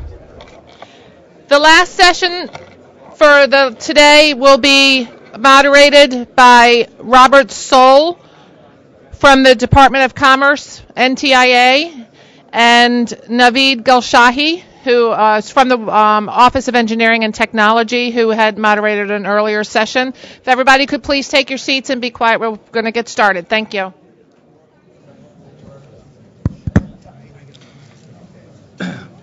Ladies and gentlemen, good afternoon. I'm Naveed Gulshai along with Bob Soul from NTIA, and our guest speakers would like to begin the fourth session of the workshop, emphasizing on the spectrum access system for 3.5 gigahertz. The main focus of this session is about spectrum management and interference detection using SAS. We are looking forward to have a rich and productive discussion in this session. We have 6 distinguished speakers from across the wireless and technology industries in this session. We have individuals from Share Spectrum, Spider Cloud, Cisco, Intel, Blink, and White Space Alliance. We begin the first session by introducing Mark McHenry. Mark is the president, CTO, and founder of Shared Spectrum Company. Mark, welcome. And Mark will discuss the benefits of sensing combined with geolocation database. Mark, why do you think a combined geolocation database and sensing SAS approach would be the solution for shared and 3.5 gigahertz? Just so happens I have 4 view graphs to answer that question. So the slide, the first thing is the most important thing in sharing is sharing and offering opportunities to other people. And I haven't heard a lot of discussion here about what propagation models the database would use. Is ducting going to be considered? Is wall loss going to be considered?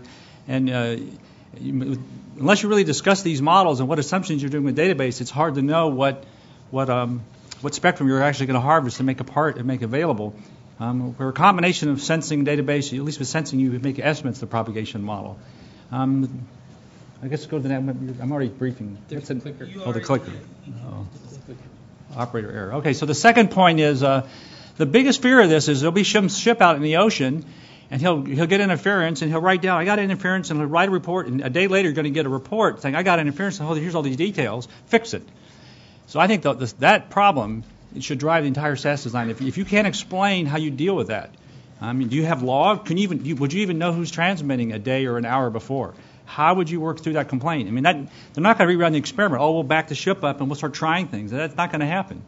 That guy's going to have a report. He'll go to Verizon and turn you off, and he'll say, well, now provide evidence you fixed that. So I think that I haven't seen a lot in FCC rules, but that would be the overriding requirement of the entire SAS is to deal with that problem. And then the third issue is this, what I call the greedy incumbent. He says, well, I might go fly my airplane, or I might sail my ship, and I might be here, I might be there. I'll just take it all. I'll just start filling out the spreadsheet I might sail, I might point my thing this way, and he'll just take all types of spectrum, and what would you do about it?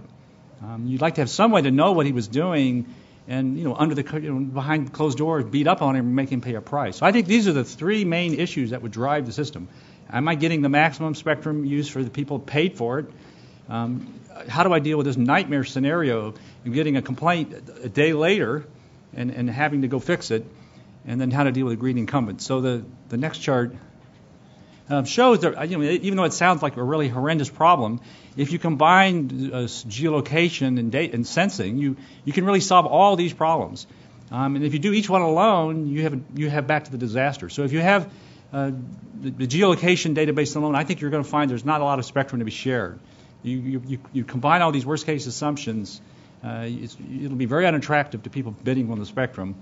And then you got the greedy user problem. You'll have to have measurements going around and traffic cops. It'll be a constant hassle with the FCC getting complaints that it's always being, it's not, you're telling me I can't use it, but it appears there's no one there. Where if you have some type of sensing involved, you can get rid of that problem.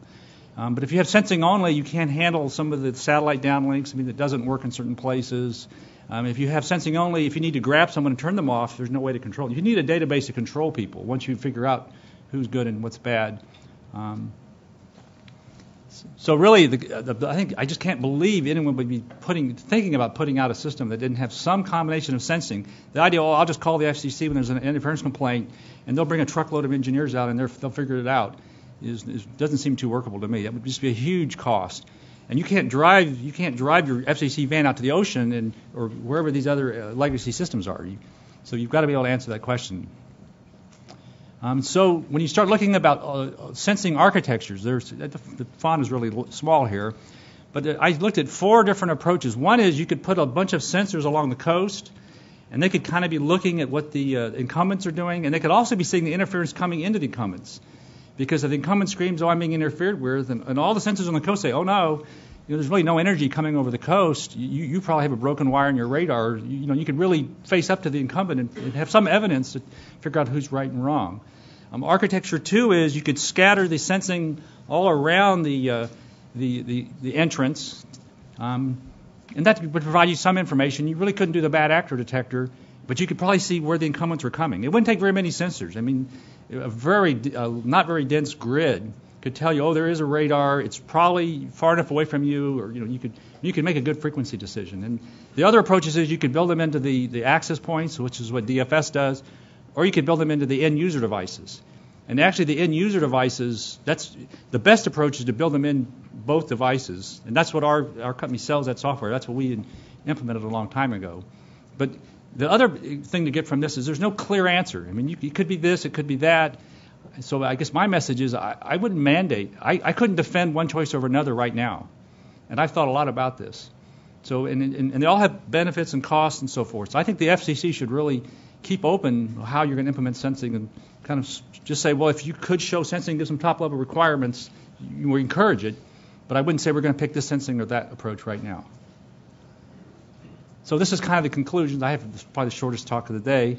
Is first, you really need to combine database and sensing together. You might start out with a database. It's so simple. You probably start with these huge exclusion zones. That'll get you going quickly, but you'll eventually want to start shrinking these exclusion zones and harvest more spectrum and putting the sensing in. And plus, the sensing will really help against the nightmare of the admiral calling the FCC and saying, turn off all of Norfolk area. He has no idea where the interference is.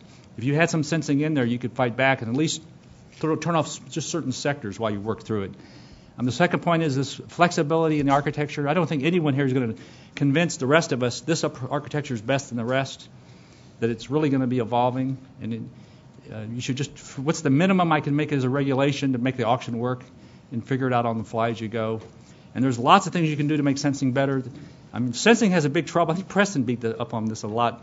If the sensing doesn't know anything, it's got to sense for all the emitters. It's a very difficult job. But if you tell the sensor, there's a SPY-1 radar, that's all you really need to sense for, that makes the sensing work way better. Sometimes a little bit of queuing from the database. And there's another sub-bullet here which I didn't go through, but you can put sensing gaps. This network could start building in sensing gaps to let the sensing look through its neighbors and see distance things. You could even put sensing gaps into ID who from who by the brief microseconds they turn off. And synchronizing the sensing and the gaps would not be that hard. It would make the sensing work way, way better. So that's kind of the big points of my talk. And I finished early. So I'll 26 seconds. Pass the baton over. Thank you. Okay, the next presenter is Amit Jain from Spider Cloud Wireless, and I was wondering if you could discuss the benefits of requiring authorized user nodes to help monitor the spectrum, kind of somewhat in correlation with what Mark said about the monitoring and what the user nodes can actually do to help make the network operate better. Thanks, Robert. I hadn't planned it, but my talk just builds upon what Mark just said about the need for spectrum sensing and how it can be combined with what can be done with database-based approaches. So I'm going to build upon what is being done in the licensed spectrum small cell space already. If you could put my charts up, that would be great. Oh, thank you. That's my role. So Spider Cloud right now builds an enterprise small cell system which works for 3G and LTE.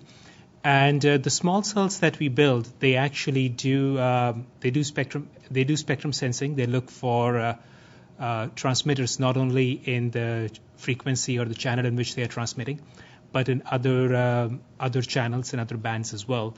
And then they communicate this information to an enterprise small cell controller, which then interacts with the wireless operator's core network. And then the small cell controller makes sure that the small cells only operate in spectrum that the wireless operator authorizes them to use. The controller then also manages all the interference between the radio nodes, between the small cells, that is, and the surrounding macrocellular networks. And these are capabilities that as Spider Cloud we provide, but also other small cell vendors in our industry do the same thing. In fact, today's commercial small cells that are being supplied in the market for 3G and for LTE are often capable of monitoring the channel in which they are transmitting, as well as other channels, other bands, and other aid interfaces. So an LTE small cell, for instance, is able to monitor, say another channel in the UMTS band or another channel in the GSM band. And this has been done in the industry so far, so that the small cell systems can automatically build a list of neighbors that can then be provided to handsets, so that the handsets can basically do handovers from the small cell network to a surrounding macrocellular network. And what we have found in our experience so far is that building such capabilities into small cells is not particularly expensive. It's all relative. Nothing comes for free. But at the same time, building the capability has not been particularly expensive, and it exists in small cells that are being shipped in the market today. So our view is that we should require authorized user network nodes to have the same kind of functionality in which they are potentially monitoring multiple channels, and the SAS can decide which are the channels that they should monitor.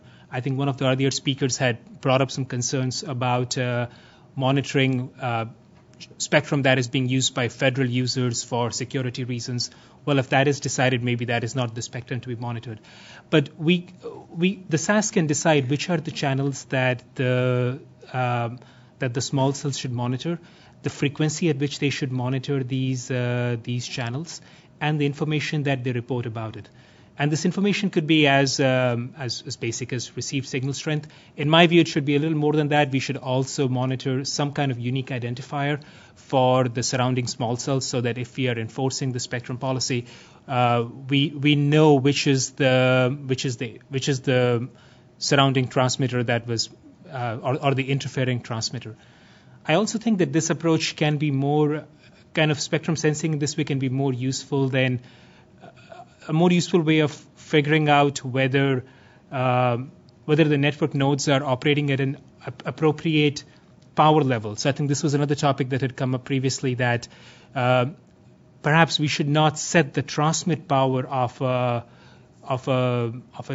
say a particular small cell or a microwave link, or sorry, a backhaul link or so on, because it is difficult to figure out whether that, based on the path loss models, whether that RF power is too high or too low.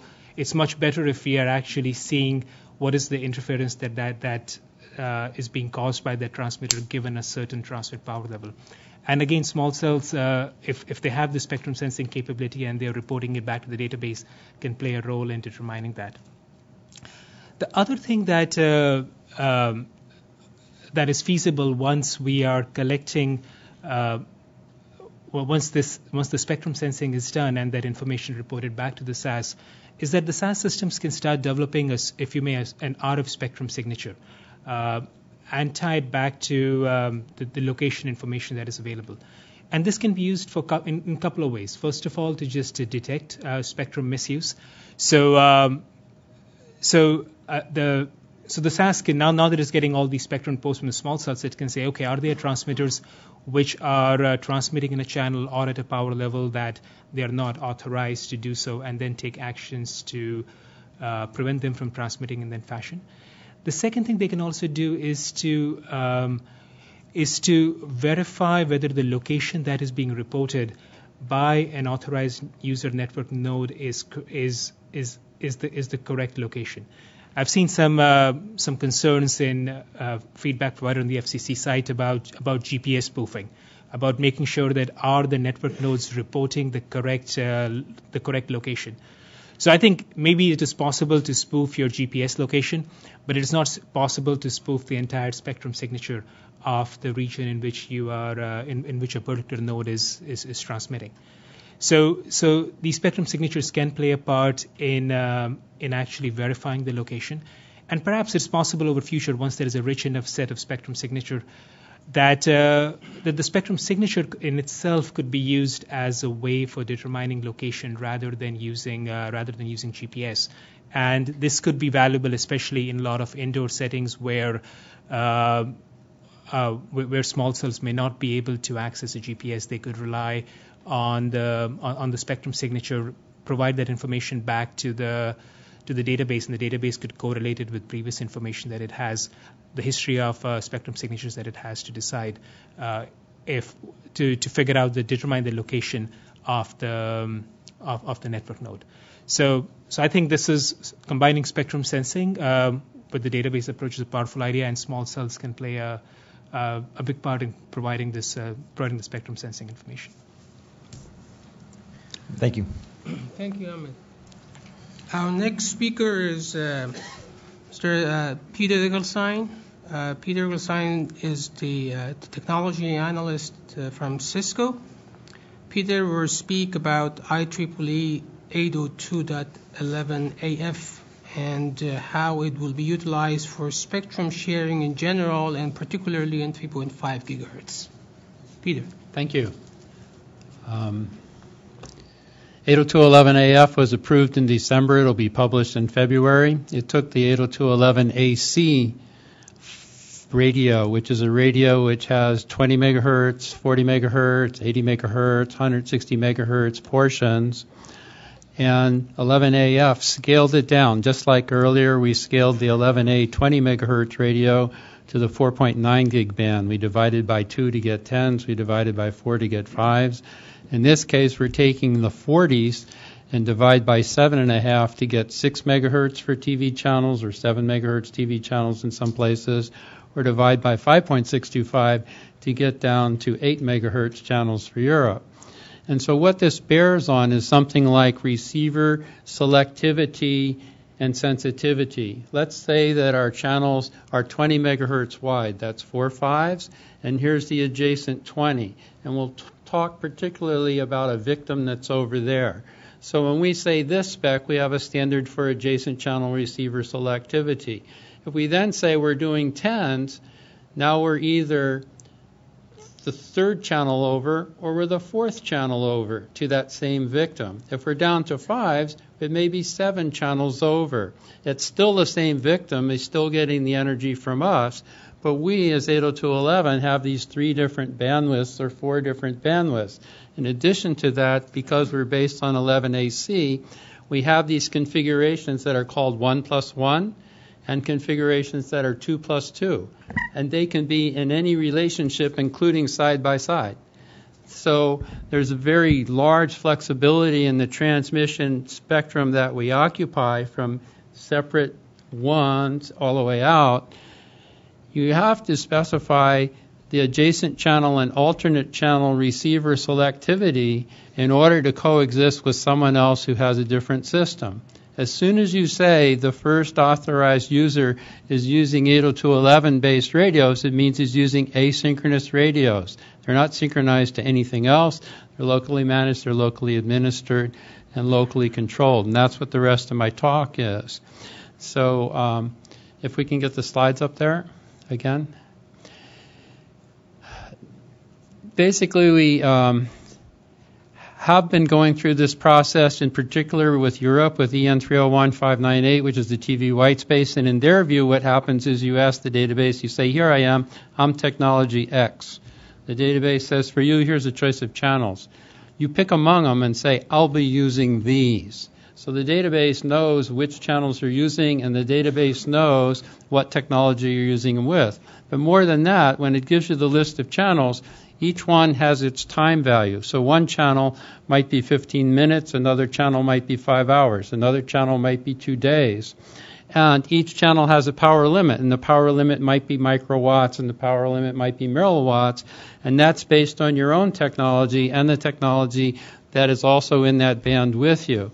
So the main piece that Ofcom has implemented in their trials is the requirement that all the devices tell the database what channels they are using and with what technology. So the database itself is informed and can make calculations about how much more can we put into this mix for these locations, for these technologies, for these power limits. So in this picture, what we have is two different databases like iConnective and Spectrum Bridge, for example, equipment that's authorized for one, equipment that's authorized for other, and actually two different networks on the right, the blue network on the top and the red network on the bottom. But what we have as an administrator, as an operator, is a common local database, this green database that's over on the right, which is the operator's version of the operator's authority and the operator's policy that's to be used as the systems move. So that middle laptop might roam up or roam down, and it will follow that policy and authority. Now that green thing could be in the cloud. It doesn't have to be on the premises or anywhere. The important thing is it's kept informed of what channels are being used by each of the networks. These networks will do radio measurement. They'll measure signal levels and measure interference levels as 802.11k, 802.11v. So that's the database that we've implemented in 802.11af.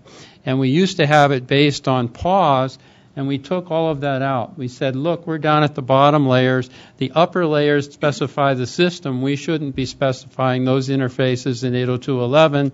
It's up to the systems and up to the regulators to decide what's communicated back and forth. But the main thing is that green database can poll. It can look every 5 minutes if there's changes that need to be acted on behalf of the radios, because the radios are behind firewalls. You're protecting your own network. In our case, a network is wire and wireless and fiber. It's all of everything. So you're not going to have all these radios out exposed to the world. They're going to be behind firewalls, and you have to have this proxy or manager that's in the middle that acts on their behalf, brings in orders, sends out, and acts on the policies locally, communicates with other databases for other operators who are in the same area. So those are the kind of messages that I want to leave with you. We do have the commands, tell me what channels are available, tell me when they're going away, and to report measurements. We've been running measurements. Here's the signals that we're measuring over in this quadrant. But all of those radios are behind firewalls by and large, and you're really talking to the network system of the operator, whoever it may be, the hospital, the EMS, somebody else. It's not the radios themselves. That was the problem with the previous abstraction. And there's some references, and I got 54 seconds. Thank you. Thank you, Peter. Thank you. The next speaker will be Katiana from Intel, and she's going to talk a little bit about SAS architecture, spectrum use, and misuse determination, which is, I think, a key element, was somewhat mentioned before on the other panel. But So if you could tell us more about that. Thank you. Thank you, Robert. Let's go to the slides. Now, the methodologies for interference detection and mitigation is dependent on the underlying architecture. So just a few thoughts on some of the basic assumptions that we make here. Now, this diagram is adapted from the one in FCC's public notice that you're all familiar with, I'm sure. You might notice that security is not explicitly called out, and the reason is it's needed on all links, not to say that security is not needed. And the other aspect is, to a certain degree, we are equating priority users to licensed users and GAA to unlicensed. And by licensed, I mean essentially there's only one entity that can use spectrum at a given place at a given time, and that's what I mean by licensed, not making any assumptions on the underlying technology, whether it's LTE, Wi-Fi, or maybe something else. And in unlicensed or GA, there can be more than one entities. They're not all coordinated, unlike PA, where the one responsible entity has knowledge of all the devices in its network.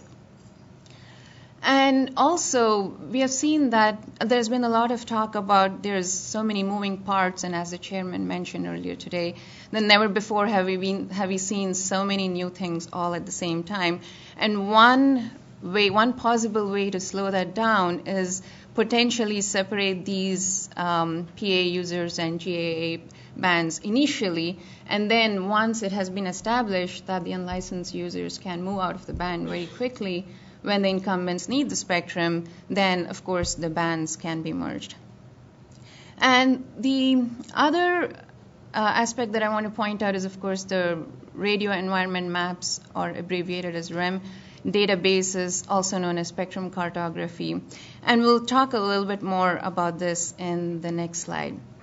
And the final assumption that we are making here is ultimately the incumbents have control on which spectrum gets shared when and where. And we believe this will actually encourage more spectrum to be shared. It'll give them more sense of control and security as well. So moving to the next slide. Now, assuming that the incumbents have ultimate control on which spectrum gets shared, now how do they decide which spectrum gets shared? Now, one obvious mechanism is they might have a priori knowledge, and they know exactly when they're going to be using spectrum and where, and they can also obfuscate that information so they don't give out the full information, add a lot of fuzz factor to it so it's not evident exactly what spectrum is getting used where, and then let the SAS know that these are the spectrum that's available for use, and whether that's if that's available for GAA or PA, the SAS can make that determination and let the corresponding entities know. Now, if for whatever reason, let's say the incumbent does not have a priori knowledge of which spectrum is being used, now that's when we need some form of spectrum sensing. It has to be either done by the incumbent themselves, or potentially it'll have to be assigned to the SAS or maybe some other third party. And just a few thoughts about sensing. Now, for sensing to be really accurate, ideally we want some algorithms beyond energy detection. Of course, we can do certain things with energy detection, but if we use feature detection, we can do a lot more. And also, if you have just one sensing node, it's susceptible to shadowing. So in order to get better accuracy, we want more than one sensing nodes, distributed nodes, ideally cooperating with one another. And that brings me to my next point, and this is where having it could be either managed by the SAS or it could be a separate third-party service, again, which is certified by the FCC, that provides these radio environment maps. And it need not be just about incumbent usages, also about how the spectrum is being used, what are the interference levels. It can provide a lot of this information, sort of like heat maps. And it can even go a step further, maybe even provide some analytics which might be helpful in deciding which channel to use. For instance, some of the GAA users may be interested to know if I'm on this channel, am I likely to have it for the next 5 minutes or the next 1 hour? And how long is my application running? So it can you run a lot of analytics, and that is useful as well. So now that we've decided which is the spectrum that's available for use, how do we then detect any interference or maybe even misuse of spectrum? One of the things we assume here is that the interference thresholds are decided a priori, and that's dependent on the incumbent usage and FCC. And I think we heard a few other talks that also mentioned something similar. Essentially, instead of setting the power levels, what we're saying here is at any given location, there is the maximum level of interference that can be tolerated or that the secondary user can put out.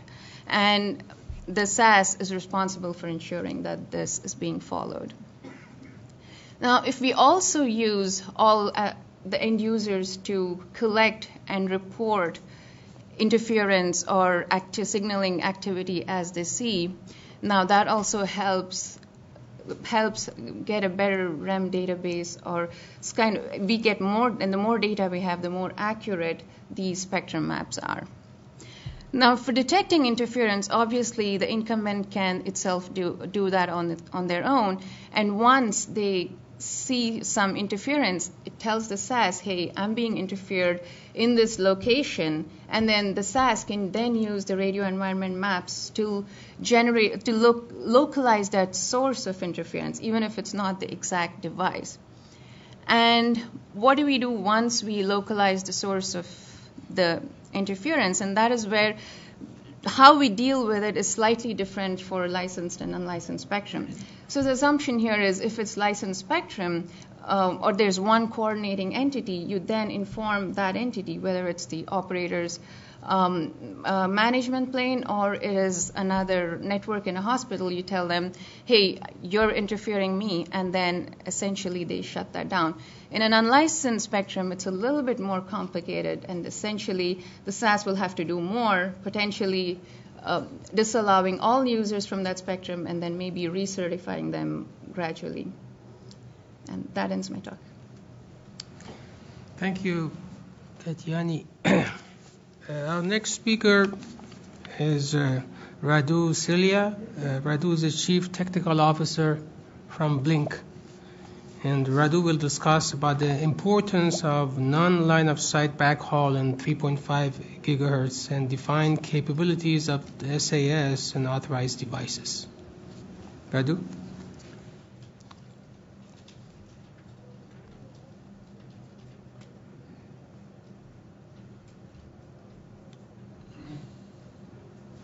I'm afraid that's not my presentation.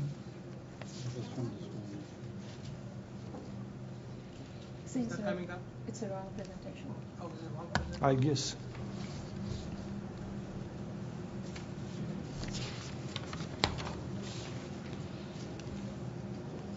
Do the other one before you get that, please. Wrong presentation. That's from another presentation. Yeah. No.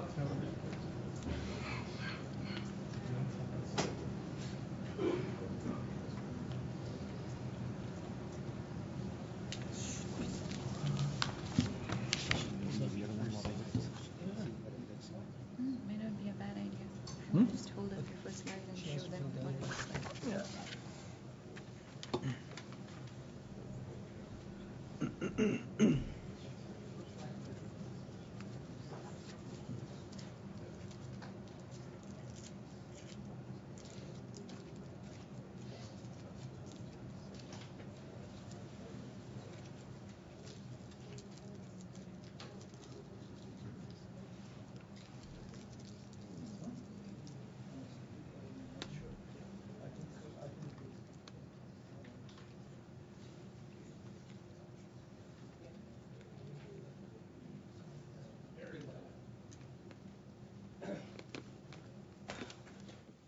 Going to the next speaker. Yes, yes. Yeah.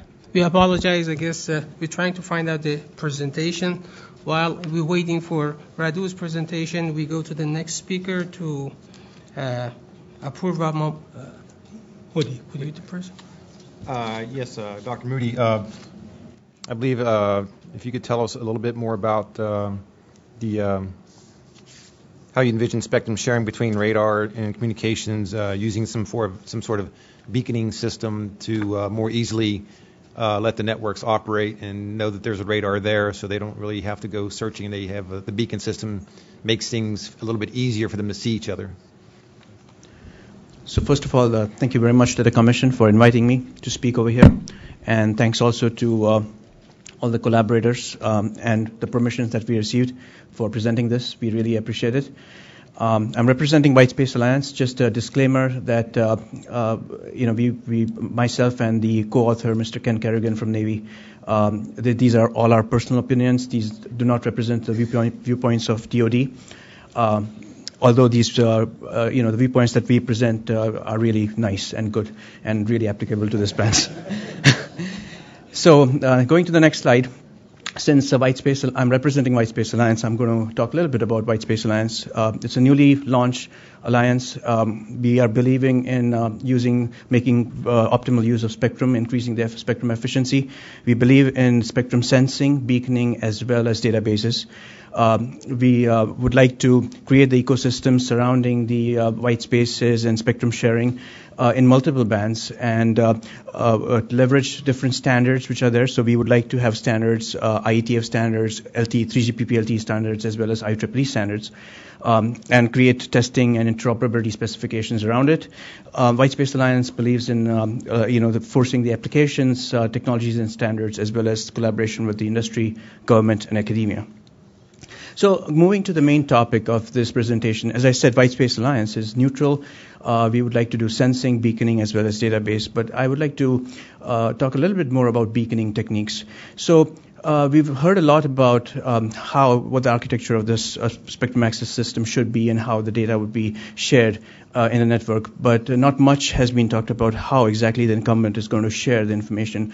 In the previous talk, we heard a little bit about the security aspects of the information that is contained. So the concept of beaconing has been proposed in many different ways and shapes and forms. So for example, lighthouse. If you look at a lighthouse, it's a beacon, right? But it's just one bit of information which conveys to everybody, or especially to the ship, that hey, there's a land here, please stay away. Or there's a signal, traffic signal. Red means that you stop, amber means that you can, you're good to go, and green means that you can go. So there's two bits of information. And so perhaps a beacon would be a good source because beacon would originate from the incumbent. Incumbent will have all the capability to control what information goes inside it or what information he is willing to share with everybody.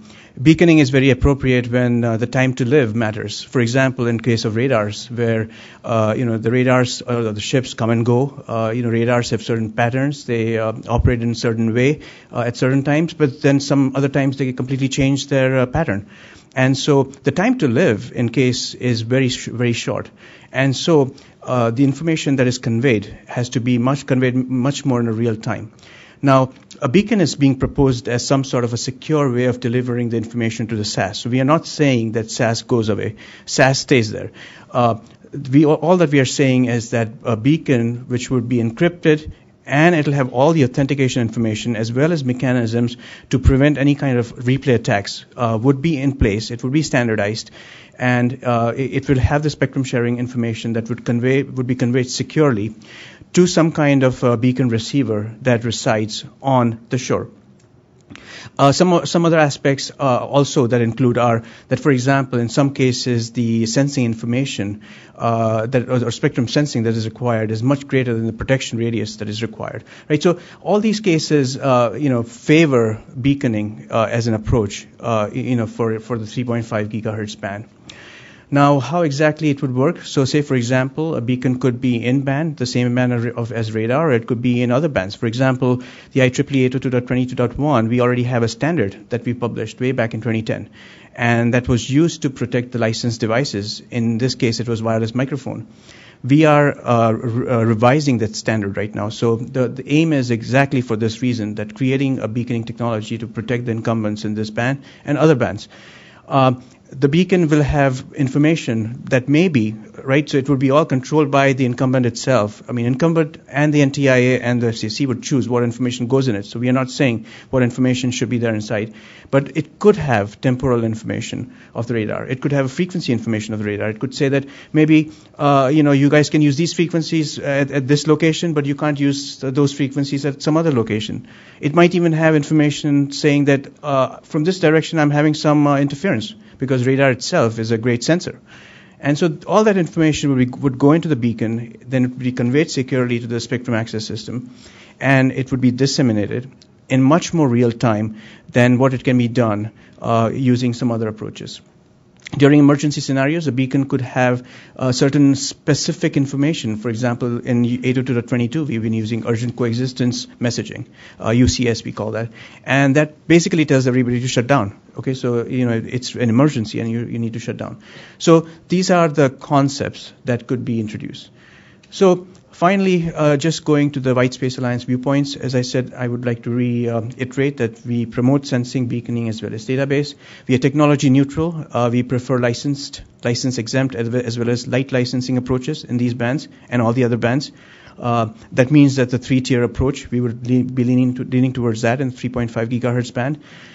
We believe that the spectrum should be used more efficiently. We believe that the Commission's and NTI is working here in 3.5 gigahertz to open up the spectrum is a great idea. And White Space Alliance is very much willing to work with FCC and TIA to create interoperability standards that do not cause any interference to the radars or any other incumbents, and yet make spectrum use more efficient. Thank you. Thank you, Apurva. Do we have? Yes? Give us a couple minutes. Okay.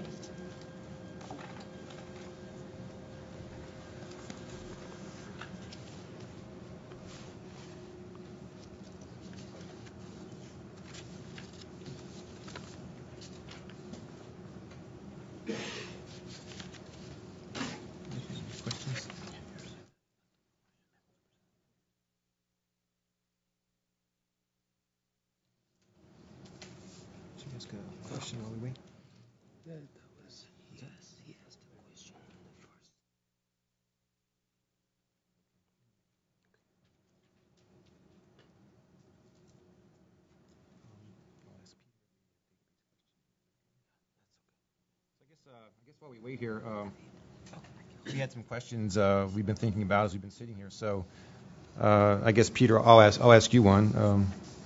So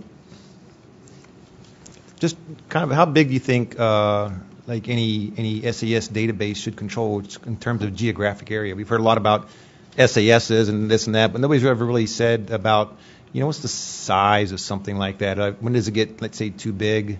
When is it too small? Is there any thoughts on how big of an area? Yeah. So a microphone pixel might be 400 meters, but then when you get inside of theaters, if the theaters are screen rooms, if their owners have already put screens outside, you could be down to the seat on the inside for the pixels.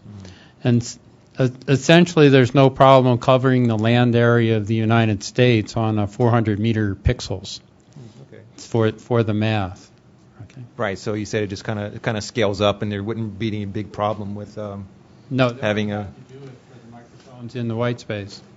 Right, okay. And I guess while we wait for another one, I had another question for, I guess maybe Amit, is you've talked a lot about the sensing for the user nodes. Do you envision that those nodes are sensing, let's say, the radar systems, or are they sensing other comm systems? Because coming from somebody with a lot of test and measurements, where I've physically been out in the field with my colleague Frank Sanders over there, it's quite a bit different to detect pulsed radar signals that come and go, even with a scanning motion of a radar antenna, than it is a comm system that's stationary for the most part, not moving fast, and it's always on. It's not pulsing. So, do you envision what you talked about? These nodes would actually sense both the radars in the area, or they're only sensing the other broadband systems?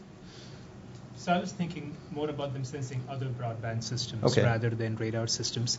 And I was also thinking of this spectrum sensing capability to be in the network nodes rather than in the end user devices. I think that that we should not burden the end user devices with additional sensing responsibilities. We want to keep the end user devices as simple and low cost and as close to things that are being built for rest of the commercial market than do anything special for 3.5. You want to ask a question? Yeah. So I guess while waiting, so we can focus on some of the questions. Maybe I'll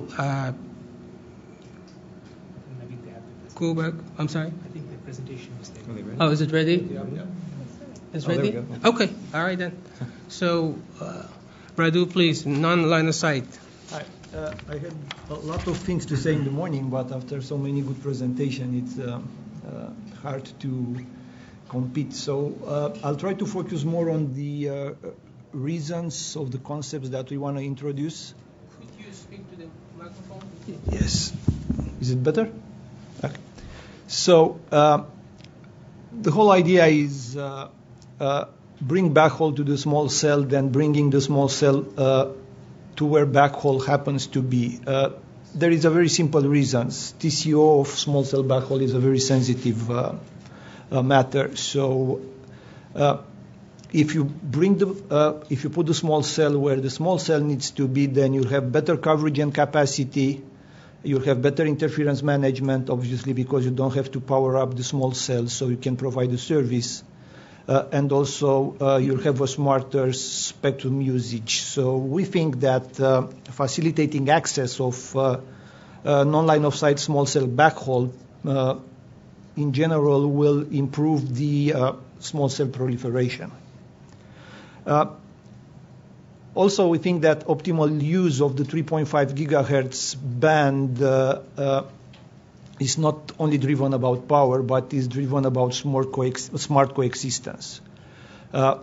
Why we think that? There is a very simple reason. If you compare, like, let's call it a 43 dBm ERP system with directional antenna with down tilt, you will see that the interference and the footprint that actually produces is smaller than having a 30 dBm system with omni antenna at the street level.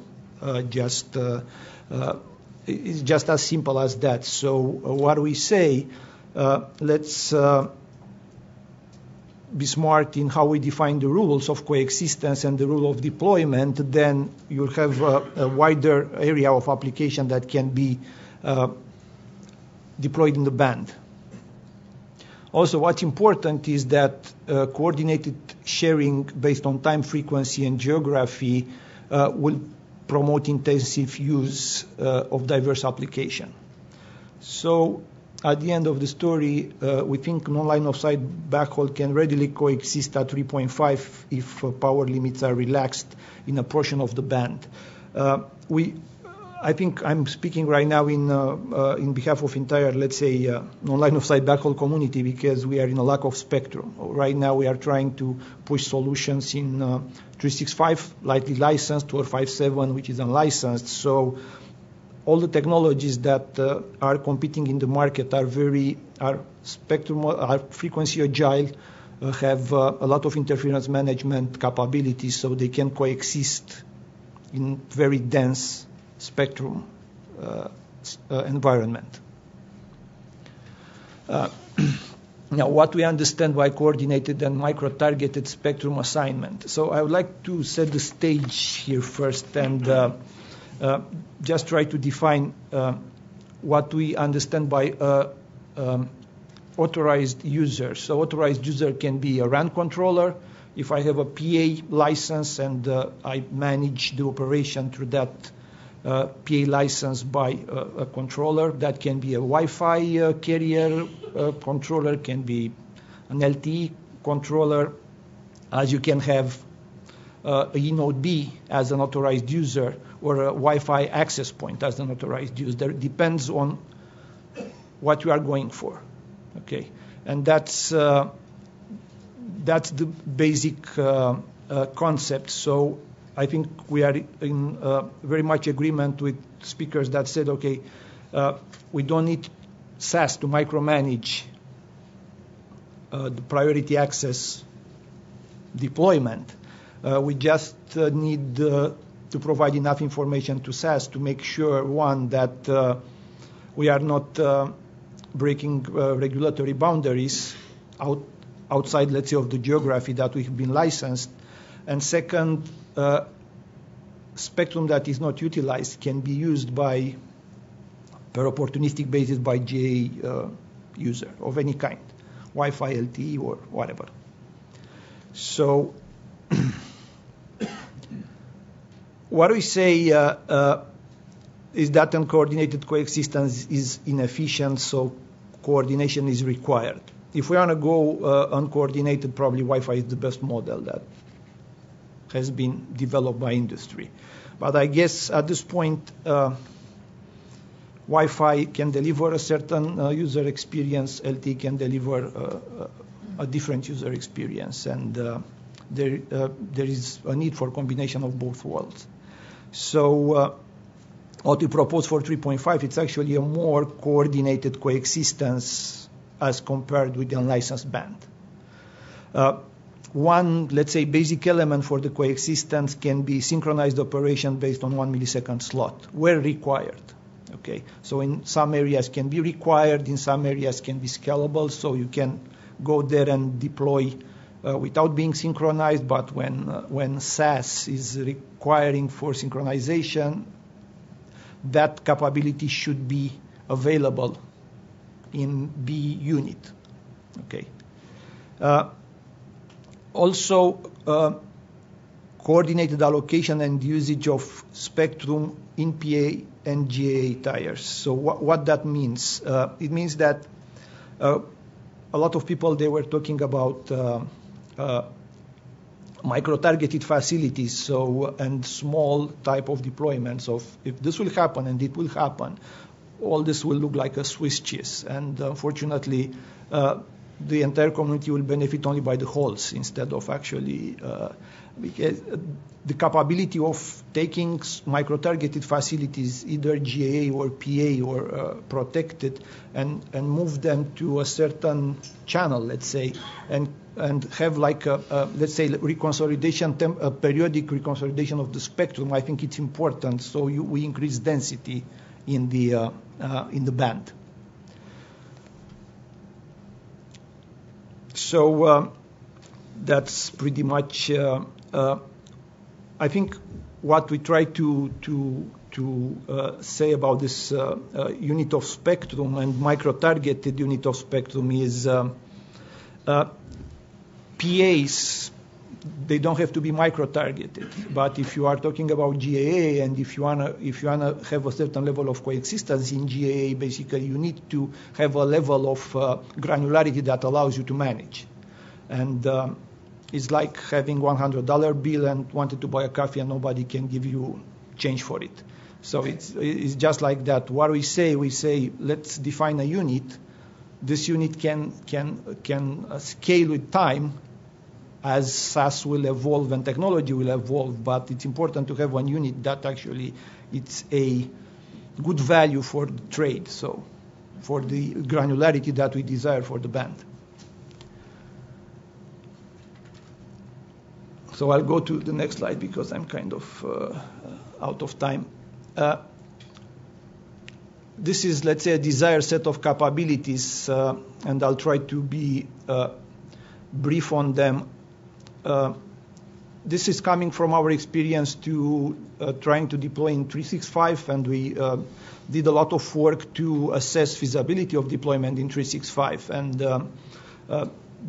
those things are based on experience that we have right there, and it's very simple. You have a protocol that says, okay, if you feel interference, you have to shut down. Okay, then what? In practice, once you shut down to resume operation, you go for another channel. The problem is that you don't know for what channel you can go because the channels are not structured, and the FCC database tells you all the let's say authorized users that are deployed, but they don't tell you important things like what channel they are working. Okay, so basically it's a very complicated problem to tackle. Okay, so that's why we say that scanning and sensing at least at the network entry is very important, because you can give back to SAS what you see. Also, synchronization capability, DFS capability, and capability to hop fast over channels, so dynamic changing the channel is very important. The problem is to be able to change channel, you have to know where you can go. So the basic concept is SAS will tell you, okay, those are the channels that are usable. You can go and establish yourself there as a GAA user, but you have to be aware that when SAS advises you need to change the channel, or you are able to change the channel if interference comes there, so you can keep operations going. Okay, I apologize, Redo. I don't want to be rude, but we're just running out of time. I appreciate if you could just stop it, yeah, because we just, even for question and answer, we have less than 15 minutes. Well, thank you, all of you. I apologize I had to, cut you off. We have a few questions here, a few questions also from the audience. You would like to pose this question. I would like to ask the first question, and this is not a targeted question, could be applied to any of you. Please feel free to answer. And is what should be the basis for determining what constitutes interferences? For example, should it be based on parameters established by the service that is being offered, or some signal threshold, something like for example, rise in noise floor, or some loss of data throughput, or some other metrics? Just have a few thoughts on that. First of all, I don't think you can set a universal interference threshold for the entire band. It would also depend on the particular application. For instance, your radar system may have a different interference threshold that it can tolerate from satellite system or some other military users. So it would be dependent on the particular application and what levels of tolerance, interference they can tolerate. And that would be something that would have to be decided a priori for each application, saying this is my area of application, and within this boundary, this is the maximum level of interference I can receive from any other user. One like that is with respect to the radars, it depends on what they're tracking, what constitutes interference. And so if they're long-range scan, it's completely different from they're looking at the sea surface, it's lifeboats that are floating in the ocean. It very much depends on their operational modes. We're fighting this fight in ITUR right now, and there's all these things about the noise temperature of the sun and the rest of that, but they aren't related to commerce. And commerce is the issue of, can you do commerce in this band? And if you're going to do commerce in this band, you have to have reasonable commercial deployments possible, and not an interference threshold that's set at 6 dB under noise, when in fact these systems operate at 50 dB over noise. I think just building on this point, I think it all depends upon what is the commitment that has been made to the incumbent or to the priority access users. So let's say if the radar needs us interference to be below a certain level for their operation, then that is the interference level. And when we are providing priority access licenses, then it should be pretty clear what the priority access user is getting. That if I as a PA user have purchased or have acquired a license within a certain census tract or within a certain building, then it should be clear what is the interference that I should expect. I think that's the main issue. I think you take on a crusade to the guy that operates the radar and say, oh, it's anything less than -6. I think there's all these other things to worry about in this. There's 20 dB variance in deducting. To argue 3 or 4 dB with a radar operator, it would just be set everything back forever. We should just accept his number and move on. I don't think it's going to lose that much spectrum reuse compared to other uncertainties in this whole thing. So I guess my next question is also like just more of an open question to the panelists.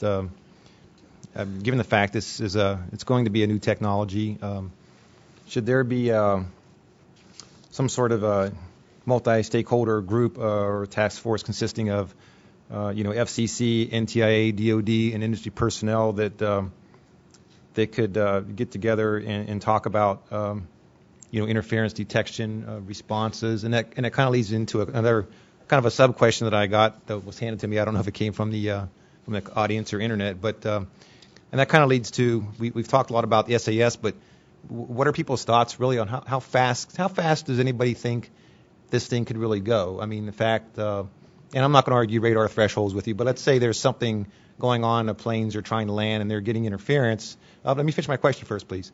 So really, what's the latency of let's say an event occurring, detection occurring? It's got to get reported back to an SAS. The SAS then has to talk to somebody, a device somewhere, and say you need to bump off this channel. Does anybody have any thoughts on, let's say, the latency of that? Because this really hasn't been done before, so it's kind of a whole new thing. Yes, sir. What has been done before in the DFS environment is to clear the channel entirely within 10 seconds, right? Once you do detect something, to put no more than 200 milliseconds of energy on that channel after you've done the detection. The messaging and sending it off to an SAS is in a different time frame, in a different era. You need to have that dedicated address to send a message to, but in terms of actually taking down energy that's near the radar, the time frames are under 10 seconds, and with a requirement of no more than 200 milliseconds of energy continue on that channel in that system, not just the base station, but also all of its clients. That's what DFS is. I believe me, I worked on that in 2003 till now, so I understand it well. So, but my question is more like in the U.S., DFS devices, client devices, do not have DFS detection. Clients do not do it. The masters do. Right, the masters do. So my only question was that. So you would have to have, and if it's not really been established, how the sensing network is going to get the radar information and then send that back out. So what you're saying, you think the scalability is on par with the current DFS rules? Is that what you're thinking? I don't know how long it would take for a base station to inform an LTE master to inform someone back on the other side that there's been an observation, but I don't think it's minutes. I think all this stuff is connected by fiber, and that the message transit times are, a few seconds at most in the buffering going through all the equipment to get to anywhere. So if you have the assumption that there is a reliable connection from each controlling system, then the times are very short. Now, the times to get it to other systems is a whole nother matter. All right. Thank you very much. Just want to add a little bit to that. And this is where I think it's important. Like, there could be a situation where you already know a priori when you have to give up the spectrum, so then you don't run into that issue because you already know. For scheduled events. For scheduled events, it is perfectly fine. And I think yours refers to when it is unscheduled. More unscheduled, unspecified time. And that is when I think latency becomes a bigger issue. And again, I think the difference also here is between what kind of user there is. If it is what we call like some kind of a controlling entity or licensed user, it's a lot easier to stop operation and most likely within seconds. Whereas, and that is where the open question is, if it's a bunch of unlicensed users, can we really get them off within seconds? And that is, I think, one of the main separations between the sort of the licensed and the unlicensed. You think it's a requirement? I mean, if you turn a radar on, no one expects it to work in a millisecond. It takes time to warm up and turn on. If you turn on a comm system, it takes tens of seconds, 30 seconds, when they build up networks and stuff. So does DoD ever say they want a pop-up requirement of 10 seconds? No, I wasn't talking about pop-up. I was just simply saying it's something transits in an area that's already on, that, if there's some network where some sensor somewhere has to say, I see a radar, that's got to tell the SAS that there's a radar here. The SAS then has to send commands out to other devices who don't have sensing. I was just kind of curious what people thought the latency that was. He seems to think it's probably fairly quickly can happen with interconnection, and as long as you have a reliable connection. We filed in Working Party 5A a mitigation method that is external detectors that communicate. Right. Which I haven't read their papers. I only do 8B papers, sorry. All right. Setting up a task group is a great idea. And once again, incumbent is an incumbent. He should not have any interference. It's as simple as that. So, incumbents should not have any interference. Primary users and secondary users should be able to tolerate interference, and mechanisms are the three things that we've been talking about: sensing, beaconing, and database. Thank you. One Question for Purvar, I guess, is with your presentation on advanced beaconing mechanism, where and how do you envision to fit the SAS to manage spectrum and protect the incumbents?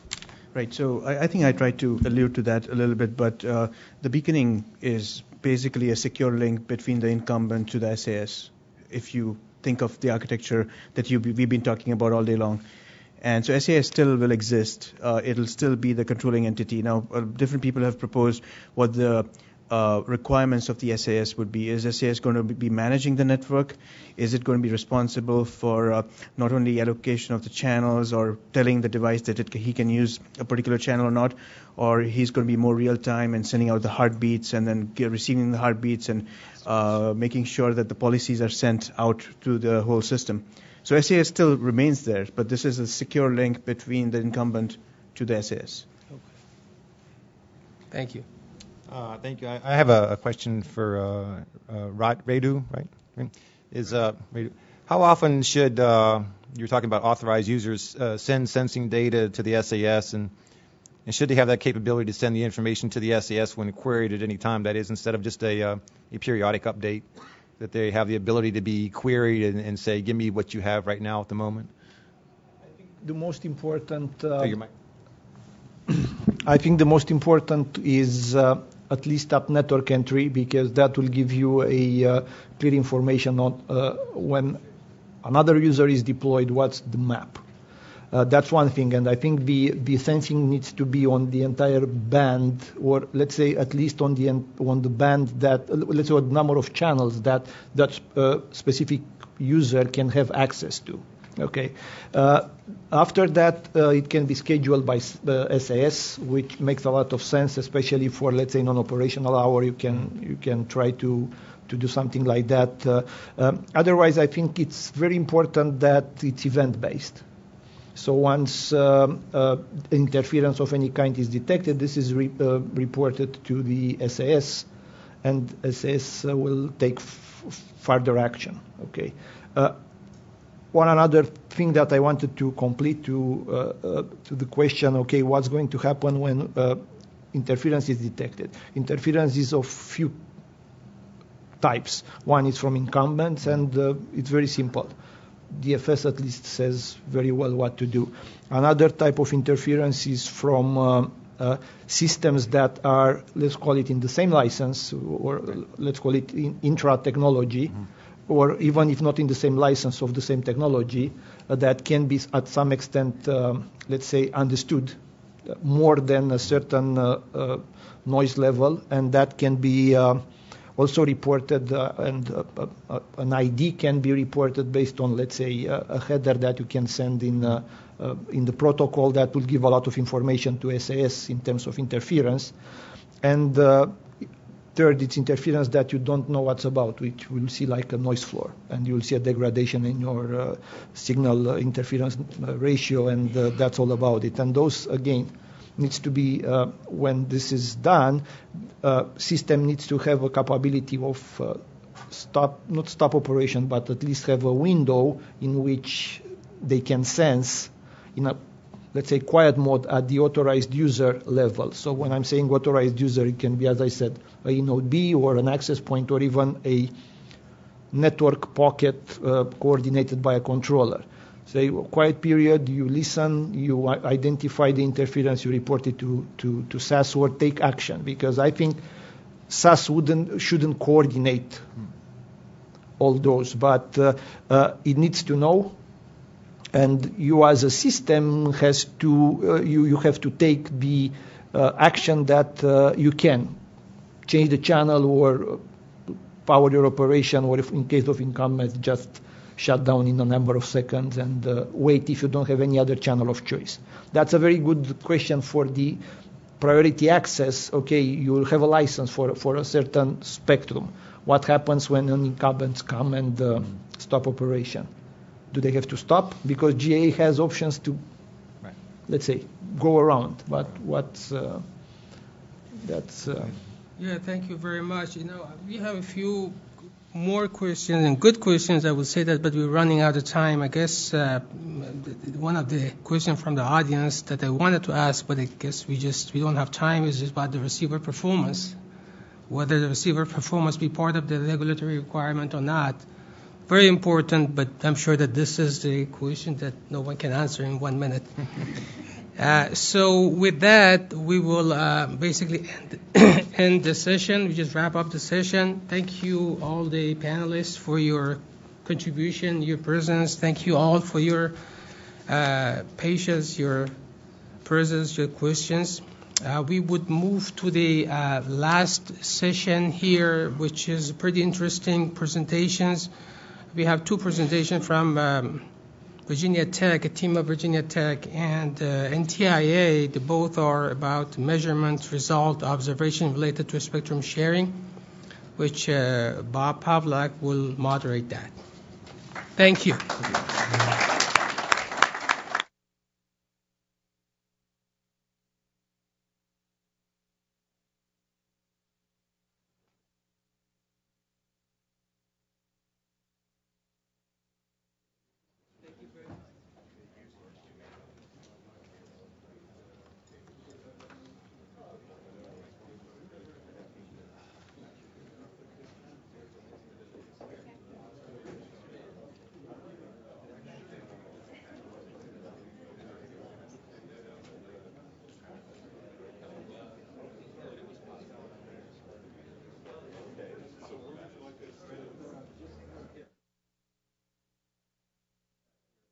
I'll do the introduction and you can speak.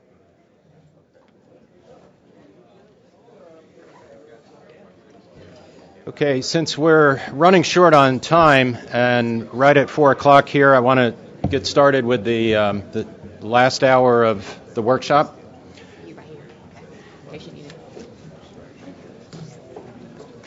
We have two presentations, and we're privileged to have with us three experts in this field who are going to speak to us on test measurements and performance observations related to spectrum sharing, and in particular around the performance of sharing between radar and non-radar systems. The first presentation is from Virginia Tech, and it'll be in two parts. We have Dr. Jeffrey Reed and Dr. Charles Clancy. Jeff Reed is the Director of Wireless at Virginia Tech, and he's a founding faculty member of the Hume Center for National Security and Technology. And Dr. Charles Clancy is an Associate Professor of Electrical and Computer Engineering at Virginia Tech, and will be speaking on cognitive Navy radars. So I'd like to introduce Jeff first. Well, thank you. I am going to talk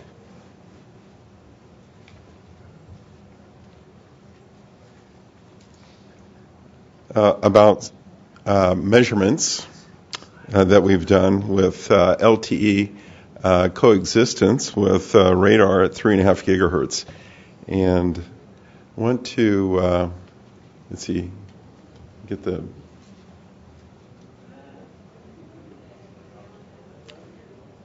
Okay, I'm in a VGA cable problem, but I want to thank my colleagues at Virginia Tech, as well as our colleagues at Dahlgren for helping with these experiments. And we're going to break this talk into two parts. I'm going to talk about some of the experiments that we performed at Wallops Island. And I'm going to talk about anecdotal evidence of coexistence of LTE and radar. This is far from a comprehensive study, but it does provide some interesting insight. And then my colleague, Charles Clancy, he's going to talk about an effort coming up this fall where he's going to be looking at how cognitive adjustments of the radar can help with this coexistence problem. So he'll give you a preview. So first, the test.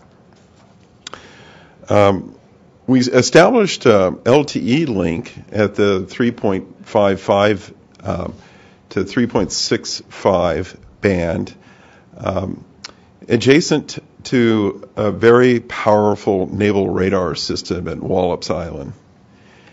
And we did some proof of concepts experiments to provide an existence proof that LTE and radar can coexist with each other.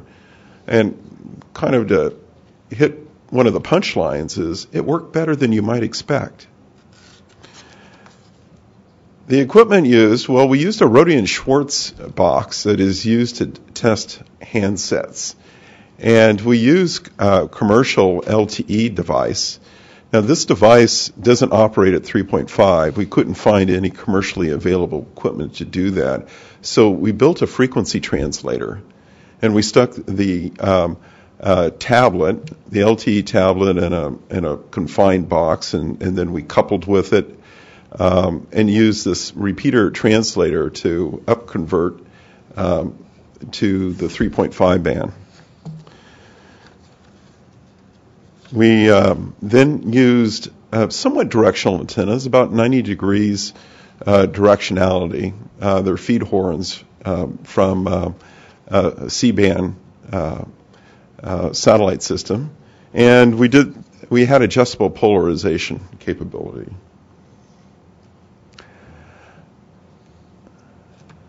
So our hardware was basically a UE, a handset that was coupled with this frequency repeater and translator. And we also had a coupling of the Rohde & Schwarz box with a repeater translator. It was built on analog components. We used the FDD version of LTE, 31 megahertz of separation between the uplink and the downlink. We also put an attenuator in the path that we would use on occasion to prevent saturation. So just a quick look at what that schematic looks like. I'm just going to flash through that, but basically we assumed a propagation path loss on the order of 70-something dB for the downlink, and likewise for creating the uplink. And here are the measurement locations. The red dots represent where we had the LTE set up.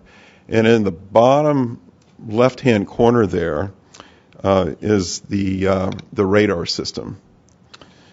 The first measurement that we did was at the visitor center, and here the radar was perpendicular to the link for the LTE system. And at the beach, much more of an open area, we actually had the UE pointed in the direction of the radar, and the E node B pointing away from the radar. So here the propagation paths between the LTE and the radar systems were parallel with each other.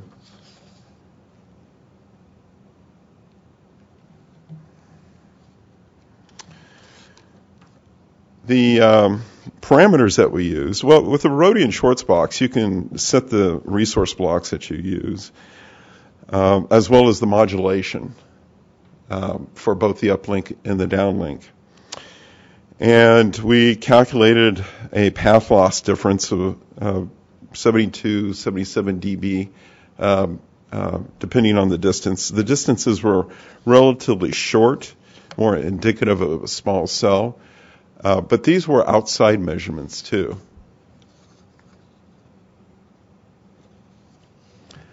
Here's a look at what the spectrum looks like. That big glob in the middle is the radar system. Red represents peak hole, blue is average. There's about a 40 dB difference in the power level between the top of the radar signal and the top of the LTE signal. It's about 80 megahertz per division on the x-axis.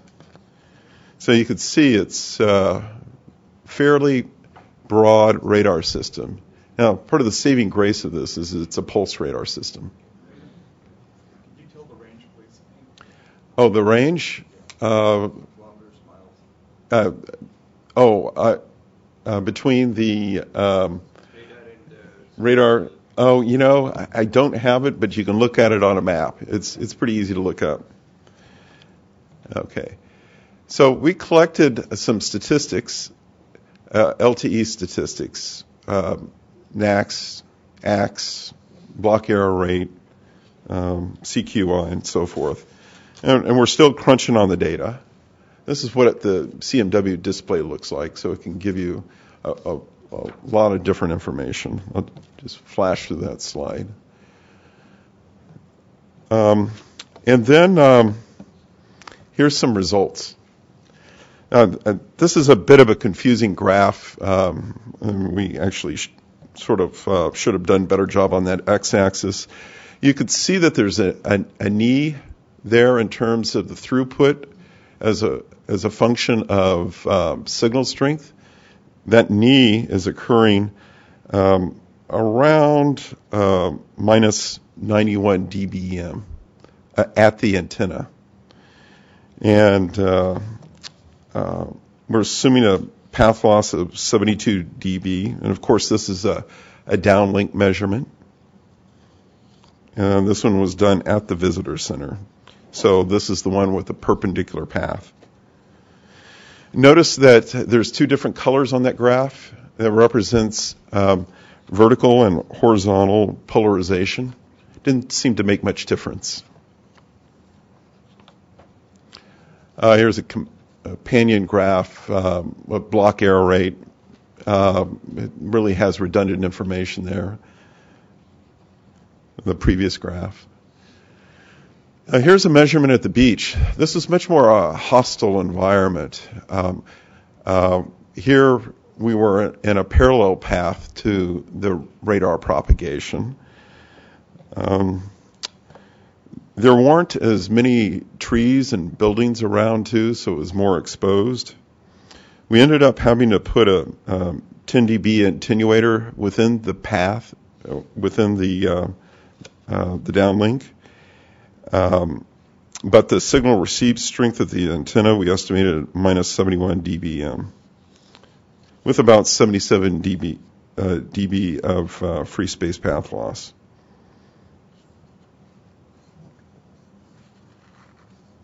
And this is just the corresponding block error rate. It's redundant with the previous graph. The knee is still at the same place. Okay. So let me just sort of summarize our observations. It worked better than what we thought it was going to be. It sort of was counterintuitive to us that LTE would perform that well.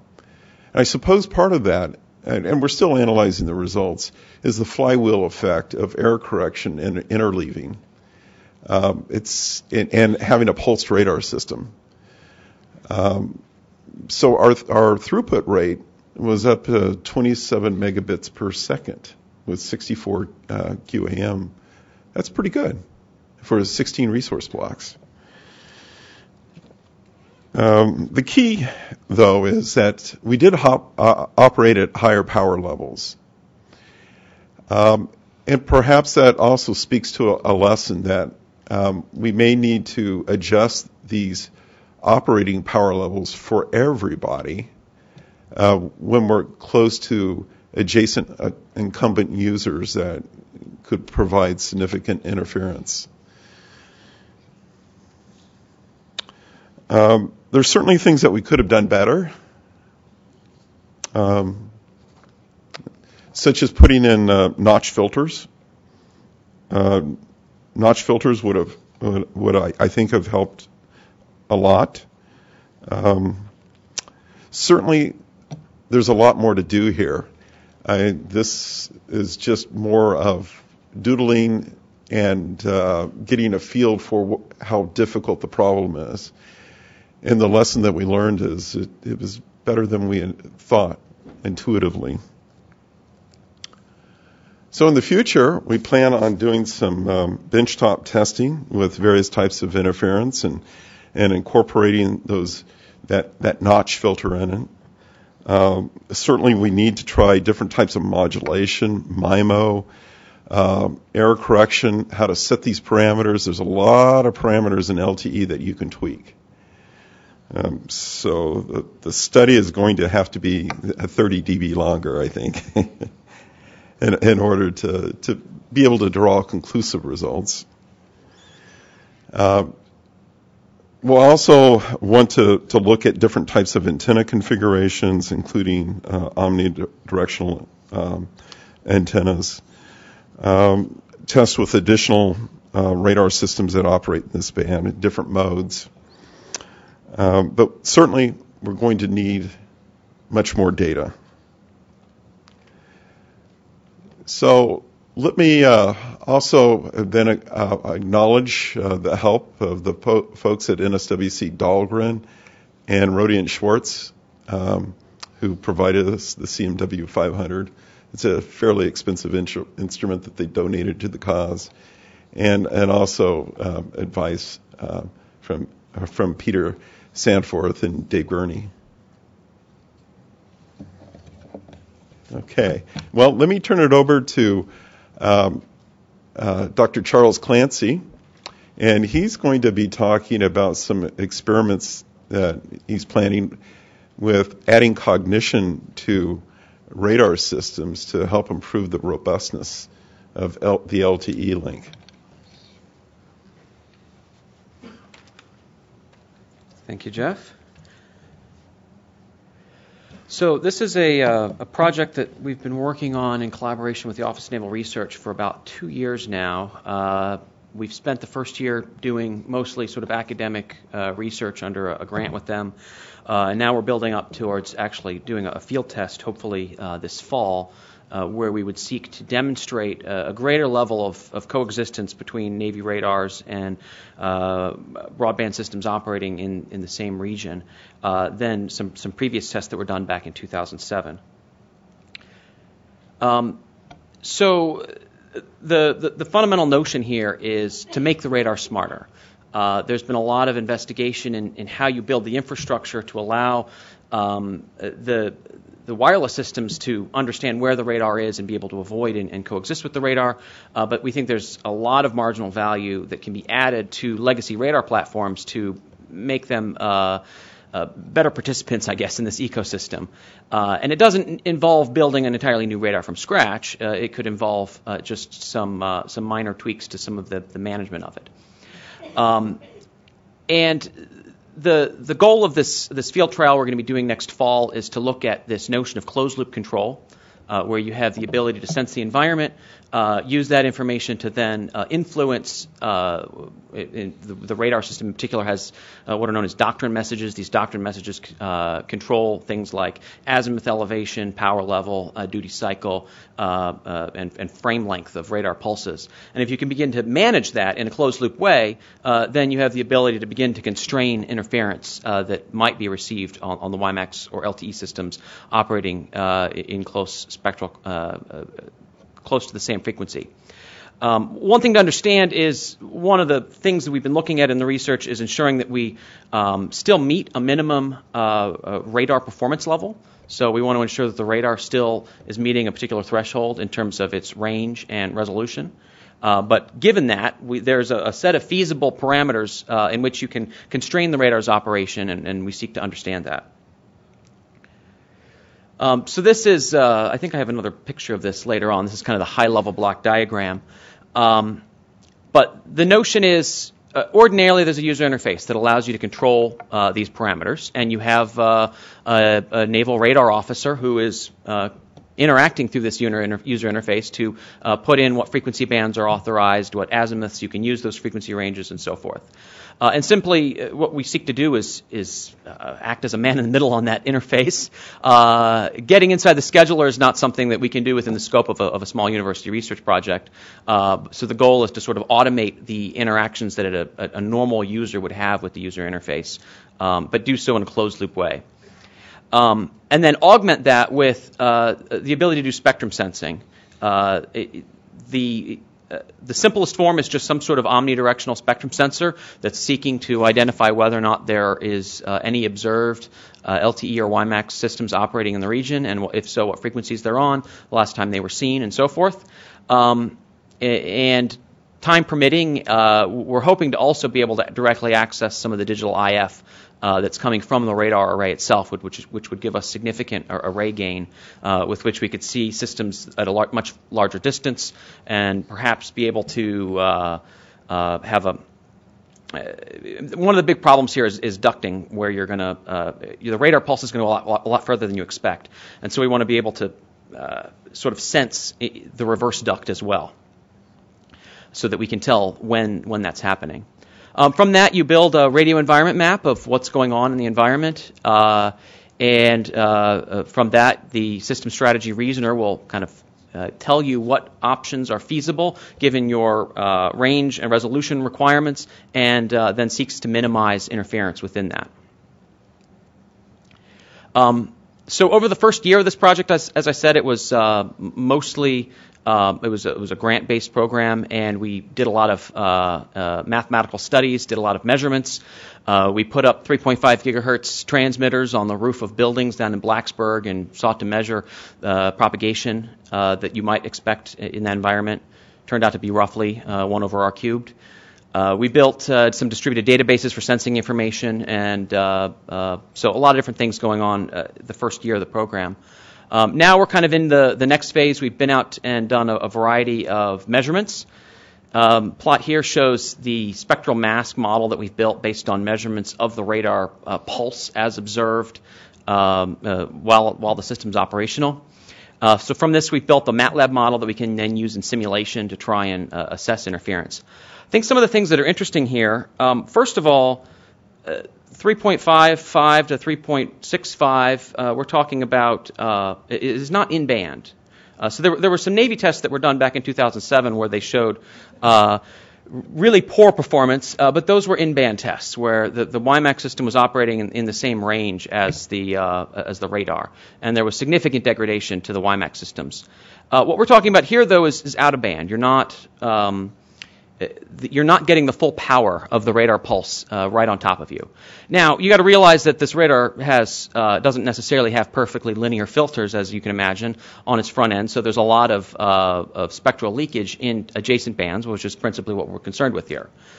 We observed essentially between I guess if you were sitting looking, if the radar was sitting looking straight at you, we were observing between plus 80 and plus 90 dBm of EIRP with the array gain out of band. And that sounds perhaps like a lot of power. We're talking about kilowatts of power here.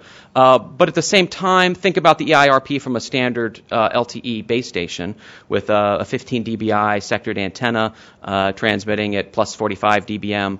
You might be in the same ballpark in terms of radiated power from an LTE platform. So that was what we've observed so far in terms of the radiated power out of band. Same picture from before in terms of the proposed integration. So I guess I'm going to get to the conclusions here because we haven't actually gone out and done the closed-loop test. Hopefully I'll be able to report in about a year the findings of that. But conclusions, at least so far, are one, that we don't expect LTE is going to, or WiMAX or whatever wireless technology is operating in this band, as long as it's got a decent bandpass filter on the front of it, it doesn't seem as though it's going to cause significant interference to the radar system. The radar system's out of band. There's hopefully filtering on the front end of the wireless system. So really what we're worried about is radar interfering with the LTE or other wireless systems operating in this band.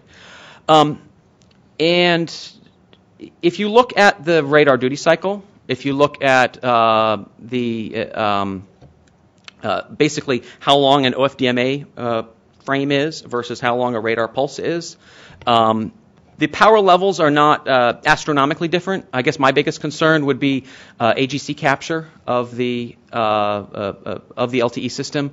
If you end up hammering the AGC such that the real LTE signal it seeks to talk to is always under the noise floor, then you're not going to do very well. Some of my graduate students have developed an impulsive noise filter that can detect the pulse and just sort of blank the radio front end for the duration of a radar symbol. And in simulations, at least, that shows that it's capable of mitigating the problem, but it does involve analog front end changes to the UE equipment. So then the question is, if the LTE systems can cope with the potential impulsive noise, either through a filter or through modification of the AGC in the front end, then at least it's my opinion that the hybrid ARQ mechanisms will be able to recover from the pulses and kind of ride through them as long as that mitigation is there. And if you can begin to understand all of these effects, you can, again, start to shrink the exclusion zone significantly as compared to some of the previous reports on proposed exclusion zones. So that is, I guess, my presentation. And what is it? Thank you, I neglected to indicate up front that, due to our time constraints here at the end, we're not going to be doing questions and answers in real time, but in the online discussion forum, we'll have an opportunity for any questions on the presentations here. So next, Frank Sanders is with us from NTIA, Institute of Telecommunications Sciences.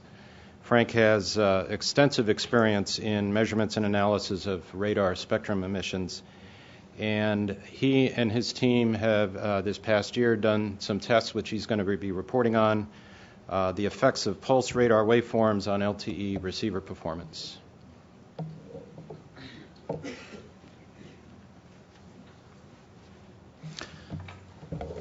Thank you very much, and on behalf of NTIA, we thank the FCC for the opportunity to be able to present this talk here today.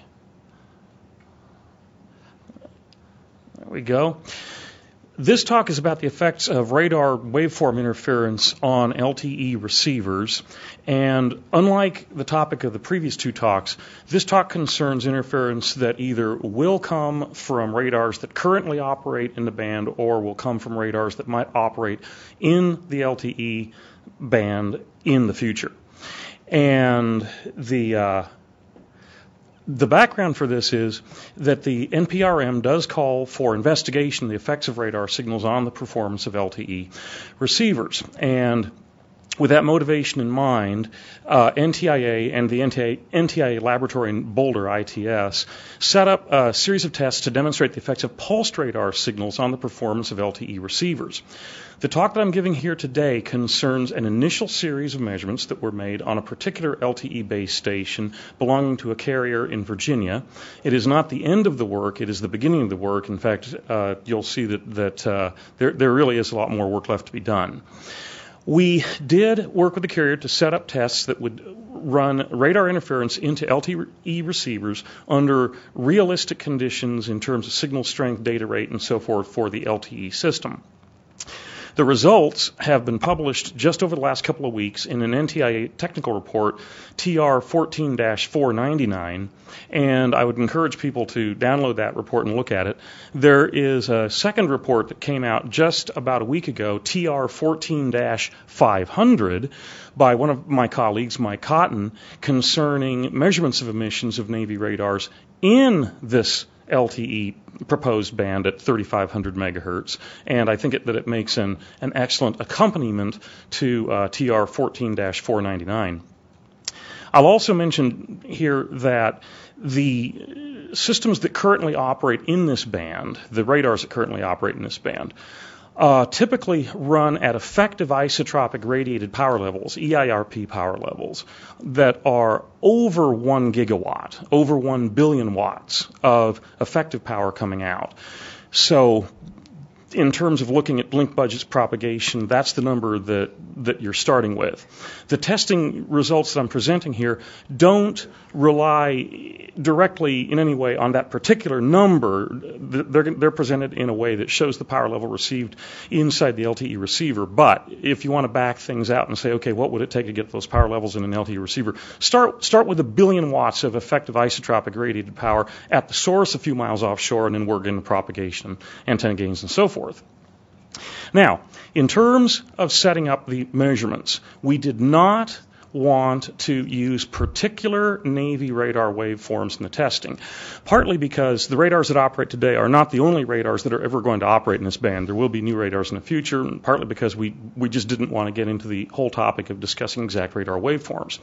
So what we did instead was to set up a matrix of waveform parameters, a matrix of pulse widths and pulse repetition rates that span the range of existing and, we believe, future radar systems that will operate, that do operate, and that will operate in this band in the future.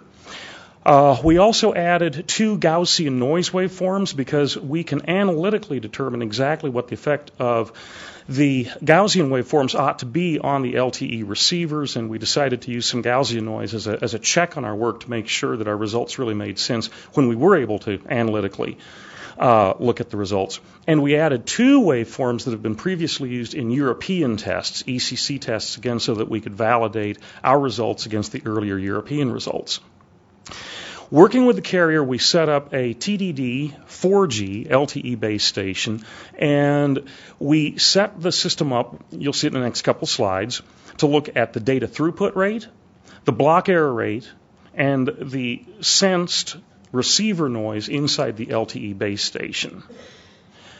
Things that we did not look at were effects on call initiation, effects on call handoff, and etc. We'll be doing that work in some future testing, very near future, with another company, Qualcomm. This table, these 2 tables, show the waveform parameters. They span a wide range of what are called duty cycles, the percentage of time that the radar waveform is on versus the periodicity of the radar waveform, running from 0.1%, that would be like a 1 microsecond pulse being fired every millisecond, all the way up to a 10% duty cycle, which for a pulsed radar is quite high.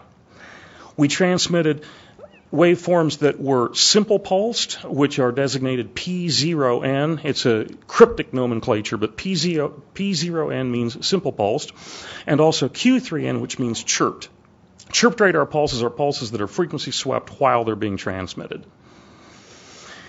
And this last table, the 3rd table on this slide, shows the ECC waveforms. We also added a terminal Doppler weather radar waveform, TDWR, because we thought it would be a good idea to add it to the parameter space for possible future use. It doesn't have any immediate application. And there's some fine print on this slide about exactly how we set up the chirping waveforms and so forth that I won't go into during the verbal presentation here. The scenario that we're looking at is in this highly horizontally compressed diagram, one in which a Navy ship floating in littoral waters, that is waters just off the coast, is coupling energy into an LTE base station that may be on a relatively high or exposed location, and in which user equipment modules are not seeing the interference from the radar. Now, this does not mean that we think that this would be the actual scenario in all cases, but this was a case that we could explore initially with the limited amount of time that we had to work with a particular carrier that was making equipment available for these tests. And we felt that this did represent not an unrealistic, in fact, represents a realistic scenario based on previous experience. Taking that diagram and turning it into an operational block diagram, what we have then is user equipment sitting in a laboratory on a bench with hardline connections to an LTE base station through a channel emulator. We did not do this testing radiated because we're not trying to do a propagation experiment. We're trying to see, once the energy gets into the LTE base station, what does the base station do? Propagation factors and so forth need to be added in separately to fully understand these test results. Coming out of the base station, we record, as I said before, the data throughput rate, the block error rate, and receiver noise level. The trick is to run radar interference into the base station without having it feed backward into the user equipment in order to set the scenario up and make it run. This is a detailed block diagram that I won't go through, but you can examine in detail and submit questions about this over the next 2 weeks via the FCC's input process if you have any questions. In the baseline configuration with no radar interference, the handset was getting 16 megabits per second through to the base station receiver. We set up what the carrier said was a nominal minus 83 dBm per resource block power level for the desired signal. The radar signals had no synchronization whatsoever to the base station's TDD time slots. And as I said, we did not look at call initiation or call handoff. We did not look at saturation effects or burnout levels. Again, we do plan to look at this with some testing in the near future with Qualcomm with some microcell 3.5 gigahertz LTE base stations. The LTE signal was 20 megahertz wide. We center tuned our radar interference to that channel. We were not doing off-frequency testing. This, again, is something that we'll do more of in the future. But initially we said, so what if we see the energy right on frequency and so forth? For the radar signal power, we would start off at a low power level and gradually step the power level up while we monitored the effect on the base station receiver. In terms of the test results that you're about to see some examples of, NTIA is not saying that any particular level of interference effect is acceptable or not acceptable for any given system. We're simply saying these are the data, these are the effects that these radar pulses have on this base station at the power levels of interference that you're going to see. We welcome inputs from industry and government agencies and anyone else on the interpretation and analysis of the results. We injected a total of 27 radar waveforms, actually 25 radar waveforms plus the 2 Gaussian waveforms. I'm only going to show 4 examples here just to give people the gist of the information. The data throughput rate starts at a nominal 16 megabits per second, which is graphed on the blue axis on the left. The interference power level increases as you move to the left on the diagram. That's because what we're graphing for the interference power level is desired signal S divided by the sum of the receiver's internal noise and the interference power level. So this is S over I plus N. As I increases, S over I plus N decreases, and so you get interference increasing as you go to the left. The data throughput rate is graphed in blue. The receiver noise level is graphed as a green line down at the bottom and is given units on the right-hand axis. And so here we see a really nice clean progression running from an S over I plus N of plus 15 dB over on the far right. So the signal is 15 dB stronger than the sum of I plus N. Nice nominal baseline state. And it stays that way till we get to S over I plus N equals about 5. So the signal's about 5 dB higher than I plus N. And then we begin to see some drop-off, and we ran this all the way up to S over I plus N of minus 13. We didn't go any higher in power level on interference because the carrier did not want us to do any damage to their equipment.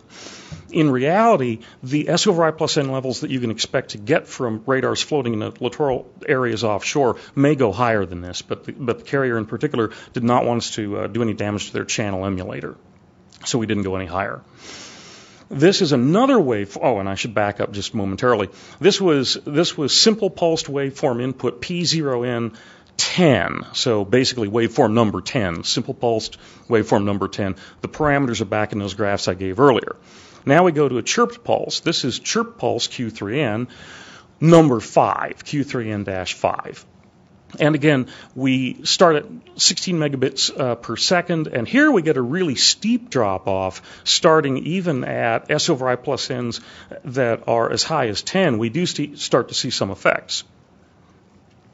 This is a waveform that gave us kind of a moderate effect. This was chirped waveform number 6. A little bit of effect, but even at S over I plus N of about minus 12 or minus 13, not impacting the data throughput rate all that much. And this was a chirp waveform, chirp number 7, which in fact never had any effect on the base station's performance at all the way through the entire test series. Kind of surprising, but there it is. So, having hopefully whetted your appetite to go and read the report, I'll say that in terms of future work, we want to test our hypothesis that we'll get similar results if we use a microcell LTE base station. We plan to do that in the near future. We really need to either do ourselves or have someone else do theoretical analysis to better understand why the various radar waveforms work the way they do and to predict what waveforms will do so that we don't simply have to do this testing on a constant or ongoing basis. We'd like to understand more about how the LTE signal detection processing algorithms handle pulsed radar interference. We do need to understand the effects of front-end saturation, front-end overload on base station performance, because there are cases where the low noise amplifiers in the front ends of the base stations and maybe the user equipment may actually suffer some saturation or overload in some scenarios. And we need to know the effects of only bursting the radar interference in on the base station. We ran interference in continuously for these tests so that we could get good data numbers. But a radar will typically burst in for 10 or 20 or 30 milliseconds on a base station, then disappear for a few seconds, then burst in again. So an actual base station somewhere watching a radar offshore would see these interference effects occur on a very bursty basis. What kind of effect would that have on the network? What kind of effect would that have on user experience and so forth? We don't know, but that needs to be examined. And lastly, we do plan to do work in which we will be injecting LTE interference into some radar receivers, looking at the reverse or the reciprocal effect on those receivers when they're seeing LTE systems on shore. And the last few slides are just a series of references that we think are worth taking a look at or reading that relate to this study and relate to this topic in general. And that's a link to the NTIA website where you can download TR 14-499 and, for that matter, downlink 14-500. With that, I conclude my presentation, and thank you very much for your time.